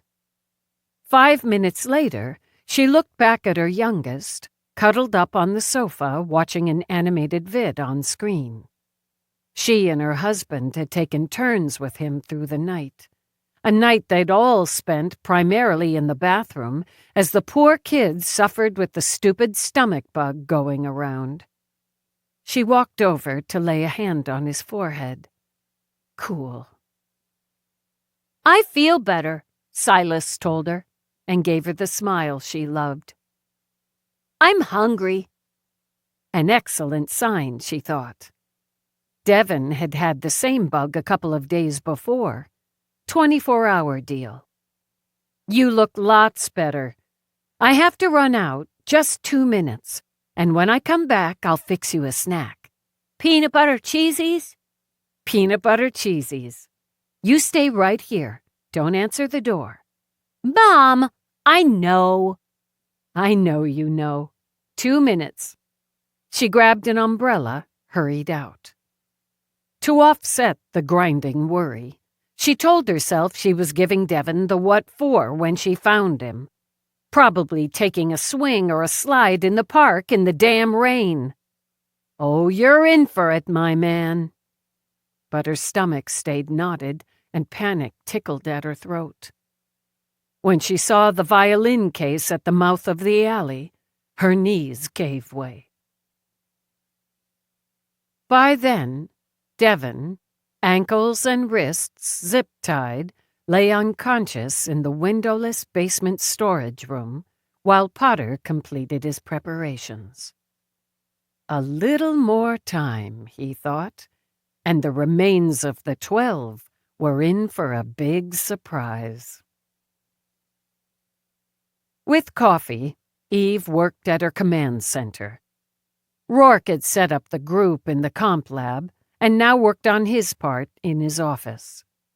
As initial results came in, she dug into them, eliminated or put on a potentials list.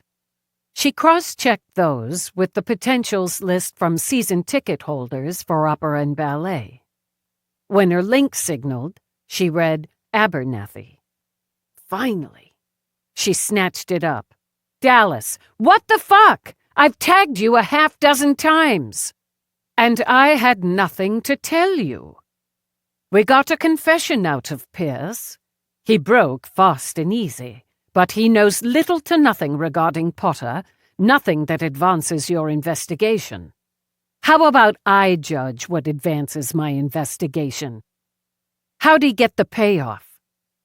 Potter transferred $10 million in $5 million installments to an offshore account Pierce opened on his instructions. He used Pierce's personal comp to make the transfer, which, on Potter's instructions, he then destroyed. Potter, with Pierce's help, used the prison's own bloody equipment to fabricate Pierce's new ID and background. Wincing, Abernathy rubbed at the back of his neck. I need a vacation. Pierce executed the plan, gave Potter the drug, brought the warden in to verify the death. He brought Potter out of it, smuggled him out of prison in his own shagging car. Abernathy sighed. He's lucky Potter didn't kill him on the spot. He still needed him. You're right, and Pierce saw it through. Used some ashes from another dead inmate, sealed it up, labeled it, saw it buried. Potter had given him the name of a doctor who'd matched the ID. Just a few changes. We'd pull her in, but she's been dead 2 years. And with a fresh new look and ID and a fat account, Pierce headed to Costa Rica. Where did the funds come from? Transferred from where? We're trying to run that down. Pierce doesn't know. He'd have spilled it all if he did. Potter didn't tell him where he was going, what he was planning. Why would he? Pierce, and he got sloppy with it, tried to claim he believed Potter was an unjustly persecuted war hero. That's bollocks. But a man has to try. I want to see the interview recording. Considering all, I'm sending it to you. We included your questions, Lieutenant, and this is what we have. And the fact is, if Potter had told him anything, it would be bollocks, Eve finished. I still want to see it. I'll send it. We greatly appreciate your help. Interpol is also on the hunt for Conrad Potter. I don't care who gets him first, as long as he's got. If you'd pass on any updates as soon as I can. I'm up to my neck. Dallas out. She sat back, gulped some coffee.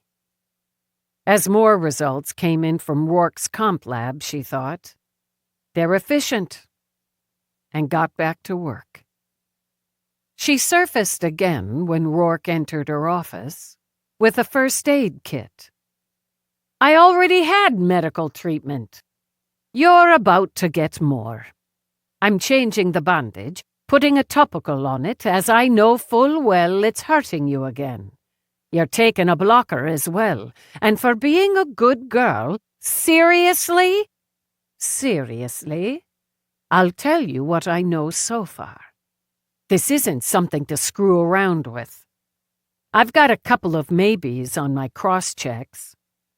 Neither is a gunshot wound anything to screw around with. To solve the matter, he lifted her shirt. Don't you get tired of playing Nurse Nancy? I can't begin. He eased the bandage away. No sign of infection, he said, and laid a hand, gently, on it. No heat. See? I'd pop you one, but you're so pretty. Here now. He spread on the topical. The pain she'd ignored eased off. Okay, good. Why do I need the blocker? For the headache, for the knots in your shoulders, for the pain in your neck. Right now you're the pain in my neck. And I walked straight into it. He finished the fresh bandage, handed her a blocker. What do you know? He sat on the edge of her command center, commandeered her coffee.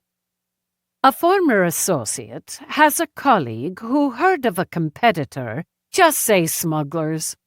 My word was there would be no names given and no record of the conversation. Agreed. Classic anonymous tip if needed. After a check of files, which the competitor of the colleague of the associate, former, keeps unknown to his clients, transportation was booked 16 months ago under the name Carson Wells, the man who traveled from Calais to a small island off the coast of Maine. Maine? Rourke held up a hand. A place sometimes used by the competitor for this sort of transportation. The passenger matches the third sketch, or closely enough. The client is remembered for having 3 large crates, electronic equipment, and considerable luggage, for requesting a bottle of French wine and escargot for the flight. You're not kidding me. I'm not, no. The passenger had an SUV waiting.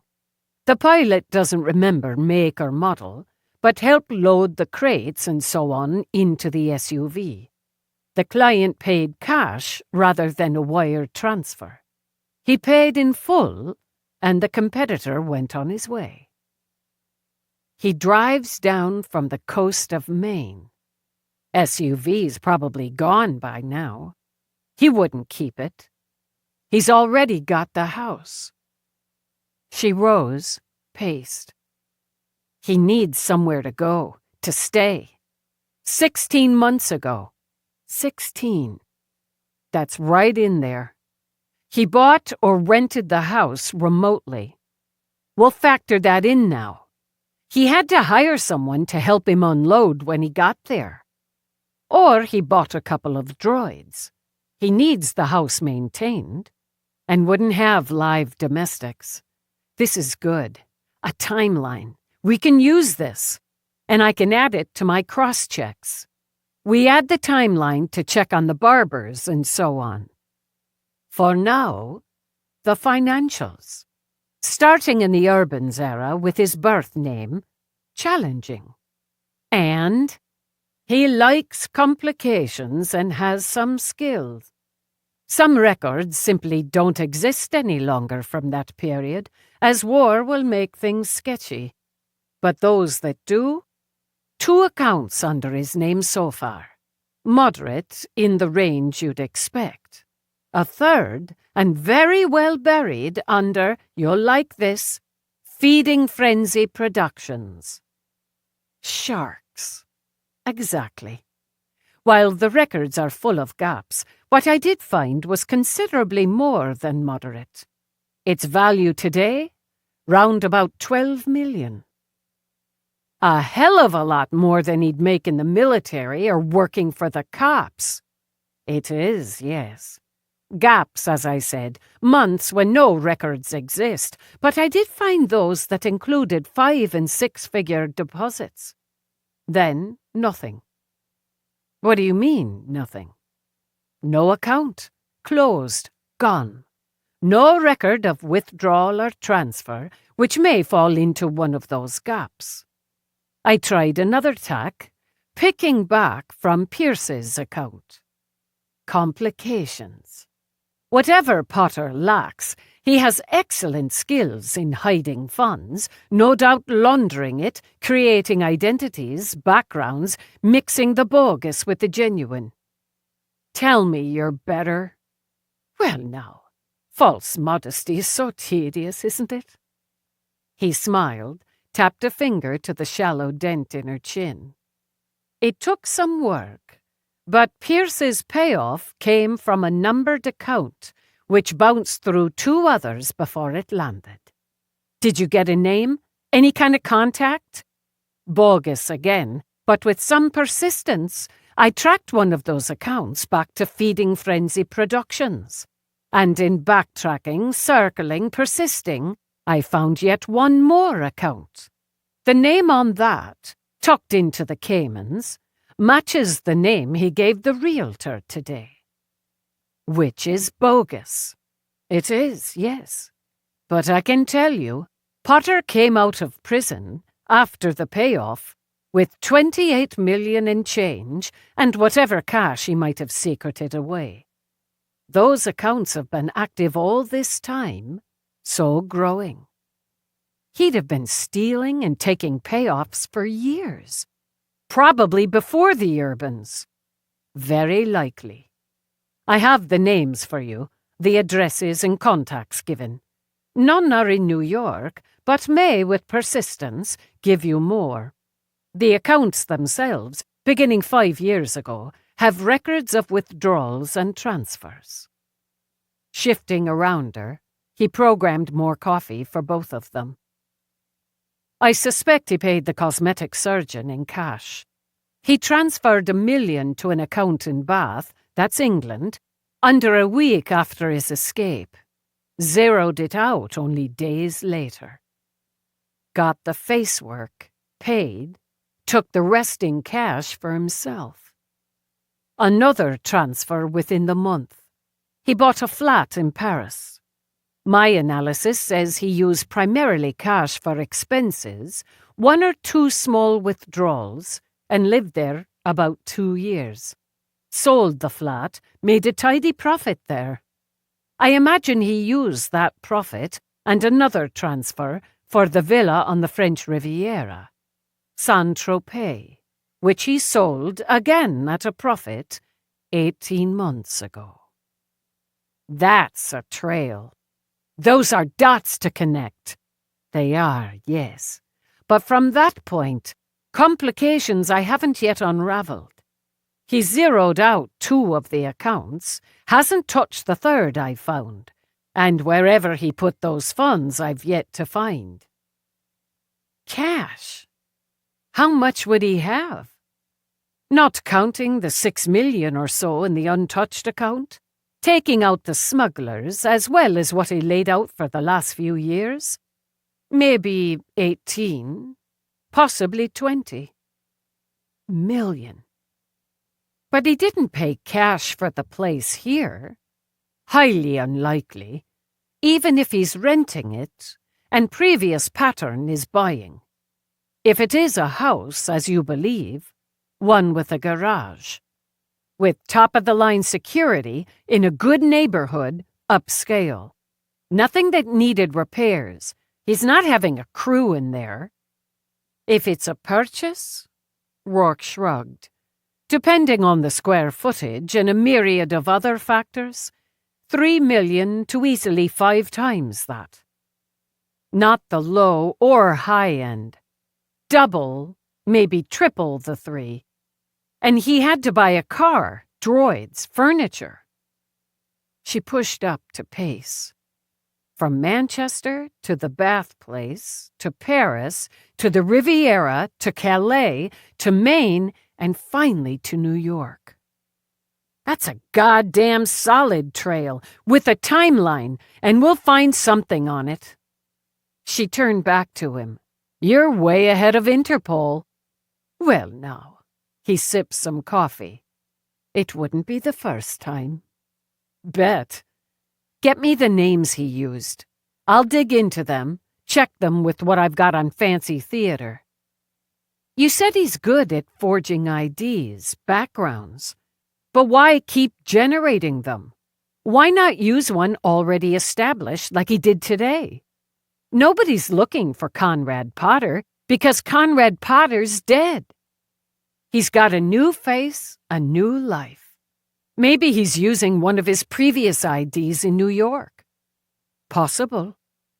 But he likes the complicated. Yeah, still worth looking there. This is good, Rourke. This is really damn good. We do what we can. Go do some more of it. But she grabbed 2 fistfuls of his shirt first, yanked him to her, kissed him with enthusiasm. I'll pick it up here. The boy slept twice as long as Potter expected.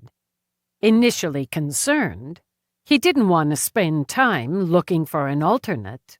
He checked the boy's breathing, his pulse. He'd wake soon enough, and the extra hours simply gave Potter more time to complete this stage of the mission.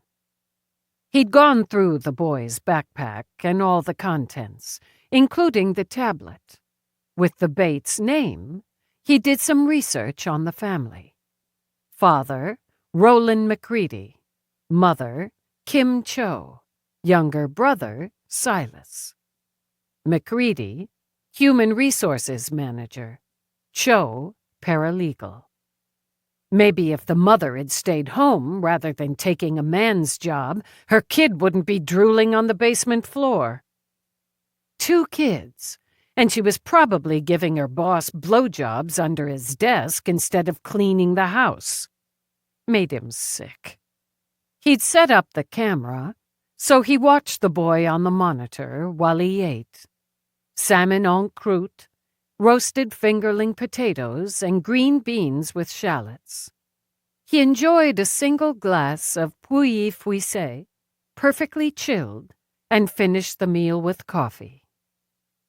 And the boy began to stir.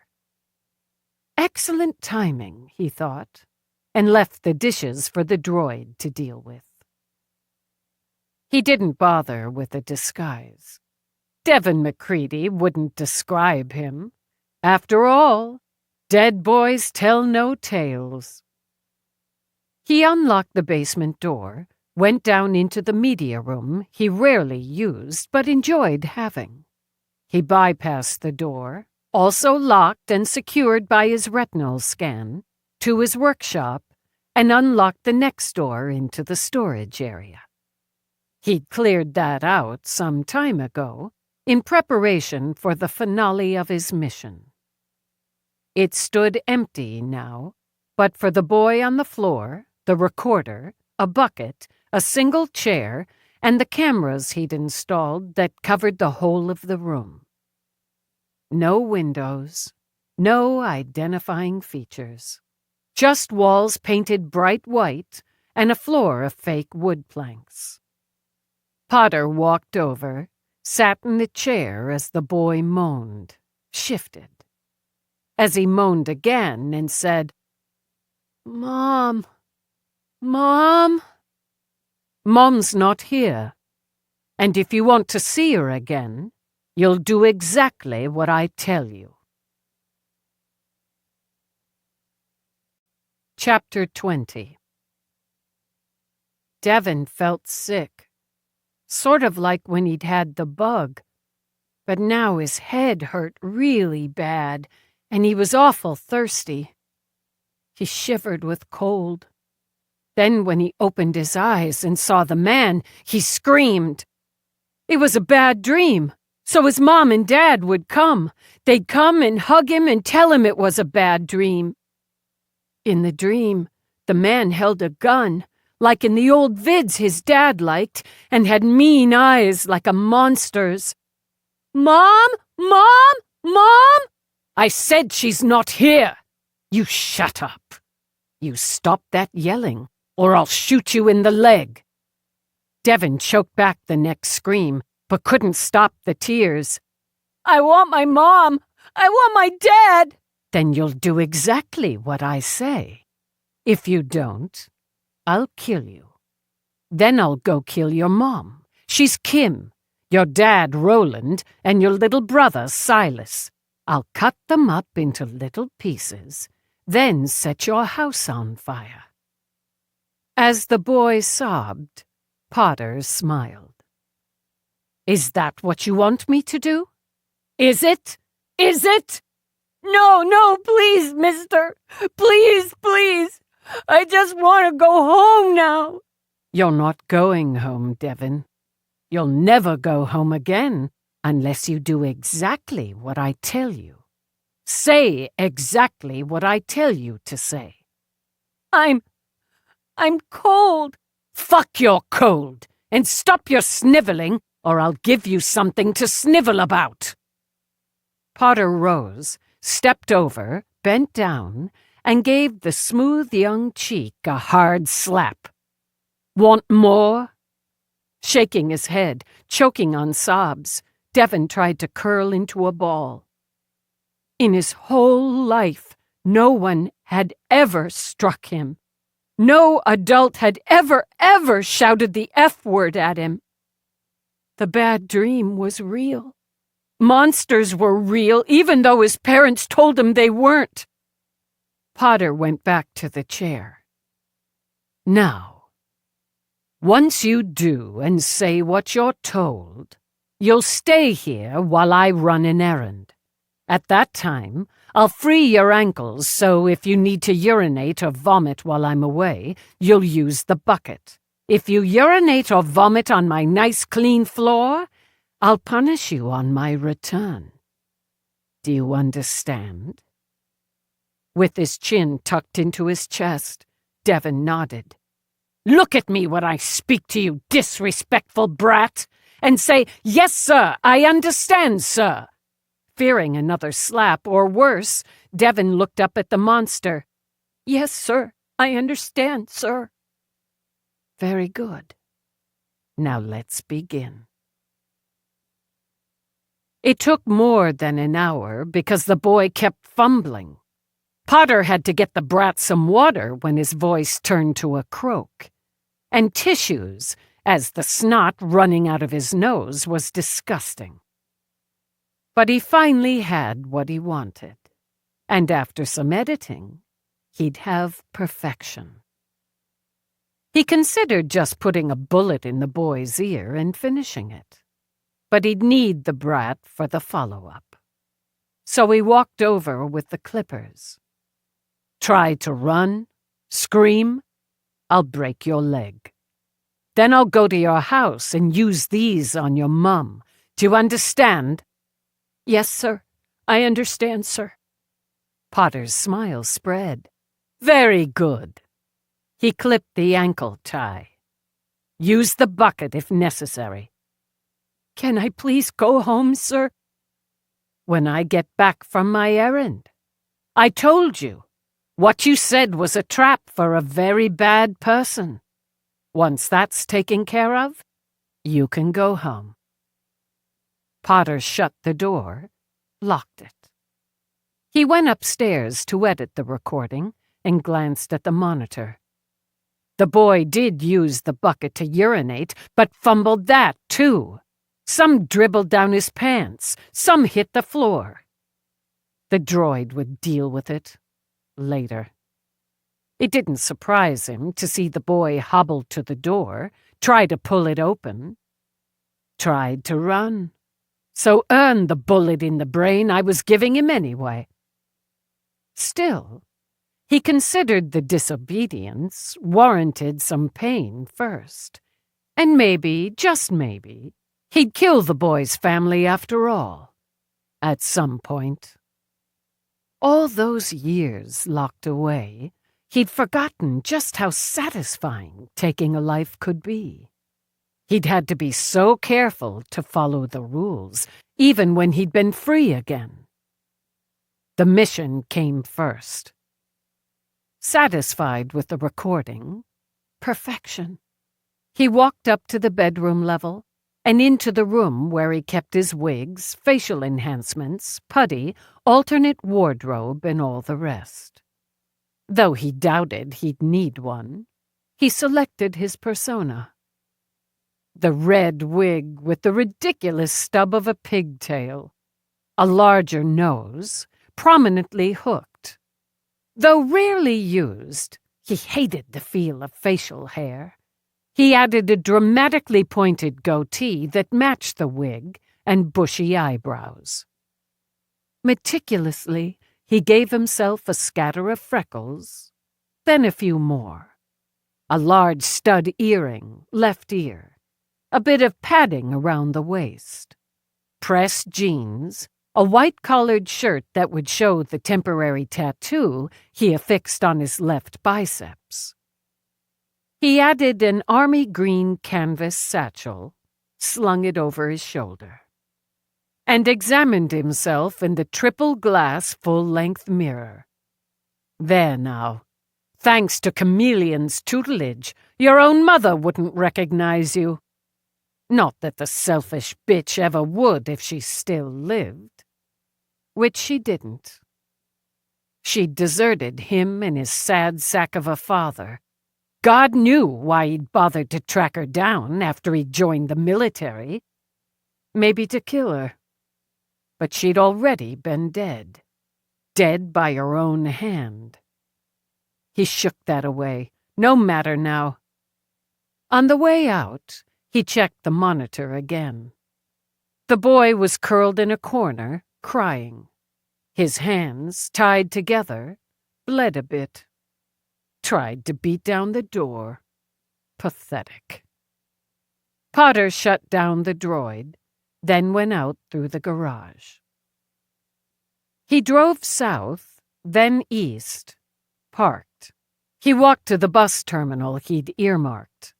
He'd already checked the schedule, so simply strolled around to the bus leaving for East Washington at 11.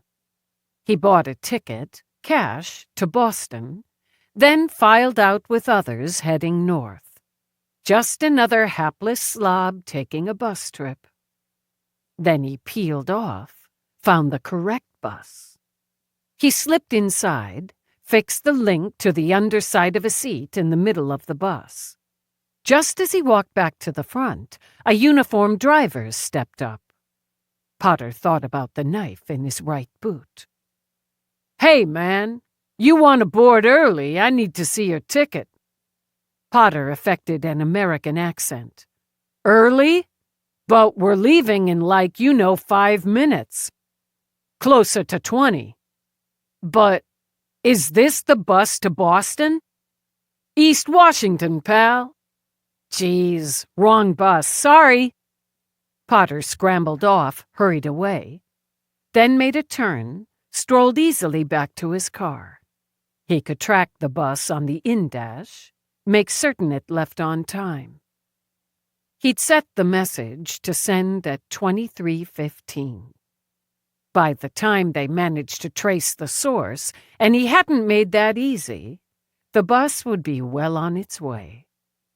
And the idiot cop would chase it down while he sat in his lovely house having a brandy. He hoped she didn't have an accident on the chase. He really wanted the pleasure of killing her. Eve felt herself starting to flag and pushed through the fatigue. She'd gone down the damn rabbit hole again. No choice, only to hit dead ends on the first 2 names Rourke gave her. She had to admit, Potter did have a knack for creating very solid IDs and backgrounds. When you picked at the threads, they fell apart. But it took a lot of picking first. She sat back, gave herself a minute to let her brain coast. You need to sleep. She didn't jolt, too tired for it. I've got another hour in me. Did you get anything else? A bit, after some hard pulling. Still not a direct link to a New York location. Maybe check in on the others? I'll do that. But we're calling it at midnight. That gives you about 45. Since she'd expected him to push for now, she took the 45. You can tell them to call it then, too. We've got all this and the other angles to work tomorrow. We're closer. A lot closer. As she spoke, her link signaled. Relayed from my office. It's on 24/7 until... It's him. Display says the 12. I need you to... He'd already pulled out his PPC. Triangulate. Trace. 10 seconds to set it up. And done. With his other hand, he took out his link, signaled Somerset. They should hear this. She answered. Dallas. Eve Dallas. The computer-generated voice jumped a bit. Listen carefully. This message is for you. It is for mole, panther, chameleon, owl, magpie, cobra, fox, all who remain of the 12, all of whom are responsible for the imprisonment and death of Shark. The time has come to pay. The time has come to choose. Will you hide behind the false mask of hero, or show yourselves to be the cowards you are? The video unblocked, and she saw the boy. Jesus Christ, he's got a kid! On screen! She heard the others come in, heard the exclamations. Quiet, she ordered. Tell them your name. Not comp-generated now, but the hollow sound of computer disguised. I'm Devin. Devin McCready. How old are you, Devin? 9. I'm 9. Eyes on the screen, Eve used the keyboard to run Devin McCready, age 9, New York, and saw the Amber Alert. What's going to happen to you, Devin? You... Tears tracked down his face. You're going to kill me with the gas so I can't breathe and I die. I don't want to. Please, I didn't do anything bad. I was just... Devin, remember what we discussed. Say what I tell you, no more, or I'll have to hurt you. Again. Do you understand? Yes, sir. I understand, sir. Now, what has to happen so I don't kill you with the gas, so you don't die? Somebody has to take my place. Owl, or mole, or fox, or... I can't remember all the names. I can't! Or chameleon, or cobra, or magpie, or panther, or Eve Dallas. And what will happen when one of them takes your place? I can go home. You promised. I can go home, and you won't hurt my mom or my dad or my brother. How old are you again, Devin? 9. I'm 9.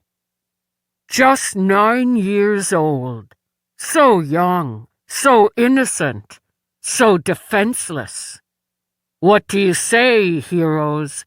Is your miserable life worth more than this boy's? Decide. Choose which of you will trade lives. I will contact Eve Dallas again at precisely noon tomorrow. If you attempt to stall or negotiate, he loses a finger and the price goes up to 2 lives for his." On screen, the boy curled up, sobbing. "At that time, you will receive specific instructions. Follow them precisely, or he loses a hand, and the price goes up to 3 lives. Fail, and he dies, and I take another. Payment is due." The transmission ended. "On the turnpike, heading south," Rourke told her. "No, he's not. He's not. That's a ploy. Misdirection. How fast is he traveling? What was the last mile marker?" "He's been at a steady 60 and sticking to the right-hand lane. A truck, a bus, he's not on it." But she contacted Whitney. "Commander, urgent situation. I need roadblocks, southbound turnpike." She whipped through the details. 5 minutes, Whitney said, and clicked off. "He'll do it." Marjorie rubbed a hand on her heart. "He'll do exactly what he said to that boy." "Quiet."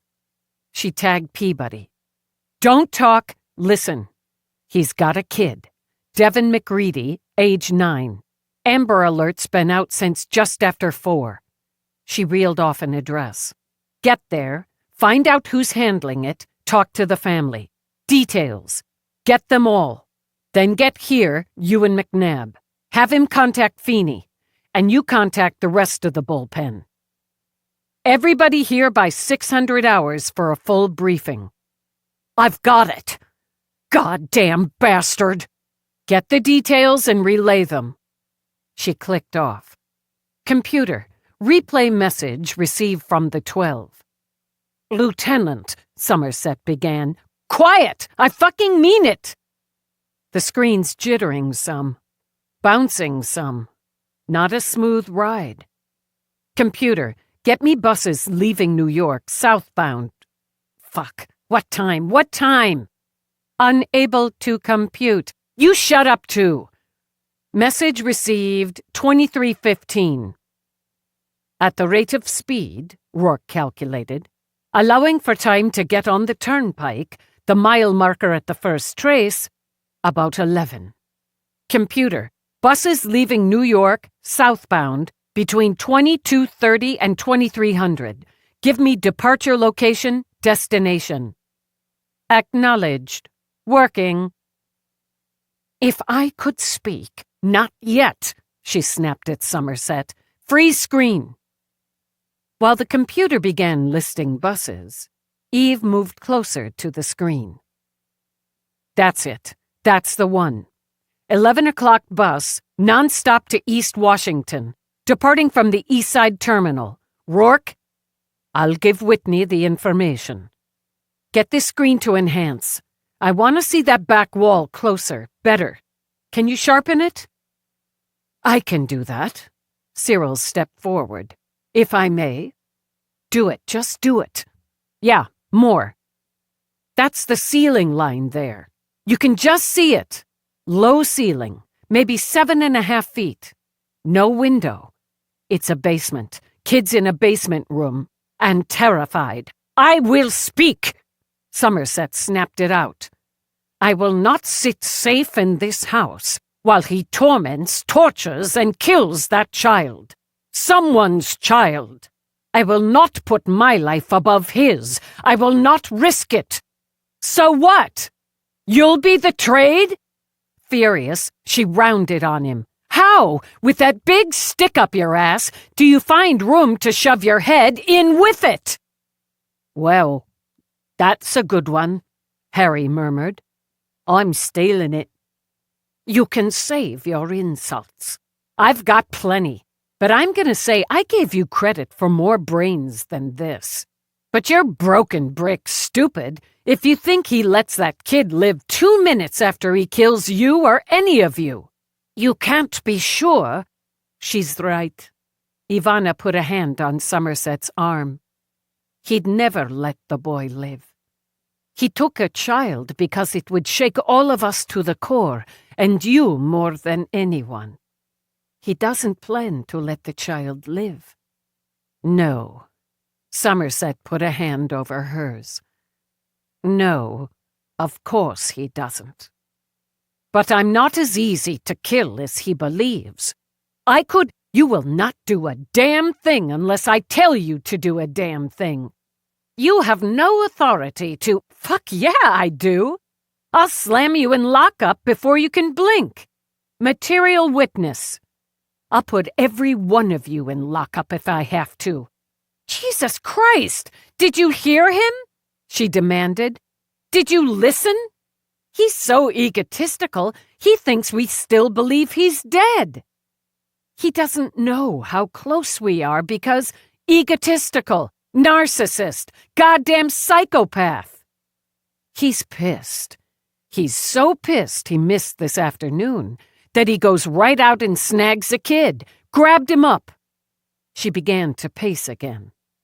Still raining when the alert went out, and that had to take a while. Use the rain for cover. Kid walking home from school alone in the rain. I need the report. Details. 9. Probably not far to walk. Lives in the neighborhood. Lower East, that's pattern. When Somerset started to speak again, Rourke held up a warning hand, shook his head. He should have cooled off, taken a day or two, but he couldn't. Grabs the kid. Kid that age would put up a stink most likely. Maybe lured, but more probably knocked him out. Quick jab, toss him in the car and drive home.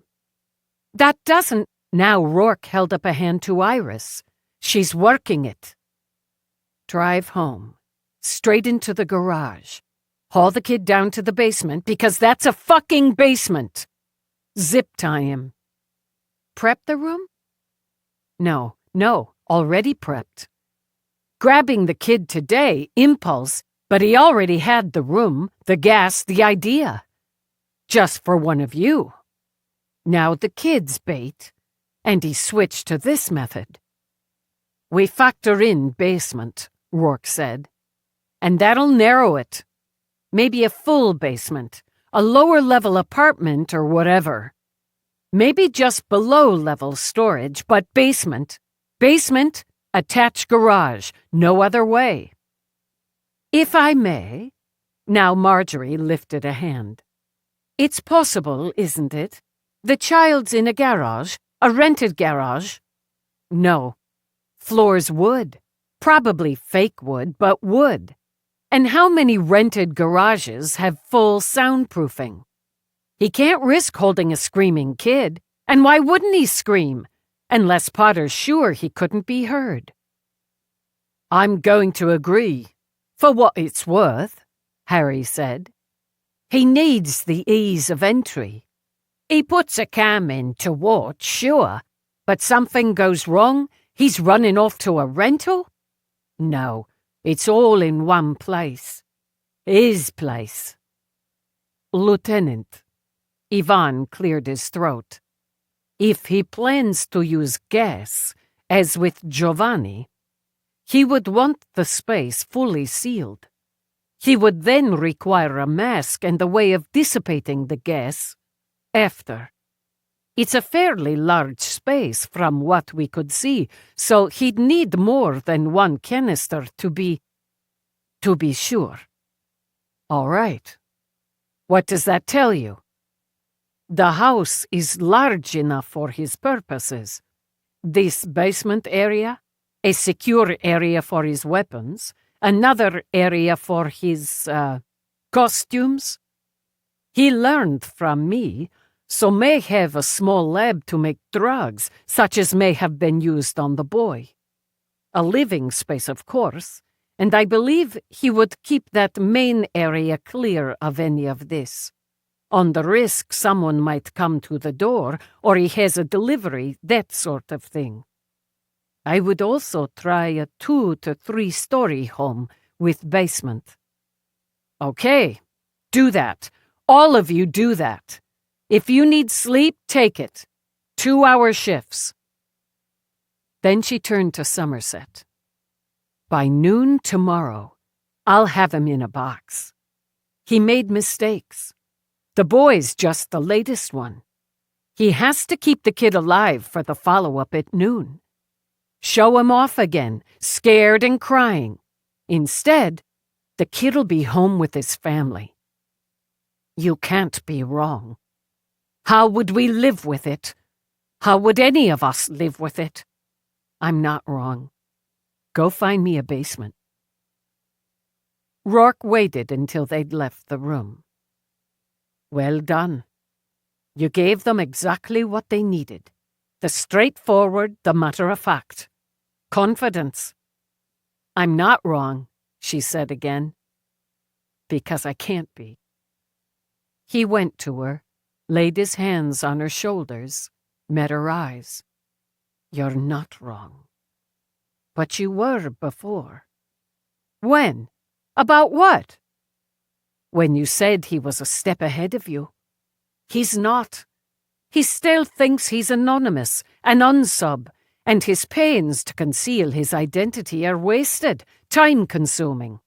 So he's fallen behind and has no idea what's coming.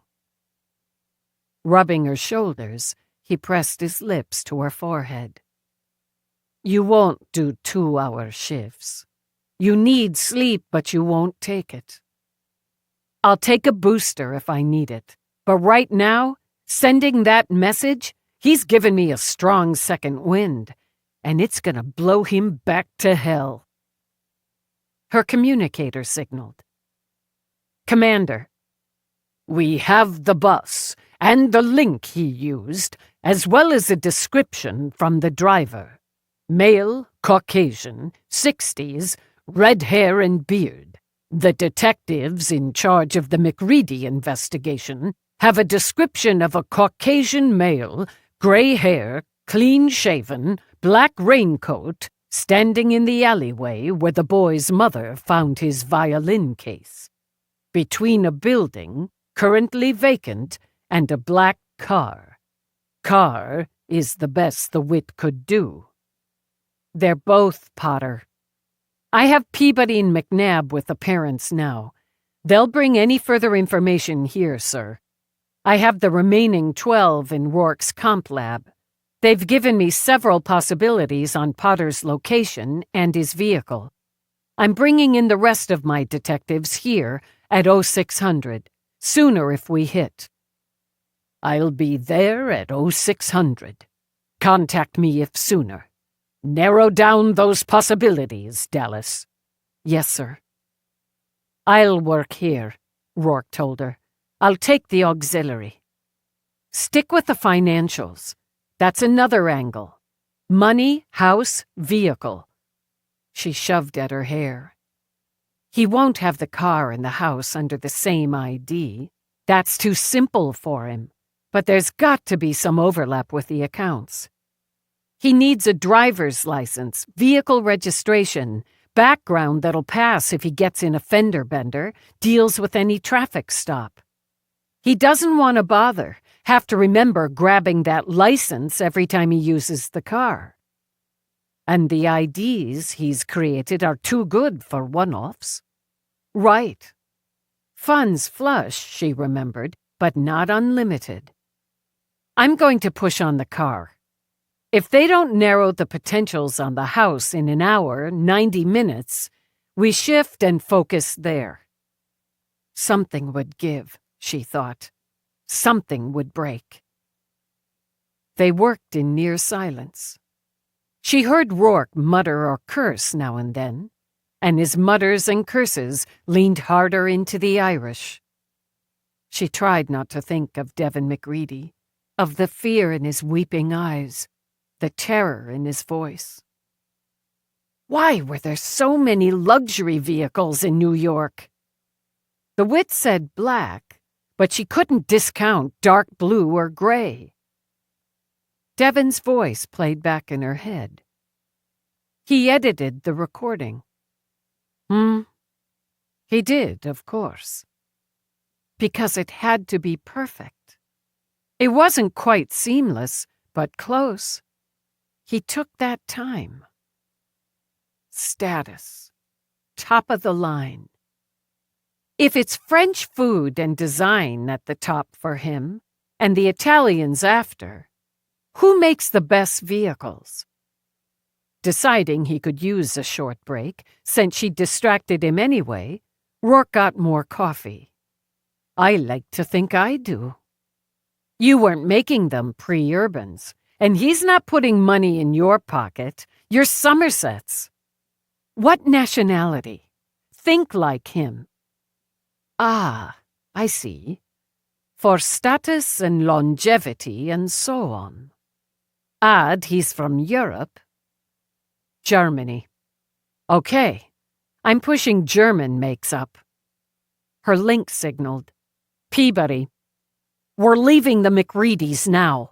I've got the report from the detectives who caught the case, and Devon's parents couldn't tell us much more. They're holding on by a thread, and the thread's really thin. Go by Central, pick up helmets. He might try for a headshot this time. And a battering ram. Bollocks to that, Rourke said. Battering ram's a backup. How close are we to finding him? Getting closer. Take a booster if you need it. It's going to be a long night. She clicked off, rolled her stiff shoulders. You could take an hour on the sleep chair. I'm good. I'm still good. You get so pale. I'm good, she repeated. Time to take a hard look at the far too many German luxury cars registered in New York. She lost track of time as she searched, whittled, added, or deleted. Rourke's link signaled. Peabody and McNabb at the gate. I've let them through. Somerset will let them in. Good. I need to move. She rose, rolled her shoulders, circled her neck. After adding her current list of cars to the board, she paced. Are you getting anywhere? I might be. Past 90 minutes. I lost track. Give them a bit longer. You've McNabb to add in now. Yeah, an hour more. She checked the time. 10 hours, 8 minutes until noon. 12. It's noon because it's 12. He should have given us less time, but he had to hit that mark. That slipped by me, and of course you're right. He crossed to her, held out a cookie. A bit of fuel. What kind of cookie is that? Oatmeal. Oatmeal and cookies should be illegal. She stuffed it in anyway. Next thing, it'll be spinach. Actually, don't tell me. I don't want to know. She turned as she heard the clomp and prance. They came in carrying boxes. Peabody in black didn't particularly surprise her, but she wouldn't have believed McNabb owned any black. The shirt had a lot of black-on-black swirls and symbols, and the air boots sported dark red and black stripes. But the baggies looked almost normal, until you considered the shocked face emoji on the belt buckle. Helmets, Peabody said. Battering ram. Put those anywhere. McNabb, computer lab. Somerset and the rest of them will bring you up to speed. I'm there. McNabb's pretty face hardened like stone. Somebody uses a kid like this? He's going down. He's going down hard. Booster or high-octane coffee, she-buddy. Not both. It was just that one time. Where do you want me? She asked Eve. I've got a list of lower probability vehicles, a culled list of seasonal theater tickets, and a list of Potter's known, so far, aliases. You can use your PPC, cross-check. A wit says the car's black, but, yeah, you can't be sure. I'm going for the coffee instead of the boost. After she programmed her coffee, Peabody sat at the table, and all three got back to work. Chapter 21. At the end of the hour, Eve swiveled in her chair. "Status, Peabody?" "I've got it down to 5. "Better than me. I'm at 8. "Okay." She pressed her fingers to her gritty eyes. "We're gonna switch it up. Computer lab takes the cars, we take the locations. Fresh, well, not fresh, different eyes. Rourke?" He waved her away. "Sticking. May have something." Less than 9 hours now, she noted, and that second wind had died. Resigned to taking a booster, she started to rise. "And there you are! Bloody bastard, I fucking see you now! You got it? This one's important, as he buried it deep. Not much in it, just under 4 million. I might have missed." 4 million, Peabody said as she pushed up and struggled back a yawn. "Not much? Shows how the rich are really different." "Name," Eve demanded. "There's the other thing. 2 names on this account. Reginald and Alicia King." Alicia, close to Alice. He's still obsessed. Wait, I saw that name! Alicia King! It's in mine! Wait! Peabody rushed back to the table and her PPC. I got it! A 2060 Mercedes EQE, black, registered to Alicia King, 154 Riverside Drive. Jesus! Eve started to tag McNabb, then heard his bounce, and the others coming behind him. "We've got 3 solid that hit. Reginald and/or Alicia King, 154 Riverside Drive." "That's one of them! Hell yeah!" "Peabody, call in the team. Add Officer Carmichael. I want him and 5 of his best. McNabb, tag Feeney and Calendar." "They're here, now." She yanked out her communicator. "Commander, we've got him. I'm calling the team in now. On my way. Good work." "It's good," she said as she pocketed her comm, "but not good enough until Potter's in cuffs. And the boy." She turned to Somerset. In a couple hours. 3 tops, the boy's home with his family. His safety's priority. How many do we expect? How many police officers? Her brain, back in business, still couldn't quite do the math. "Including the 3 here," Rourke said, 17. 18 with Whitney. "Sounds right. Why?" "They'll need chairs and something to eat." "That's where you get it from," she said to Rourke. "Fine, but make it fast. They can eat while I brief them. Rourke, get me the house. Exterior, visuals, blueprints." "Already on that." "Lieutenant, I know you need time to plan your op. When you have him in custody," Marjorie looked at the others, "we need to see him. We don't need to speak with him and won't interfere in any way, but we need to see him." "Need to lay eyes on him." Nodding, Harry gave Marjorie's hand a squeeze. "And it'd sure bloody well suit me if he lays his on us." They'd earned it, Eve thought.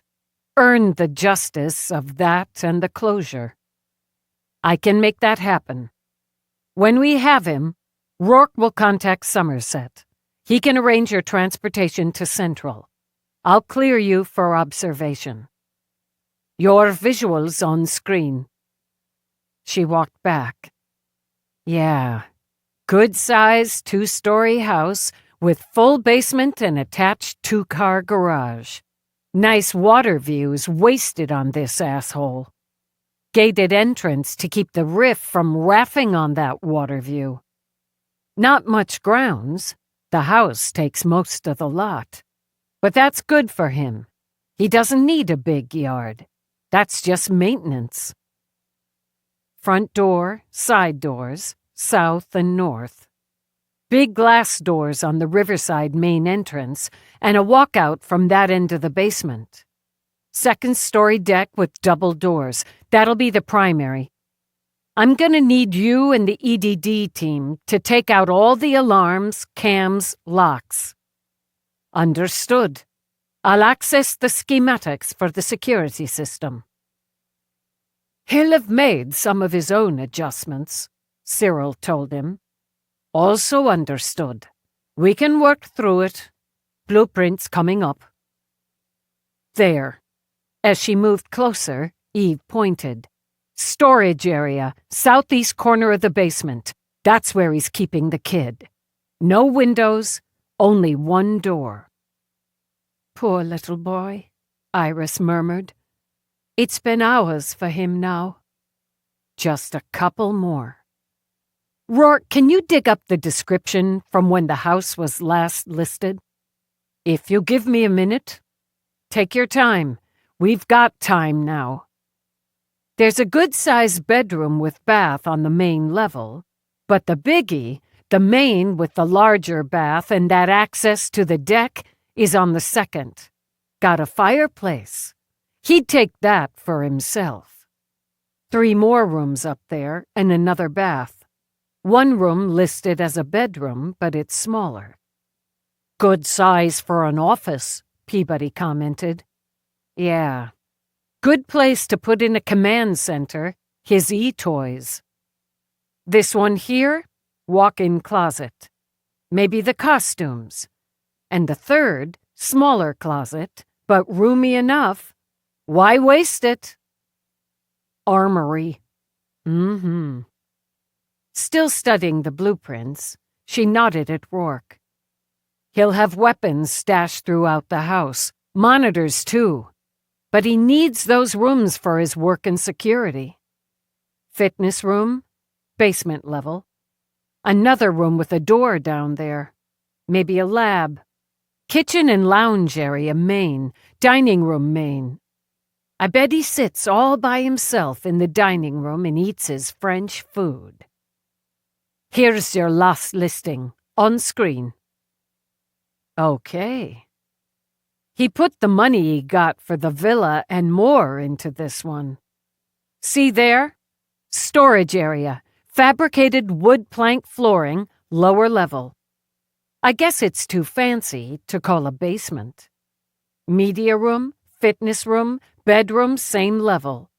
Full bath down there. Fully equipped kitchenette. And look there. Fully secured. Door cams, alarm system, palm plates, and so on. Even gives you the name of the security system. That's yours! It is indeed. Rourke smiled at her. That makes it simple for a change. He'll have more, Somerset warned. Interior cams, locks, alarms, booby traps. Yes, we'll account for them.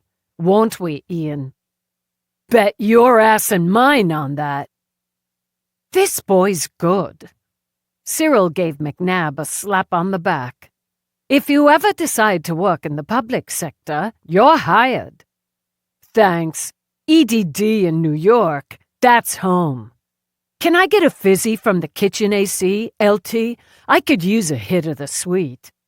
Get what you need. I'll see to breakfast. I could use some help with the chairs, a table.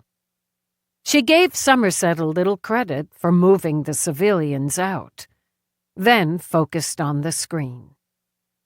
She saw how it would work. Had to allow for complications, but she saw how it would work.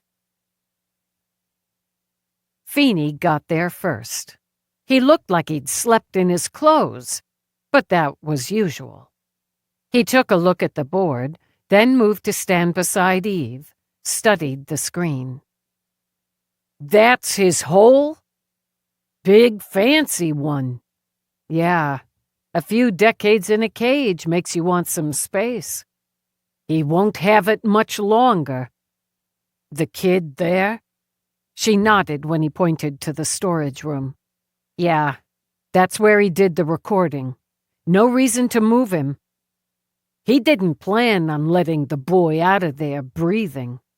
No, but he has to keep him going until noon for the follow-up. Feeney checked the time. We'll have the kid home in time for his breakfast. Got the security system? Rourke's working on that. It's one of his. Feeney grinned. Ain't that sweet? When he leaned over Rourke's shoulder and they began to talk Eve left them to get more coffee. No booster, she decided. Too close to go time, and she'd found yet another wind. This one, a gale. She caught the smell of food as Somerset and his friends carried in the domes, plates. Galahad caught it too, and he patted in, looking innocent. More coming now, Rourke said. Yes, I'll see to it. Somerset went out, and minutes later, Baxter and Trueheart came in. I knew we could count on you. Scanning the table, Baxter rubbed his hands together. Can I pour you some coffee, detectives? Ms. Wright. Baxter laid a hand on his heart. I fell in love with you when I saw this side of morning. Laughing, she reached out to take his hand. You couldn't have been 6 when I played Eloise, and that vid's hardly appropriate for a child. I was 12 the first time I saw it, after I figured out how to shut down parental controls. It was love, and no woman yet has met that standard. Calendar popped in. Breakfast! Whoa! Let me make introductions, Marjorie began, and continued as the others straggled in. Get food, Eve called out, still working on the details. Eat! We're just waiting on the commander. Jesus, Jenkinson! Potter could see that tie from space. I'll tuck it into the shirt till we have him, Lou. And grinning, he fluttered it. I wore it special. See? A big rat in a little cage. A big, glowing purple rat, Eve noted, in a glittery silver cage, and both on a field of emerald green. I see. If I look much longer, I may go blind, but I see. Commander, she added when Whitney came in. Please, help yourself to some food, some coffee. I will. But first, he walked to the 12, saying each name as he shook hands. It's an honor to meet you all. Though Somerset and I have met many times before, let me take this opportunity to thank you, all of you, for your service to your country and to the world. Let me also extend condolences for the loss of your friend. We will bring Conrad Potter to justice. Lieutenant, you have the floor. Yes, sir. As you're all aware, this afternoon, Conrad Potter abducted this child. On screen, Peabody. Devin McReady, age 9. We have full confidence Devin is being held at this location on Riverside Drive, in this area of that location. The safety of Devin McReady is first priority. When EDD has cleared our way and confirms the boy's location and Potter's, we move in and move in unison and in silence.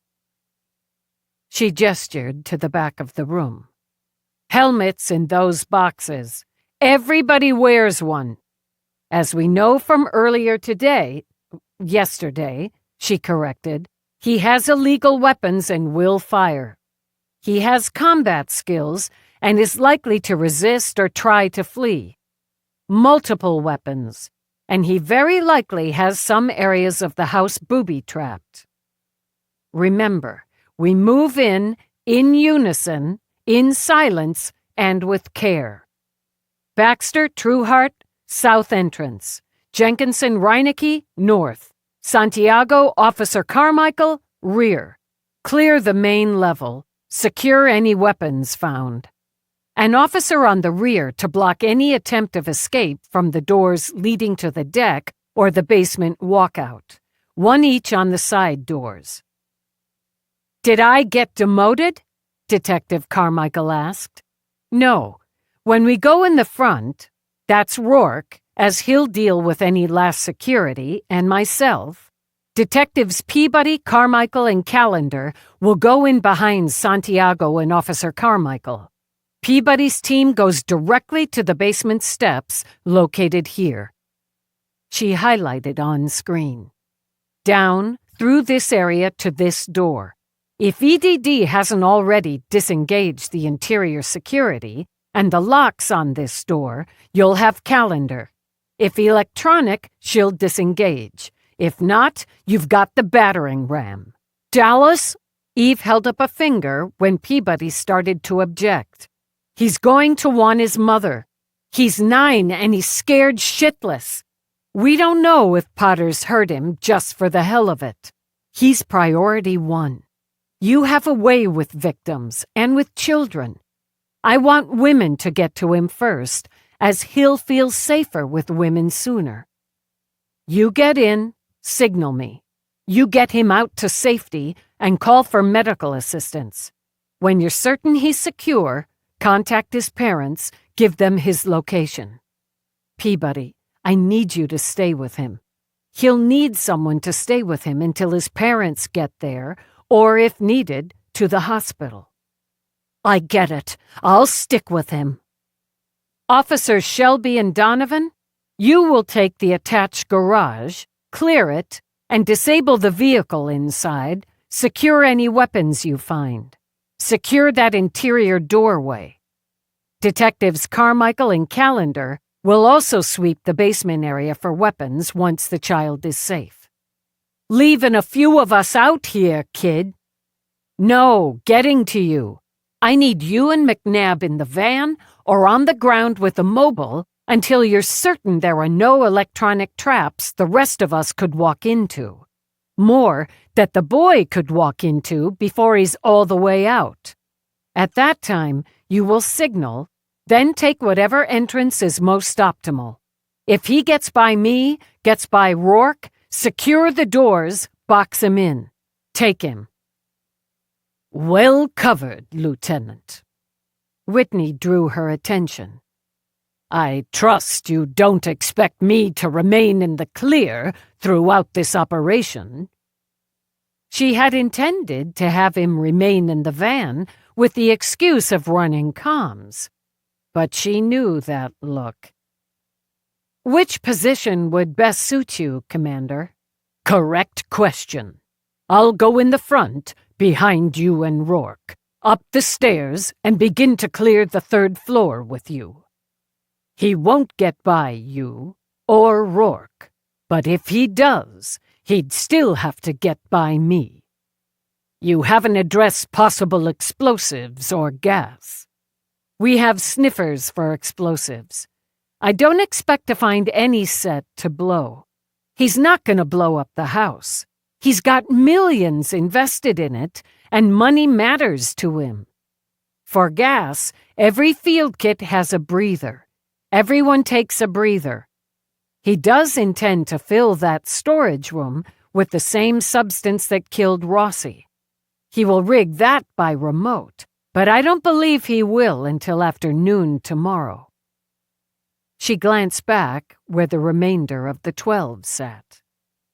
"He doesn't want to kill any of his targets quickly. He wants them to suffer, wants to taunt them. And he'll want to watch. He won't engage the gas until he has one of his targets, and the boy locked in, so he can see and hear his former teammates agonize over the dying boy." "You're very right," Ivan nodded. "Yes, he'd feel a triumph in that. The only thing he's gonna feel is bitter disappointment. Any questions? Ask them now. Then we suit up. EDD team, the commander, Peabody, me in the EDD van. Everyone else... Crap. Rourke, do we have a van? It'll be out front. Everybody else in that. Jenkinson drives. When she'd wrapped up, Rourke brought her bacon and eggs tucked between toasted bread. You can eat in the van if necessary, but eat. Do this for me. Okay. She grabbed a helmet, tucked it under her arm, then took a bite. God, that's good. We'll get there before sunup. Another advantage. Put on the jacket with the thin shield, grab a helmet. Do that for me. He put on his jacket, took a helmet as he looked toward the 12, and Somerset. You'll know when we have him. And when we do, Eve added, get some sleep. It'll be at least a couple of hours before I bring him into interview, probably closer to 4. There are things to work out, so get some sleep. Someone will contact you when it's time to come into Central. Will you, Somerset asked, get any sleep? Depends on the things to work out. When they sat alone, Ivana put a hand over Somerset's. She's outlined a very good plan. And yes, even very good plans can go astray. We'll trust this one won't. More usually, I learn what she's face down, or they have, when I deal with the blood on her clothes. It's different and difficult to know from the beginning. And different and difficult for us, even at this point in our lives, Marjorie said, to be the one sitting and waiting. There's very fine equipment in the lab here. Cyril looked from face to face. It's possible, with a bit of this and more of that, I could hook into the mobile equipment. We can't be there, but we could see as it happens. What are we waiting for? As Marjorie rose, the others rose with her. The drive didn't take long. When they parked out of the gate's camera range, Rourke got to work. The trick is to shut down the camera without alerting the system. And it's an excellent system. You'd know, Eve said. I would. And it has layers to foil someone doing precisely what I'm doing. Can't just backdoor work around it, he said, more to the other e-geeks. And no drilling the tunnel, no sliding down the pole. It's a peel, you see, skin by skin, all while doing the cloning. I'm seeing it. McNabb hunkered closer. Are you going to inchworm it? Calendar asked. I am. Well, shit, watch that tripwire. Rourke nodded at Feeney. No worries, I have it. He'd designed it, after all. And son of a bitch! Feeney shook his head. They're down. The system reads green, but they're down. For 60 minutes, and not a second more. Eve set her wrist unit to 60 minutes while he melted through the gate locks. Exterior house cams. I've got the locks, Feeney said, and his hound dog eyes gleamed. Yeah, I see it, I got it. Couple minutes. McNabb, get me a read on how many and where in the house. On that. No shields there. Guess he didn't figure anyone would get this far. 2 heat sources. And you can see, Dallas, just where you figured. Both horizontal. No movement. Then we're moving. We're go, Eve ordered. On foot, comms open, all teams, go. They moved quick and quiet through the dark, keeping low, spreading out. A breeze off the river trickled through the air as Eve watched them peel off to their positions and headed toward the front doors. "Exterior locks down," Feeney said in her ear, "moving to interior. Different system on the basement doors, prioritizing there." "Too easy," Rourke muttered. "Feeney, do a U-turn and slide." "Copy that." "Yeah, tricky bastard! Little booby trap, secondary alarm." "Another minute." "Everybody hold," Eve ordered. "Hold positions."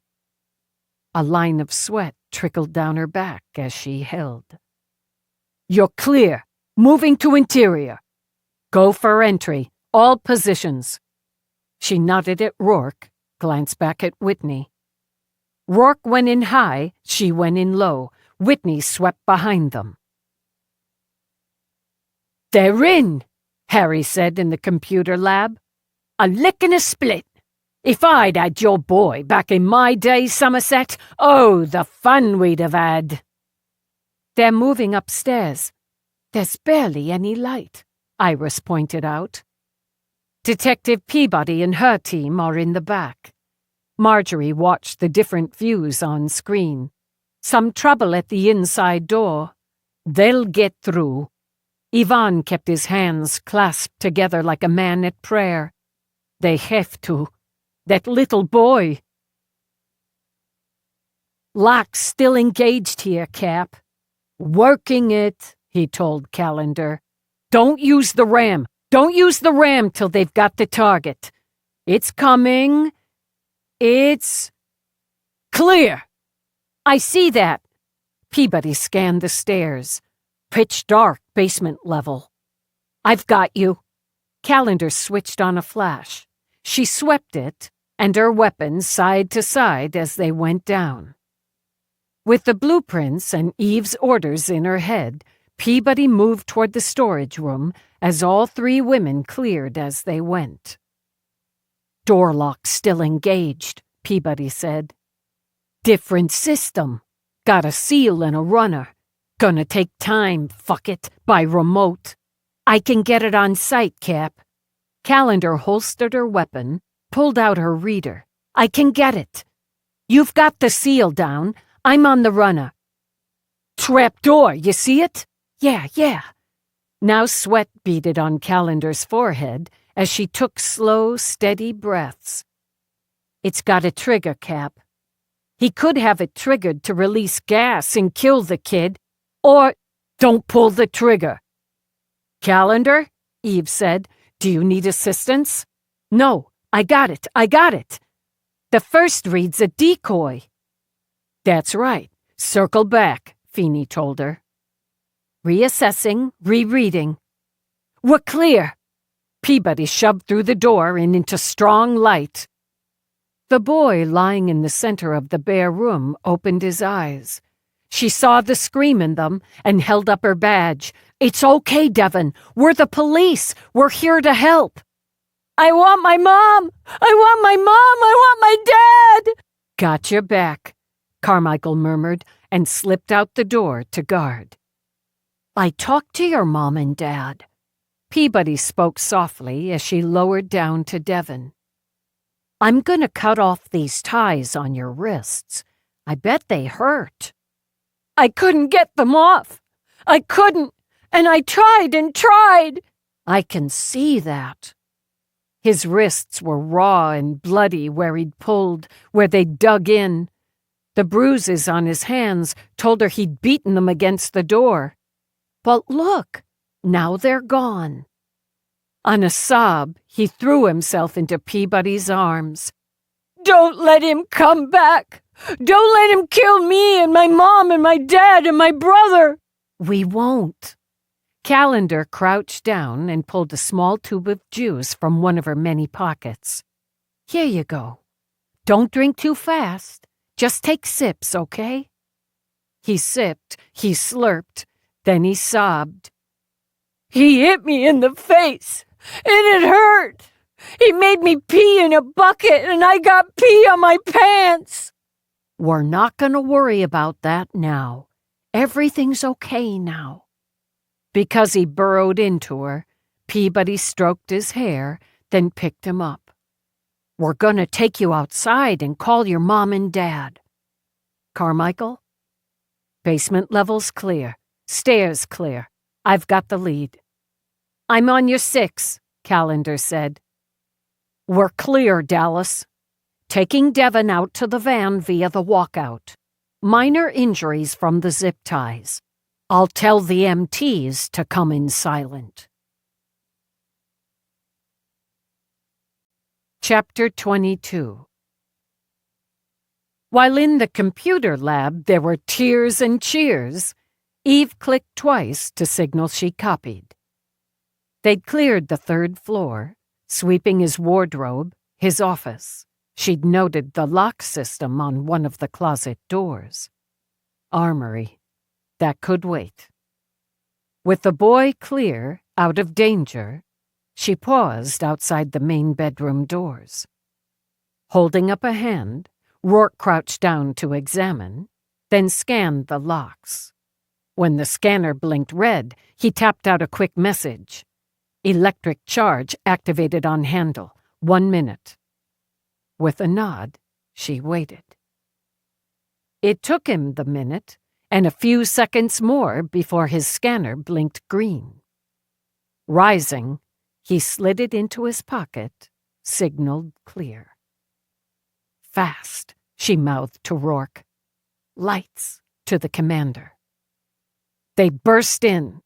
The lights flashed on full in the wide room with its river view.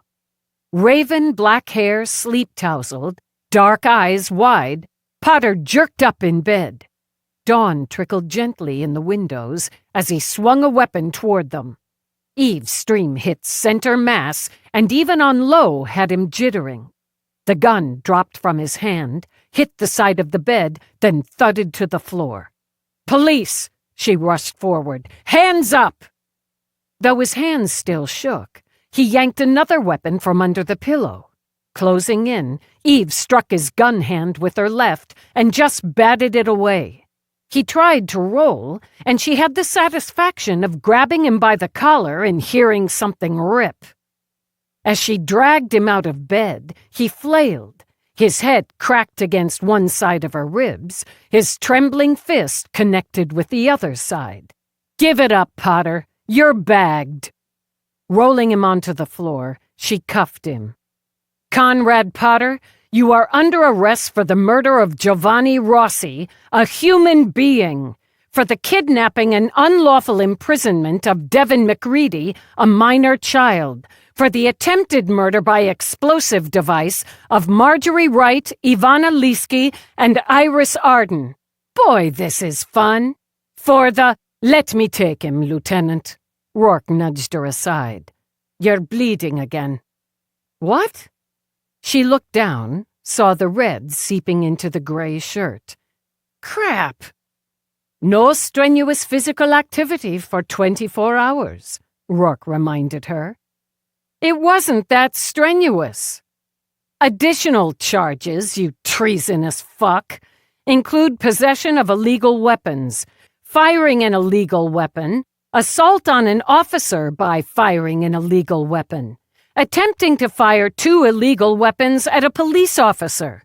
Oh, almost forgot, threatening to maim and execute a minor child."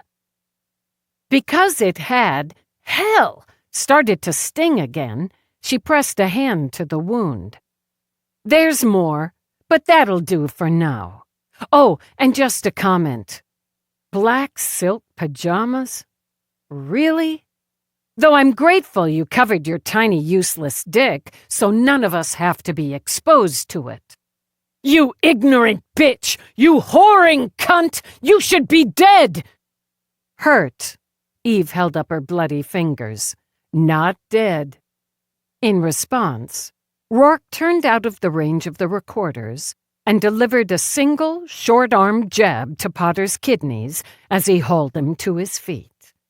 On a choking sound, Potter paled, and his already weakened legs gave way at the knees. Eve simply shot Rourke a warning glare.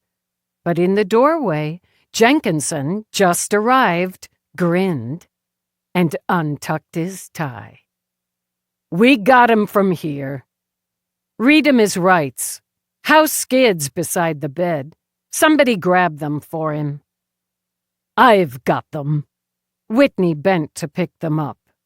And I'll arrange his transport to Central, his booking, and to stay in maximum holding until you're ready for him. The commander looked around the elegant room with its lovely view as Reinecke joined Jenkinson to perp walk a sagging Potter away. He's had his last night in the lap of luxury, but you and your team still have work to do here. Good job. Holstering his weapon, he gave a nod of satisfaction. Damn good job. Whitney paused in the doorway. Go have the MTs close that wound before you start. Sir, That's an order, Lieutenant. Yes, sir. She waited until he'd walked away. Damn it. Don't be a baby about it. Rourke took her arm to lead her out. I need to set things in motion here first. And you shouldn't have punched him. Yes, I certainly should have. That's the sort of thing that gives cops a bad name. I'm not a cop, he reminded her, and I'm only human. Yeah. All right, boys and girls. She paused halfway down the steps to relay orders, and pushing a hand over her face, inadvertently smeared blood on her cheek. Take this place apart. Any explosives, canisters, chemicals, call in the appropriate units to handle. Confiscate, log, and secure all weapons and ammo. EDD, you've got the electronics. Peabody? Where the hell is Peabody? She's with the kid and the MTs, Callender told her. Good call sending the girls in for him, Dallas. He's bonded to Peabody like glue. She can stick with him as long as he needs. Have the parents been notified? We did that as soon as we got him out. They're on their way. Good. Everybody get to work. I'll be back in 5. 10, she corrected, as she had to make some contacts of her own. Rourke, let Somerset and the rest know this part of the mission accomplished. In the computer lab they stood, linked, with Yvonne's hand gripping Iris's and Cyril's arm around her waist, his hand on Somerset's shoulder. Ivana had Somerset's hand in her right, Marjorie's in her left, and Marjorie held Harry's. That was brilliant! Tears clogged Marjorie's throat, thickened her voice. That was bloody brilliant! I wish Joe could have seen it, Yvonne murmured. Harry nodded. So say we all. Somerset took out his link when it signaled. Rourke, of course. Should we move out of here before you answer? Cyril asked him. No. The boy and I don't lie to each other. When he answered, Rourke lifted his eyebrows. Ah, I see. So you already know.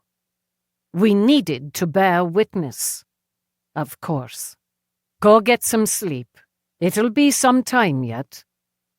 Tell the lieutenant. Well done. I will. I'll send a driver when it's time, so you'll all come at once and together. Thank you for that. From all of us. When Somerset replaced his link, Marjorie sighed. You know, I believe I could sleep now. So say we all, Harry repeated, and made them laugh. As they shut down, started out, Somerset picked up the cat. They won't be home for a while, my friend. You can settle in with me. Eve spoke to the boy, but didn't push.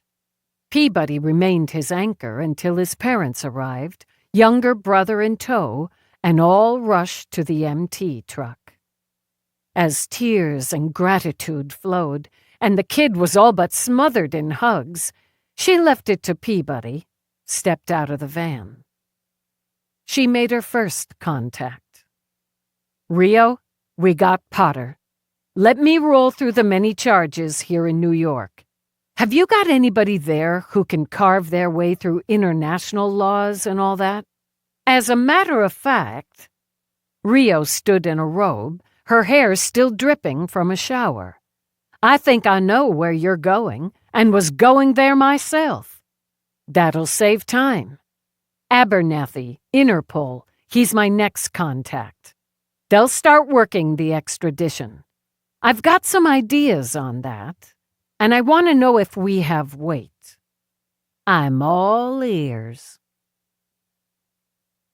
They confiscated 23 handguns, 10 AR-47s, 4 M16s, silencers, bump stocks, body armor, an assortment of knives in the second-floor armory. And enough ammunition to start a war. He'd rigged 2 canisters of gas in the air vents of the storage room and had another 6 to spare. In the basement, he'd stockpiled the C4, the grenades, along with chargers, timers, in a workshop set up to make more. And a lab where he made and stored a variety of drugs, paralytics, hallucinogens, poisons, anesthetics. With sweepers, explosives teams, hazmat teams in place, Eve left Feeney and his E-team in charge. In the van, Rourke at the wheel now, and the rest of her team in the ridiculously plush back, Eve let her shoulders finally relax. He wouldn't have stopped with them. It wouldn't have been enough. After he'd killed the rest of the 12, me, maybe you, she said to Rourke, then glanced in the back at Peabody. Maybe you. He'd have picked more targets. Anybody still alive who'd had any part in his incarceration. Their families, Rourke added. He'd have felt more power, more triumph with every kill. He'd have spent the rest of his life waging his personal war. Now he'll spend it back in a cage. Jenkinson tapped his tie. Just like this. And since we're all friends here, nice sneaky punch. I enjoyed it. Enough of that. I still say you shouldn't have had my cops' rides taken down to Central. Simpler this way. Only you'd think that. But she'd let it go, as they could all use this time as a team. You could have gotten some sleep at home. I will when you will. It's still gonna take me a while to set things up for interview. I'll find a way to occupy myself. He always did, she thought, and let that go too. And since they were just that, a team, she shifted and spent the rest of the drive laying out her strategy for interview and beyond. You know what I like about you, boss? Jenkinson got out of the van in the garage. You got mean smarts. Mean's just mean, smart's just smart, but together, you got something. When they piled in the elevator, Rourke did something to the controls. Non-stop. You're not supposed to do that. I like he did, Reinecke commented. Wish I could figure out how he did it. No. Eve said it flatly and stepped off as soon as they reached homicide. Peabody, we don't need the conference room. Why don't you go break that down? You could give her a hand since you need to occupy yourself. Happy to. Rourke walked off with Peabody, the rest of the bullpen scattered to desks and cubes. Craving coffee, Eve went into her office to find Rio at her desk. Give me good news. I believe I have some, which is why I'm enjoying your coffee, and I'm not sitting in that horrible chair. Sit wherever you want. Gimme. Crossing her legs, swiveling gently side to side in Eve's desk chair, Rio smiled. She wore a deep blue suit, and either that or satisfaction made her blue eyes sparkle. It's not finalized, not set in stone, but I know when a deal's gonna happen. And the fact is, there's considerable agreement for your solution on the other side. Eve satisfied her coffee craving. There's blood on your shirt. Yours or his? Mine, but it's fine. Has he asked for a lawyer? A legal rep? No. That's always advantage us, but either way. Mira? I contacted her after Abernathy. She's in. Another advantage us. He will, as we all know, have to serve out his sentence. Life, no parole, where those previous crimes were committed. Eve just gulped more coffee. And, even with extradition in the works, you'd have full authority to interview him here for crimes committed here. We, of course, have an absolute right to try and, unquestionably given the evidence, convict him of those crimes, and those crimes carry an equally heavy weight. Eve went for more coffee. And, as I said, I know when a deal's gonna go through. This will. The rest is up to you. I want the rest. I can make it happen. I'm gonna call him up soon. Get started. When's the last time you slept? I honestly can't tell you. But I've hit some point where that just seems irrelevant. I want to wrap him, so we're gonna wrap him. Then I'll sleep. She went straight to the conference room. Tag Somerset. Let him know we're bringing Potter up inside an hour. Is it set? Peabody asked. Rio's confident, so we'll be confident. Let Mira know, and Whitney. I'll book the interview room. Already done, Peabody told her. We've got A. I really don't have to be good cop? Be as mean as you want, but smart mean.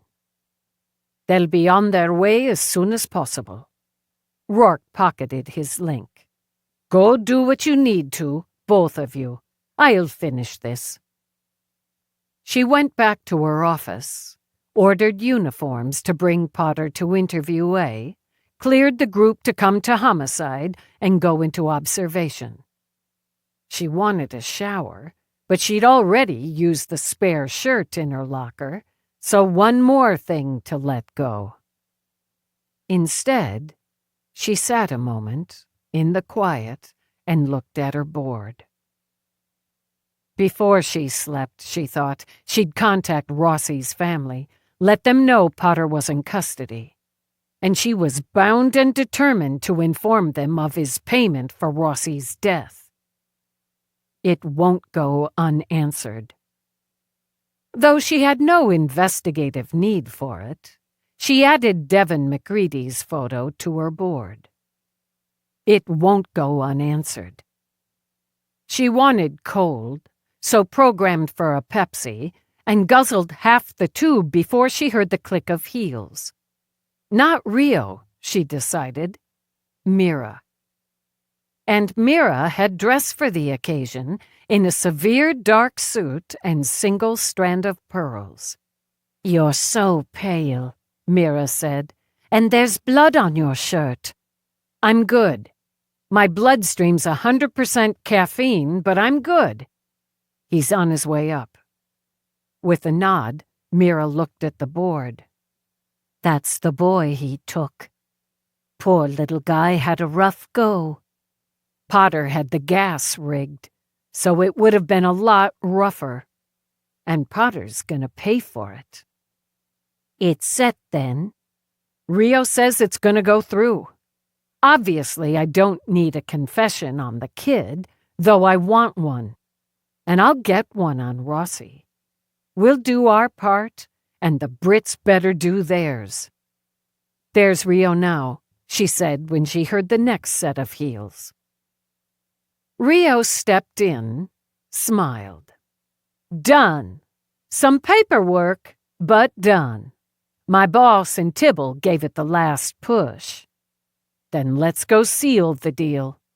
The boss wanted to handle this part, Rio told her as they walked, but he agreed with your tactics. Potter thinks women are inferior. He's coming into the find out portion of the program. Peabody, with you. Eve paused when she saw Rourke in the corridor. Somerset and friends are on their way up. I'll show them to observation. Whitney and Tibble are already there. Tibble's in observation? He is. I won't wish the four of you luck, as you don't need it. I'll just say, finish him. Count on it. They walked to interview A, and Eve opened the door. She enjoyed the sight of Potter in an orange jumpsuit, a far cry from silk pajamas, and the wrist and leg shackles added a nice finish. Record on. Dallas Lieutenant Eve entering interview with Potter Conrad. Also entering, Peabody Detective Delia, Rio APA Share, Mira Dr. Charlotte. What is this? Dark eyes full of derision, he sneered. A fashion show? Eve just reeled off the various case numbers and sat. She set the file she carried at her elbow, as did the other women as they took their seats. Mr. Potter, you have been charged with a number of serious crimes, including murder in the first. Were you read and do you understand your rights and obligations in these matters? I understand them perfectly. This time he smirked, as he had at the camera on the night of Rossi's murder. I've spent considerable time studying law. I guess you had plenty of time for that during your incarceration in Manchester, England. Due to your knowledge and study, are you waiving your right to legal representation during this interview? I am my legal representation. And this interview is bollocks. I see you brought your sidekick and... APA? Assistant Prosecuting Attorney, Rio supplied. How often do you sleep with your boss? I haven't, thanks for asking. Office romances are so messy, and his husband wouldn't approve. A preoccupation with sex is understandable, Mira commented. You had no conjugal visits during your lengthy incarceration.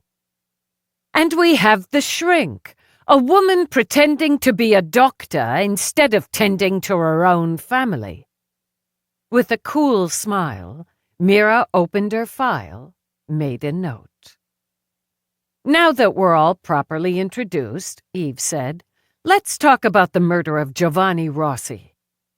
Potter started to wave a hand in dismissal, but couldn't manage the insouciance with the chains. Are these necessary, ladies?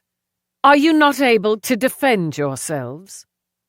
I think I managed that just fine when I put you in your silk pajamas down. The shackles stay. Giovanni Rossi. What about him? Did you contact Giovanni Rossi, posing as Lawrence Somerset of New York, both former underground team members, in order to lure Mr. Rossi to this city? He'd hardly have come if I'd sent up a flare, and one does miss one's old compatriots. You had established yourself in New York, in the residence on Riverside Drive, as Reginald King. It flows, doesn't it? This time, instead of his hand, he just waved his fingers. Reginald for royal, and of course, king. Reginald comes from the Latin Reginaldus, which stems from Regina, meaning queen. He bared his teeth at Rio. Don't be absurd. Queen King. Funny. Peabody shifted to Mira. Would choosing a name like that indicate delusions of grandeur? Because what I'm looking at in here sure doesn't come off royal. Not delusions, as much as a deep and obsessive need to prove himself superior. I have no need to prove what is. We can sort all that out later. And keep pissing him off, Eve thought. He's used a lot of names, and there's probably a treasure trove of psychological issues in them. But for now, Mr. Potter, you communicated. We were able to access that communication from your electronics. Posing as his old friend, you asked Mr. Rossi to come to New York, and with this message, included tickets for his travel. You instructed him that he would be met upon his arrival. A common courtesy. Didn't your mother teach you manners? Oh, that's right. You have no mother on record.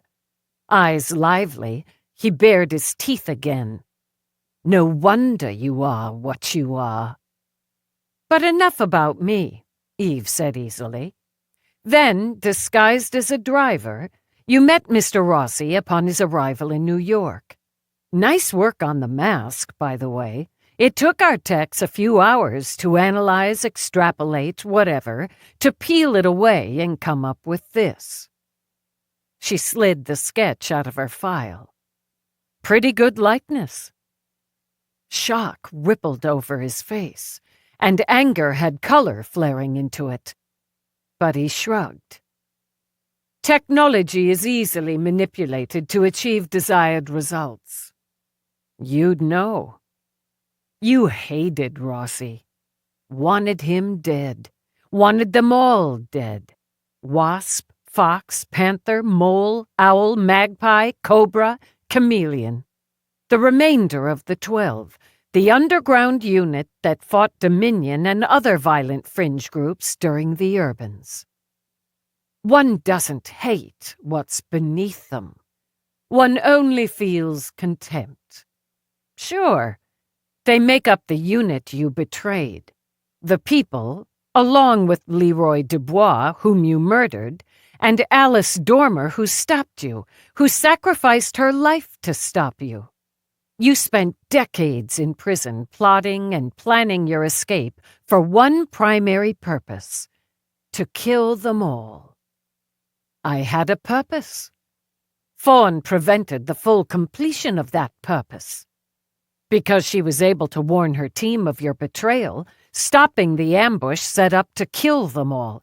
So you had to run. Retreat, he corrected. You didn't get far. Rossi found you. Wasp might have beaten you to death if Fox hadn't stopped him. Eve angled her head, smiled just a little. Which was worse for your twisted ego, I wonder? Being caught and beaten, or being spared more beating by another you felt contempt for? I bet it's a tough call. I'd have handled Wasp. I'd have handled both of them. But you didn't. Rossi busted your nose, your jaw, cracked a few of your ribs, bruised your kidneys. She glanced up from the medical report in the file. I bet you were pissing blood for a week. You're a crude, ignorant female. I can't argue with the crude. Then, thanks to the 12, you ended up in Manchester, in 5 hells. It took you decades, and then the only way you could handle Rossi was through deception. It's all he's got, Peabody commented. Lies, deceit, masks, wigs. Oh, the face work so he could massage his gigantic ego and look younger. When it comes to a one-on-one fight, just another pussy. You're nothing but an underling, serving under a bitch who's trying to be a man. That's Lieutenant Bitch to you, asshole. Peabody snapped back as she rose, leaned forward. You're on that side of the table, shackled. The ovaries on this side are a hell of a lot tougher than your tiny shriveled balls. The day will come when I'm not shackled, and I'll kill you slowly. Oh, shiver. With an eye roll and fake shudder, Peabody sat again. We can add threatening an officer on record to the charges. He turned his head to smirk at Eve. Your charges are shite. Even if you could prove them, they're shite. So fuck your charges. I'd say fuck you, all of you, but none of you are my type. We're all grateful for that small blessing, Rio commented before Eve continued. You drove Rossi in a limo you'd previously stolen. Speculation, which you had modified, Eve continued, and using a canister of phosphine, which you'd also stolen and hidden during the Urbans, filled the passenger area with said poison gas, while you watched Rossi fight to escape, choke, convulse, die through the camera you'd installed. No proof. None whatsoever. We found additional canisters, same poison, same era, same canister type in your residence. Circumstantial. Wow. Rio gave a quick laugh. You should have studied a lot harder. And that doesn't even touch on the fact your prints are on the explosive device planted under the table in Chez Robert, or the fact that Devin McReady was held captive in a locked room in your basement, with another canister rigged to fill that room with poison gas, Peabody added, or Devin's hair found in the trunk of the car parked in your garage, the recording you forced him to make, which you then edited and sent from a mobile device. I was gonna get to all of that, Eve complained. I'm taking things in order. But since we're there, we tracked the link in recording, identified the bus and the driver ID'd you, or the red wig and beard you wore, and which we again found in your residence. And, of course, we have Devin. You didn't bother with a disguise after you had him in that room, because you were never going to let him leave that room alive. Bollocks and shite and of no consequence. I could have shot the boy in the head and tossed him at your feet and it wouldn't matter a bloody damn. Just how do you figure that? I'll be extradited. Nothing I've done here matters at all. I see. And she did. She shot a look at Rio, and to her credit, Rio shot back one of concern and worry before she spoke. We can fight it. You'll lose. Sitting back, Potter spread his fingers. You didn't think ahead, did you? None of you. If that bomb had gone off and killed those 3 whores and half a dozen besides, you could do nothing. If I'd lured one or more of the rest into that room with the boy and killed them all? He shrugged. Nothing. Impunity.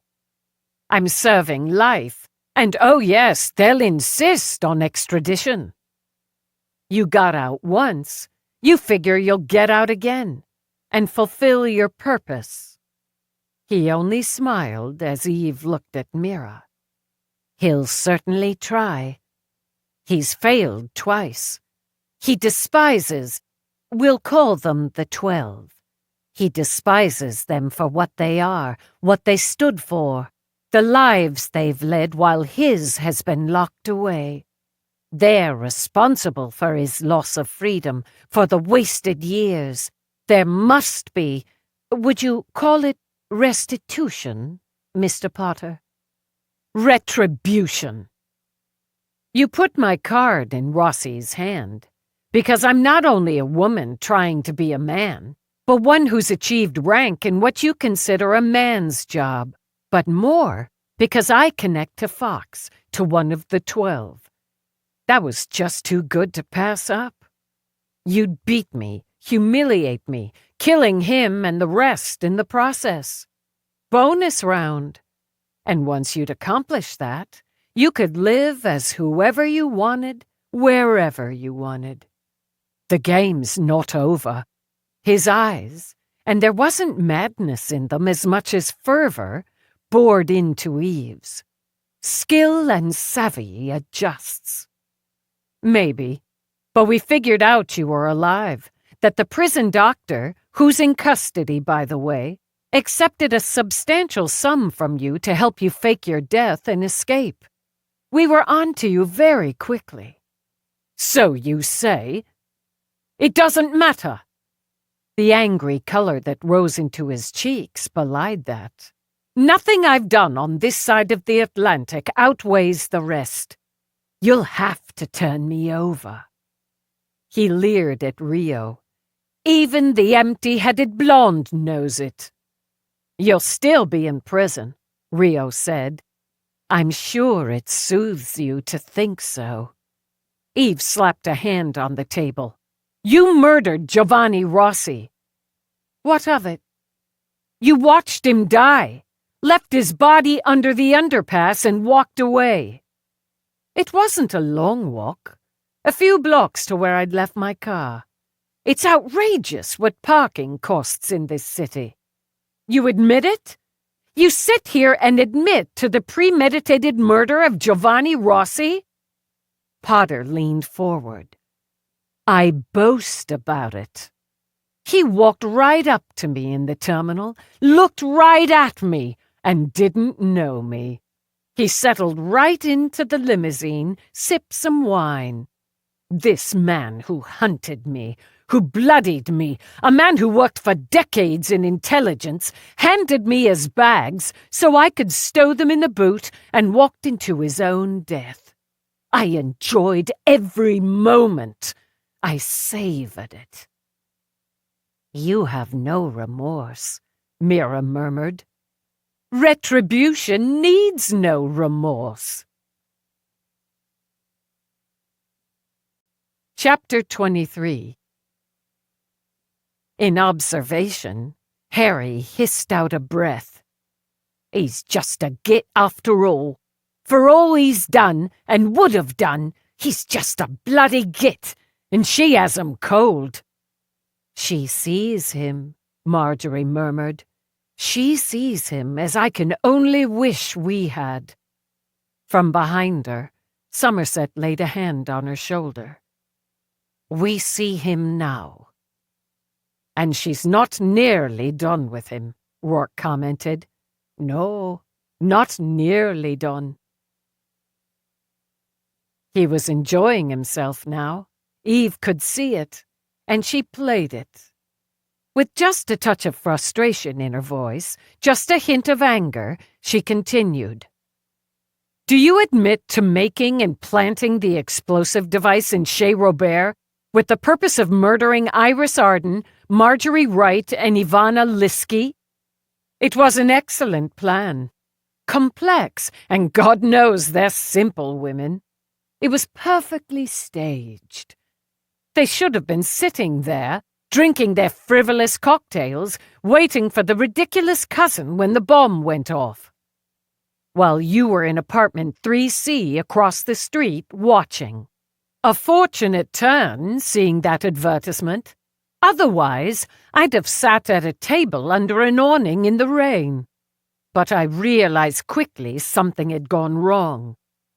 You interfered. I interfered, and you ran. Retreated. You, girl, may have gotten lucky with the explosive, but you obviously know nothing about tactics or strategies. I know running when I see it, but we'll say retreat if that blows up your skirt. Your retreat included taking a shot at me with an illegal weapon. Illegality hardly matters. And when you missed, you aimed and fired that weapon at 2 female civilians. He just shrugged. Needs must. You're like them, the pathetic 12, always concerned about civilians, innocents. War is death, and death doesn't separate the innocent. By firing at them, I stopped you. For the first time, he frowned. And hit you, I'd swear it. But you had body armor, I suppose. Still, it stopped you, and I completed my retreat. Only to, a short time later, abduct Devin McCready. He was on his way home from school. You must have scouted that area previously, known about the park, the school, the alley, and empty building. He sighed, adult to slow-witted child. Of course I did. Preparation is key to success. If the boy hadn't been alone, if his mother had done her parental duties, I couldn't have taken him. She bears the blame. You complete prick! When Peabody shoved up from her chair, Eve held up a hand. Easy, detective. He's sitting there, blaming the mother for somehow allowing him to drug a child, dump an unconscious child into the trunk of his car, to zip-tie the kid's wrists and ankles and dump him in a locked storage room. Emotions, you see? Visibly amused, Potter shook his head. The female runs on emotions rather than logic. The soft-hearted man does the same. I'll show you emotions. Peabody balled a fist, and Eve pushed quickly to her feet. Take it down, Peabody. Lieutenant, I carried that kid out of that basement, sat with him while the MTs treated the wounds on his wrists, his ankles, held him while he cried. Have one of your own, then, Potter suggested, and be a mother to it, instead of pretending a sidearm and badge make you as good as a man. Eve put a hand on Peabody's shoulder, as if restraining her. Take it down, detective, Eve repeated. He's bitchy because his mother ditched him when he was a kid. You shut up about that. Hey, I get it. No mother on record here. Eve tapped her chest. Maybe Devin's mom should have walked him home from school. Orchestra practice, she added. He plays the violin, which his mom found in its case in the alley. Guess he dropped it when you grabbed him. She walked around the table, gave a long look through the two-way glass before she turned again. But since none of it matters, I have to say, it took some guts to let Pierce dose you back in 5 hells, make you essentially dead. He's a greedy man, an unhappy in his circumstances man. It pays to know your tools, and I knew he wanted that second payment. He wouldn't get it until I was clear. Risky, though, still risky. But you're a man who takes risks to get what he wants. Gotta admire that. As if chatting, she eased a hip onto the table on his side. You took your time after. Accessed your hidden funds somehow or other, got your face work. Took some time to refresh. Where'd you go? I bet France. Say, a flat in Paris? Then a villa on the French Riviera? How about Saint-Tropez? I researched, too, she said, when his surgically chiseled jaw hardened. You go for French food, another reason you chose Chez Robert for your kill trap. The Coquille Saint-Jacques is excellent there. I bet. You had to enjoy freedom after all those years in a cage. And you had to plan, logically, but with complexity, too. No simple, direct methods. Not your style. I think I get why New York. You had a little thing for Alice Dormer, but she was married to Somerset and didn't return that little thing. I assure you, had I pressed the matter, she would have. And she had no business remaining in the unit after giving birth. Mom thing again, Eve said casually. I bet you'll mind that one, Dr. Mira. Oh, I already am. Figured. But the point is, Somerset's in New York, and as it happened, a second target on your kill list, Ivana Leesky. They've been friends since childhood. Pre-Urban's friends who worked and fought together when war broke out. A talented dancer. That should have been enough for her, as obviously her fatherless children weren't. And Fox? Some skills, certainly. But he should have kept his wife out of the fray. Wasp at least did that much. But with two in New York... No, wait. Shaking her head, she pushed off the table. I almost missed it. Again. On the slim chance something went wrong, or you were found out after you'd completed your mission, your purpose, it would end just like this. She turned around, met his eyes. Where nothing you did here would matter. 1 murder, Rossi's, 7 with all of them. More with collateral damage in the restaurant, Devin McCready. You weren't going to let him go, were you?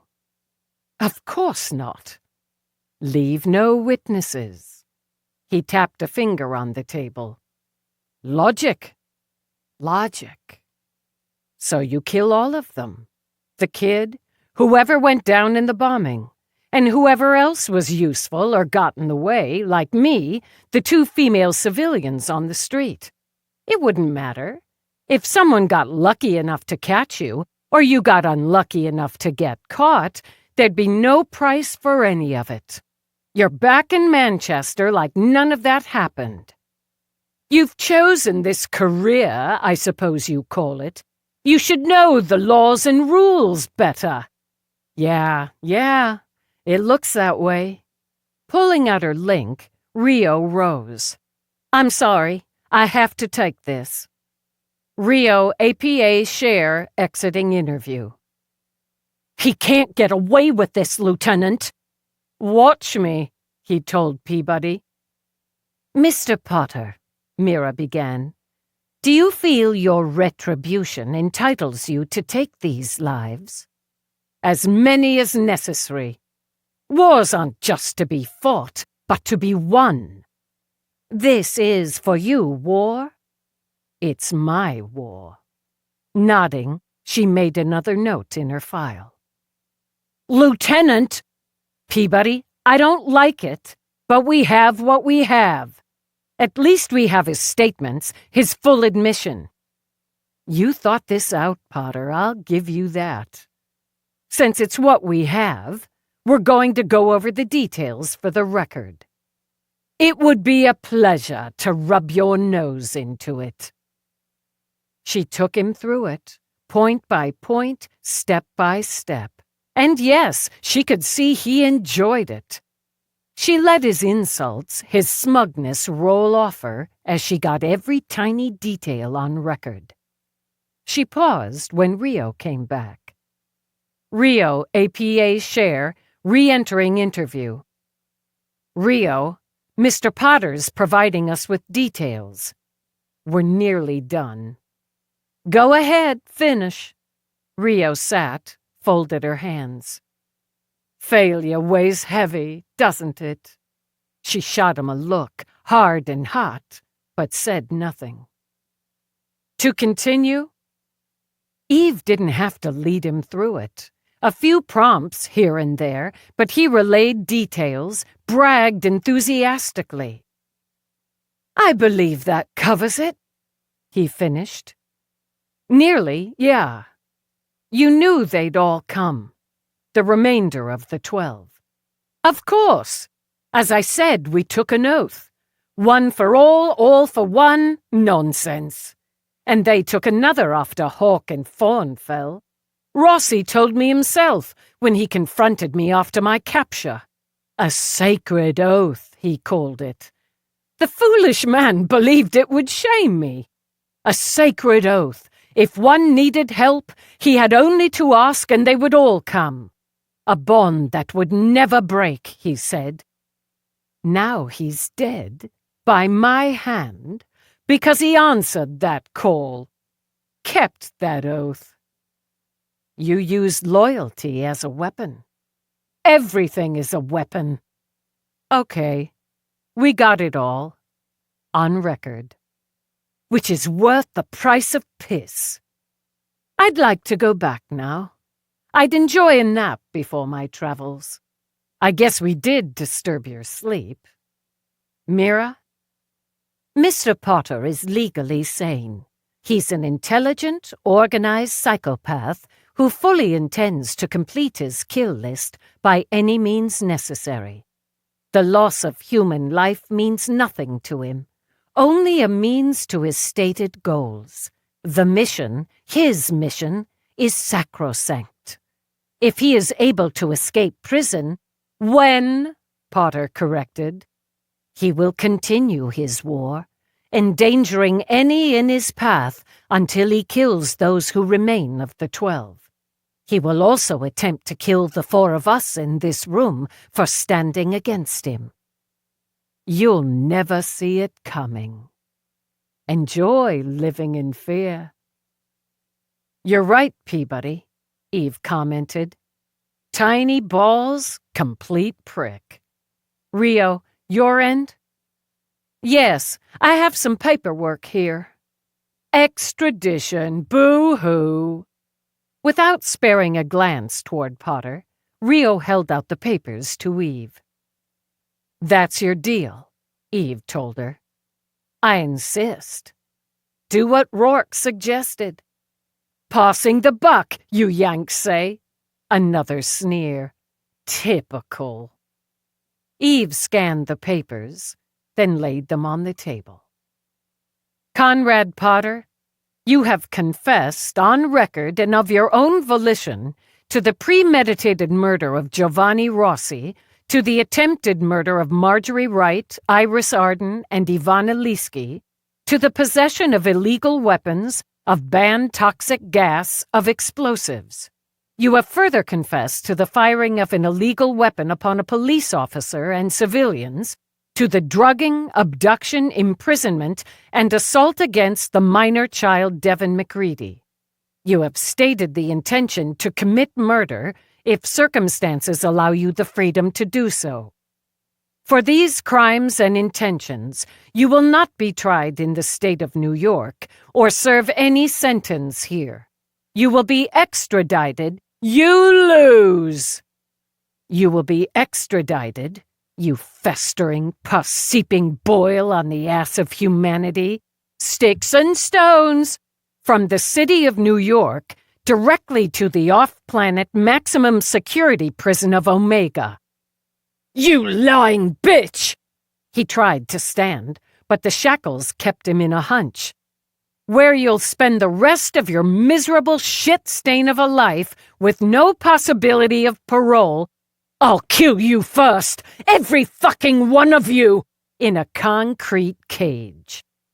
This relocation is authorized and agreed upon, due to your crimes committed in New York City, by the British government and the goddamn United States of America.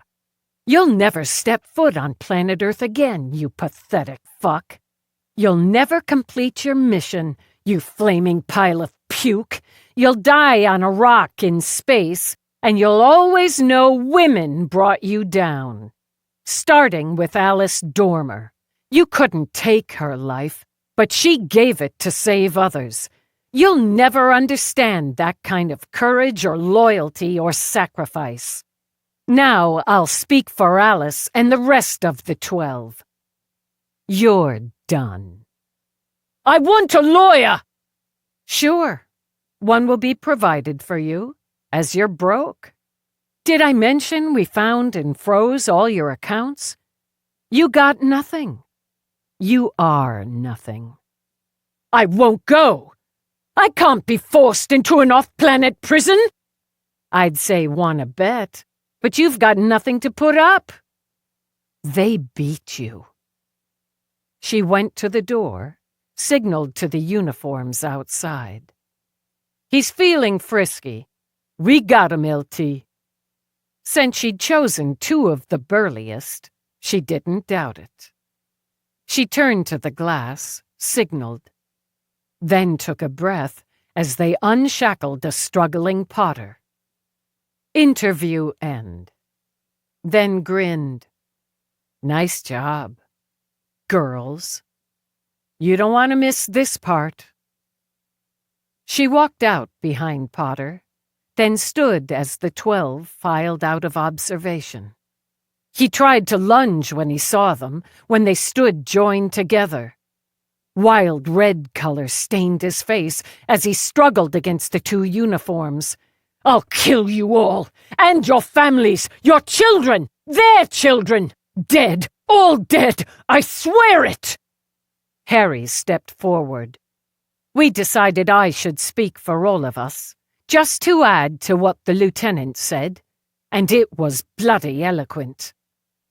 He held up his middle finger. "Now, we'll never speak again." "Secure him," Eve ordered. "I'll come back for you!" he shouted at Eve as they dragged him away. "I'll listen to you scream as I cut out your heart!" "What was that you said in there before, Peabody?" "Oh, yeah. Shiver." "He'll live the rest of his life," Mira said, plotting, planning, and burning inside. "He'll never get through the rage, and it will eat at him every day." Good to know. Really good to know. The world's a better place without him on it. I'll complete my report. Thank you, Dr. Mira. And I'll let the people who need to know that it's done, and tied in a big shiny bow. Some days, work is just a joy, Rio added. You got that right. Eve turned to Peabody. Bad Peabody. It was invigorating. I wasn't really gonna punch him, though, except in my mind. I know. Bad Peabody did good. Contact the McReadys. Let them know he's going away and where. Then go home. Get some sleep. I'll write it up.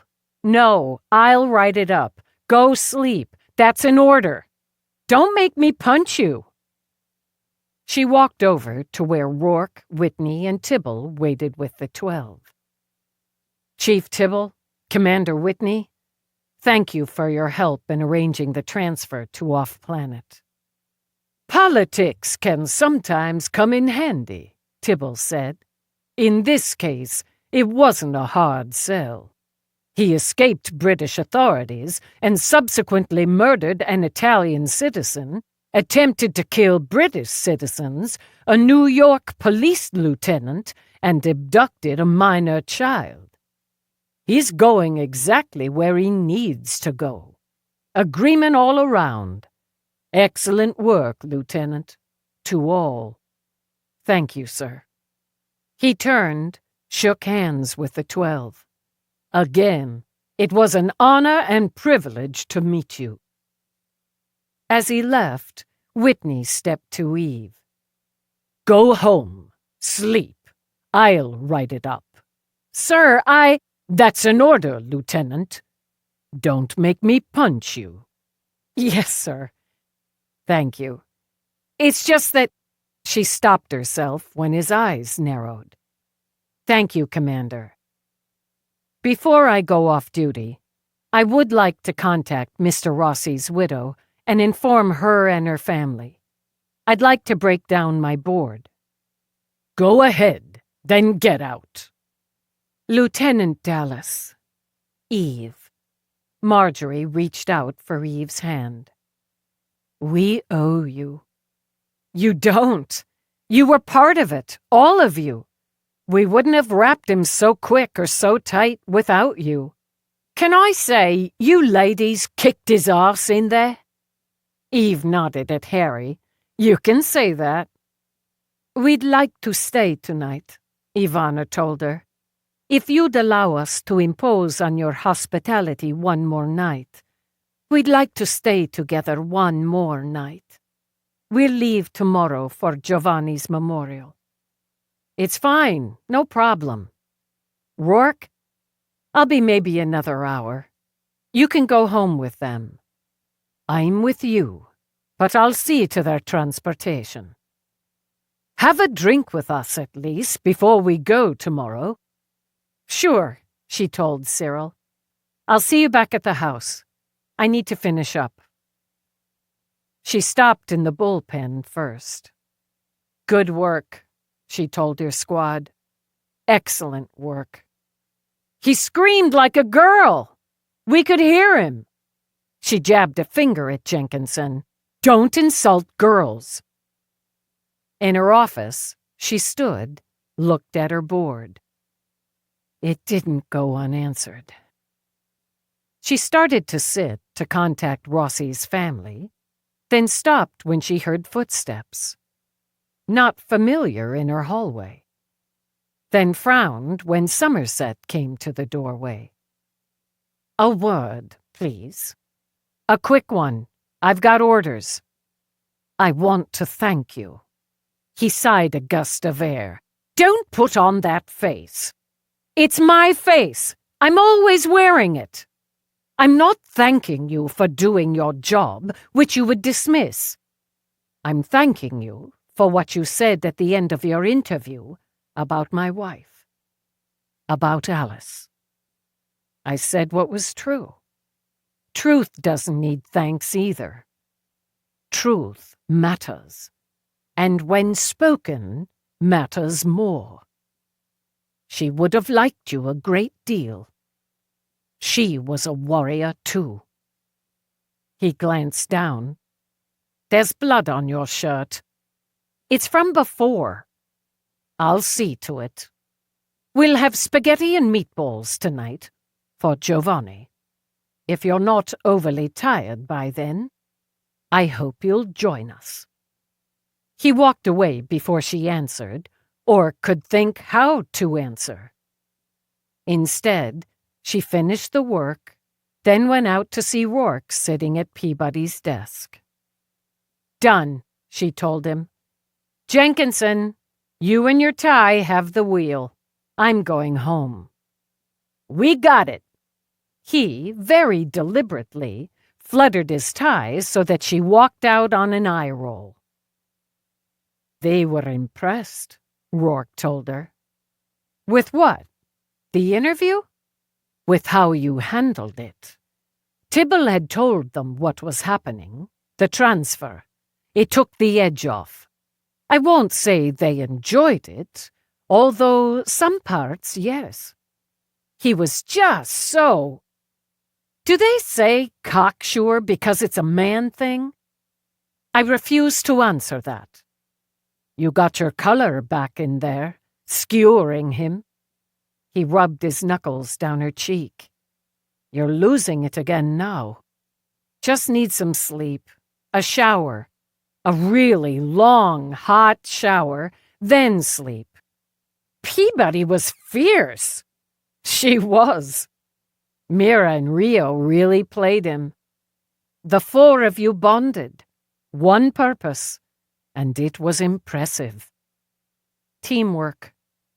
He was so proud of it. The idea he'd worked out that nothing he did here would matter. Kill, maim, destroy, so what? Can't hold it against me. And you proved otherwise. The law did. The system worked. Both sides of the ocean. By the time they made it to the garage, it started blurring a little, but it satisfied that she could still see the shock on Potter's face when she'd lowered the boom. A boom's a noise. It is indeed. He opened the passenger door, all but poured her into it. Then why do you lower it? A boom on a ship. You raise and lower it. That's stupid. I wish I hadn't thought it. Adoring her, he walked to the driver's side, got behind the wheel. "Spaghetti and meatballs," she muttered. "After you've slept." "Yeah. No. Somerset said spaghetti and meatballs, and we should eat with them." "I don't know. After you've slept, I think you'd enjoy it. They're, as I've said, an enjoyable bunch." "Maybe. Is he going to Italy too? Somerset?" He glanced over as he drove, noted she was nearly under. Of course, they were mates. Just you and me tomorrow. Tomorrow, and a few days more, you and me. Nice. Been busy. Miss you and me. She dropped into sleep, so he took her limp hand, brought it to his lips, and kept it pressed there for several seconds. You and me, he thought. Even when it's not just, it's you and me. He drove home, where he intended to sleep with his exhausted wife until spaghetti and meatballs.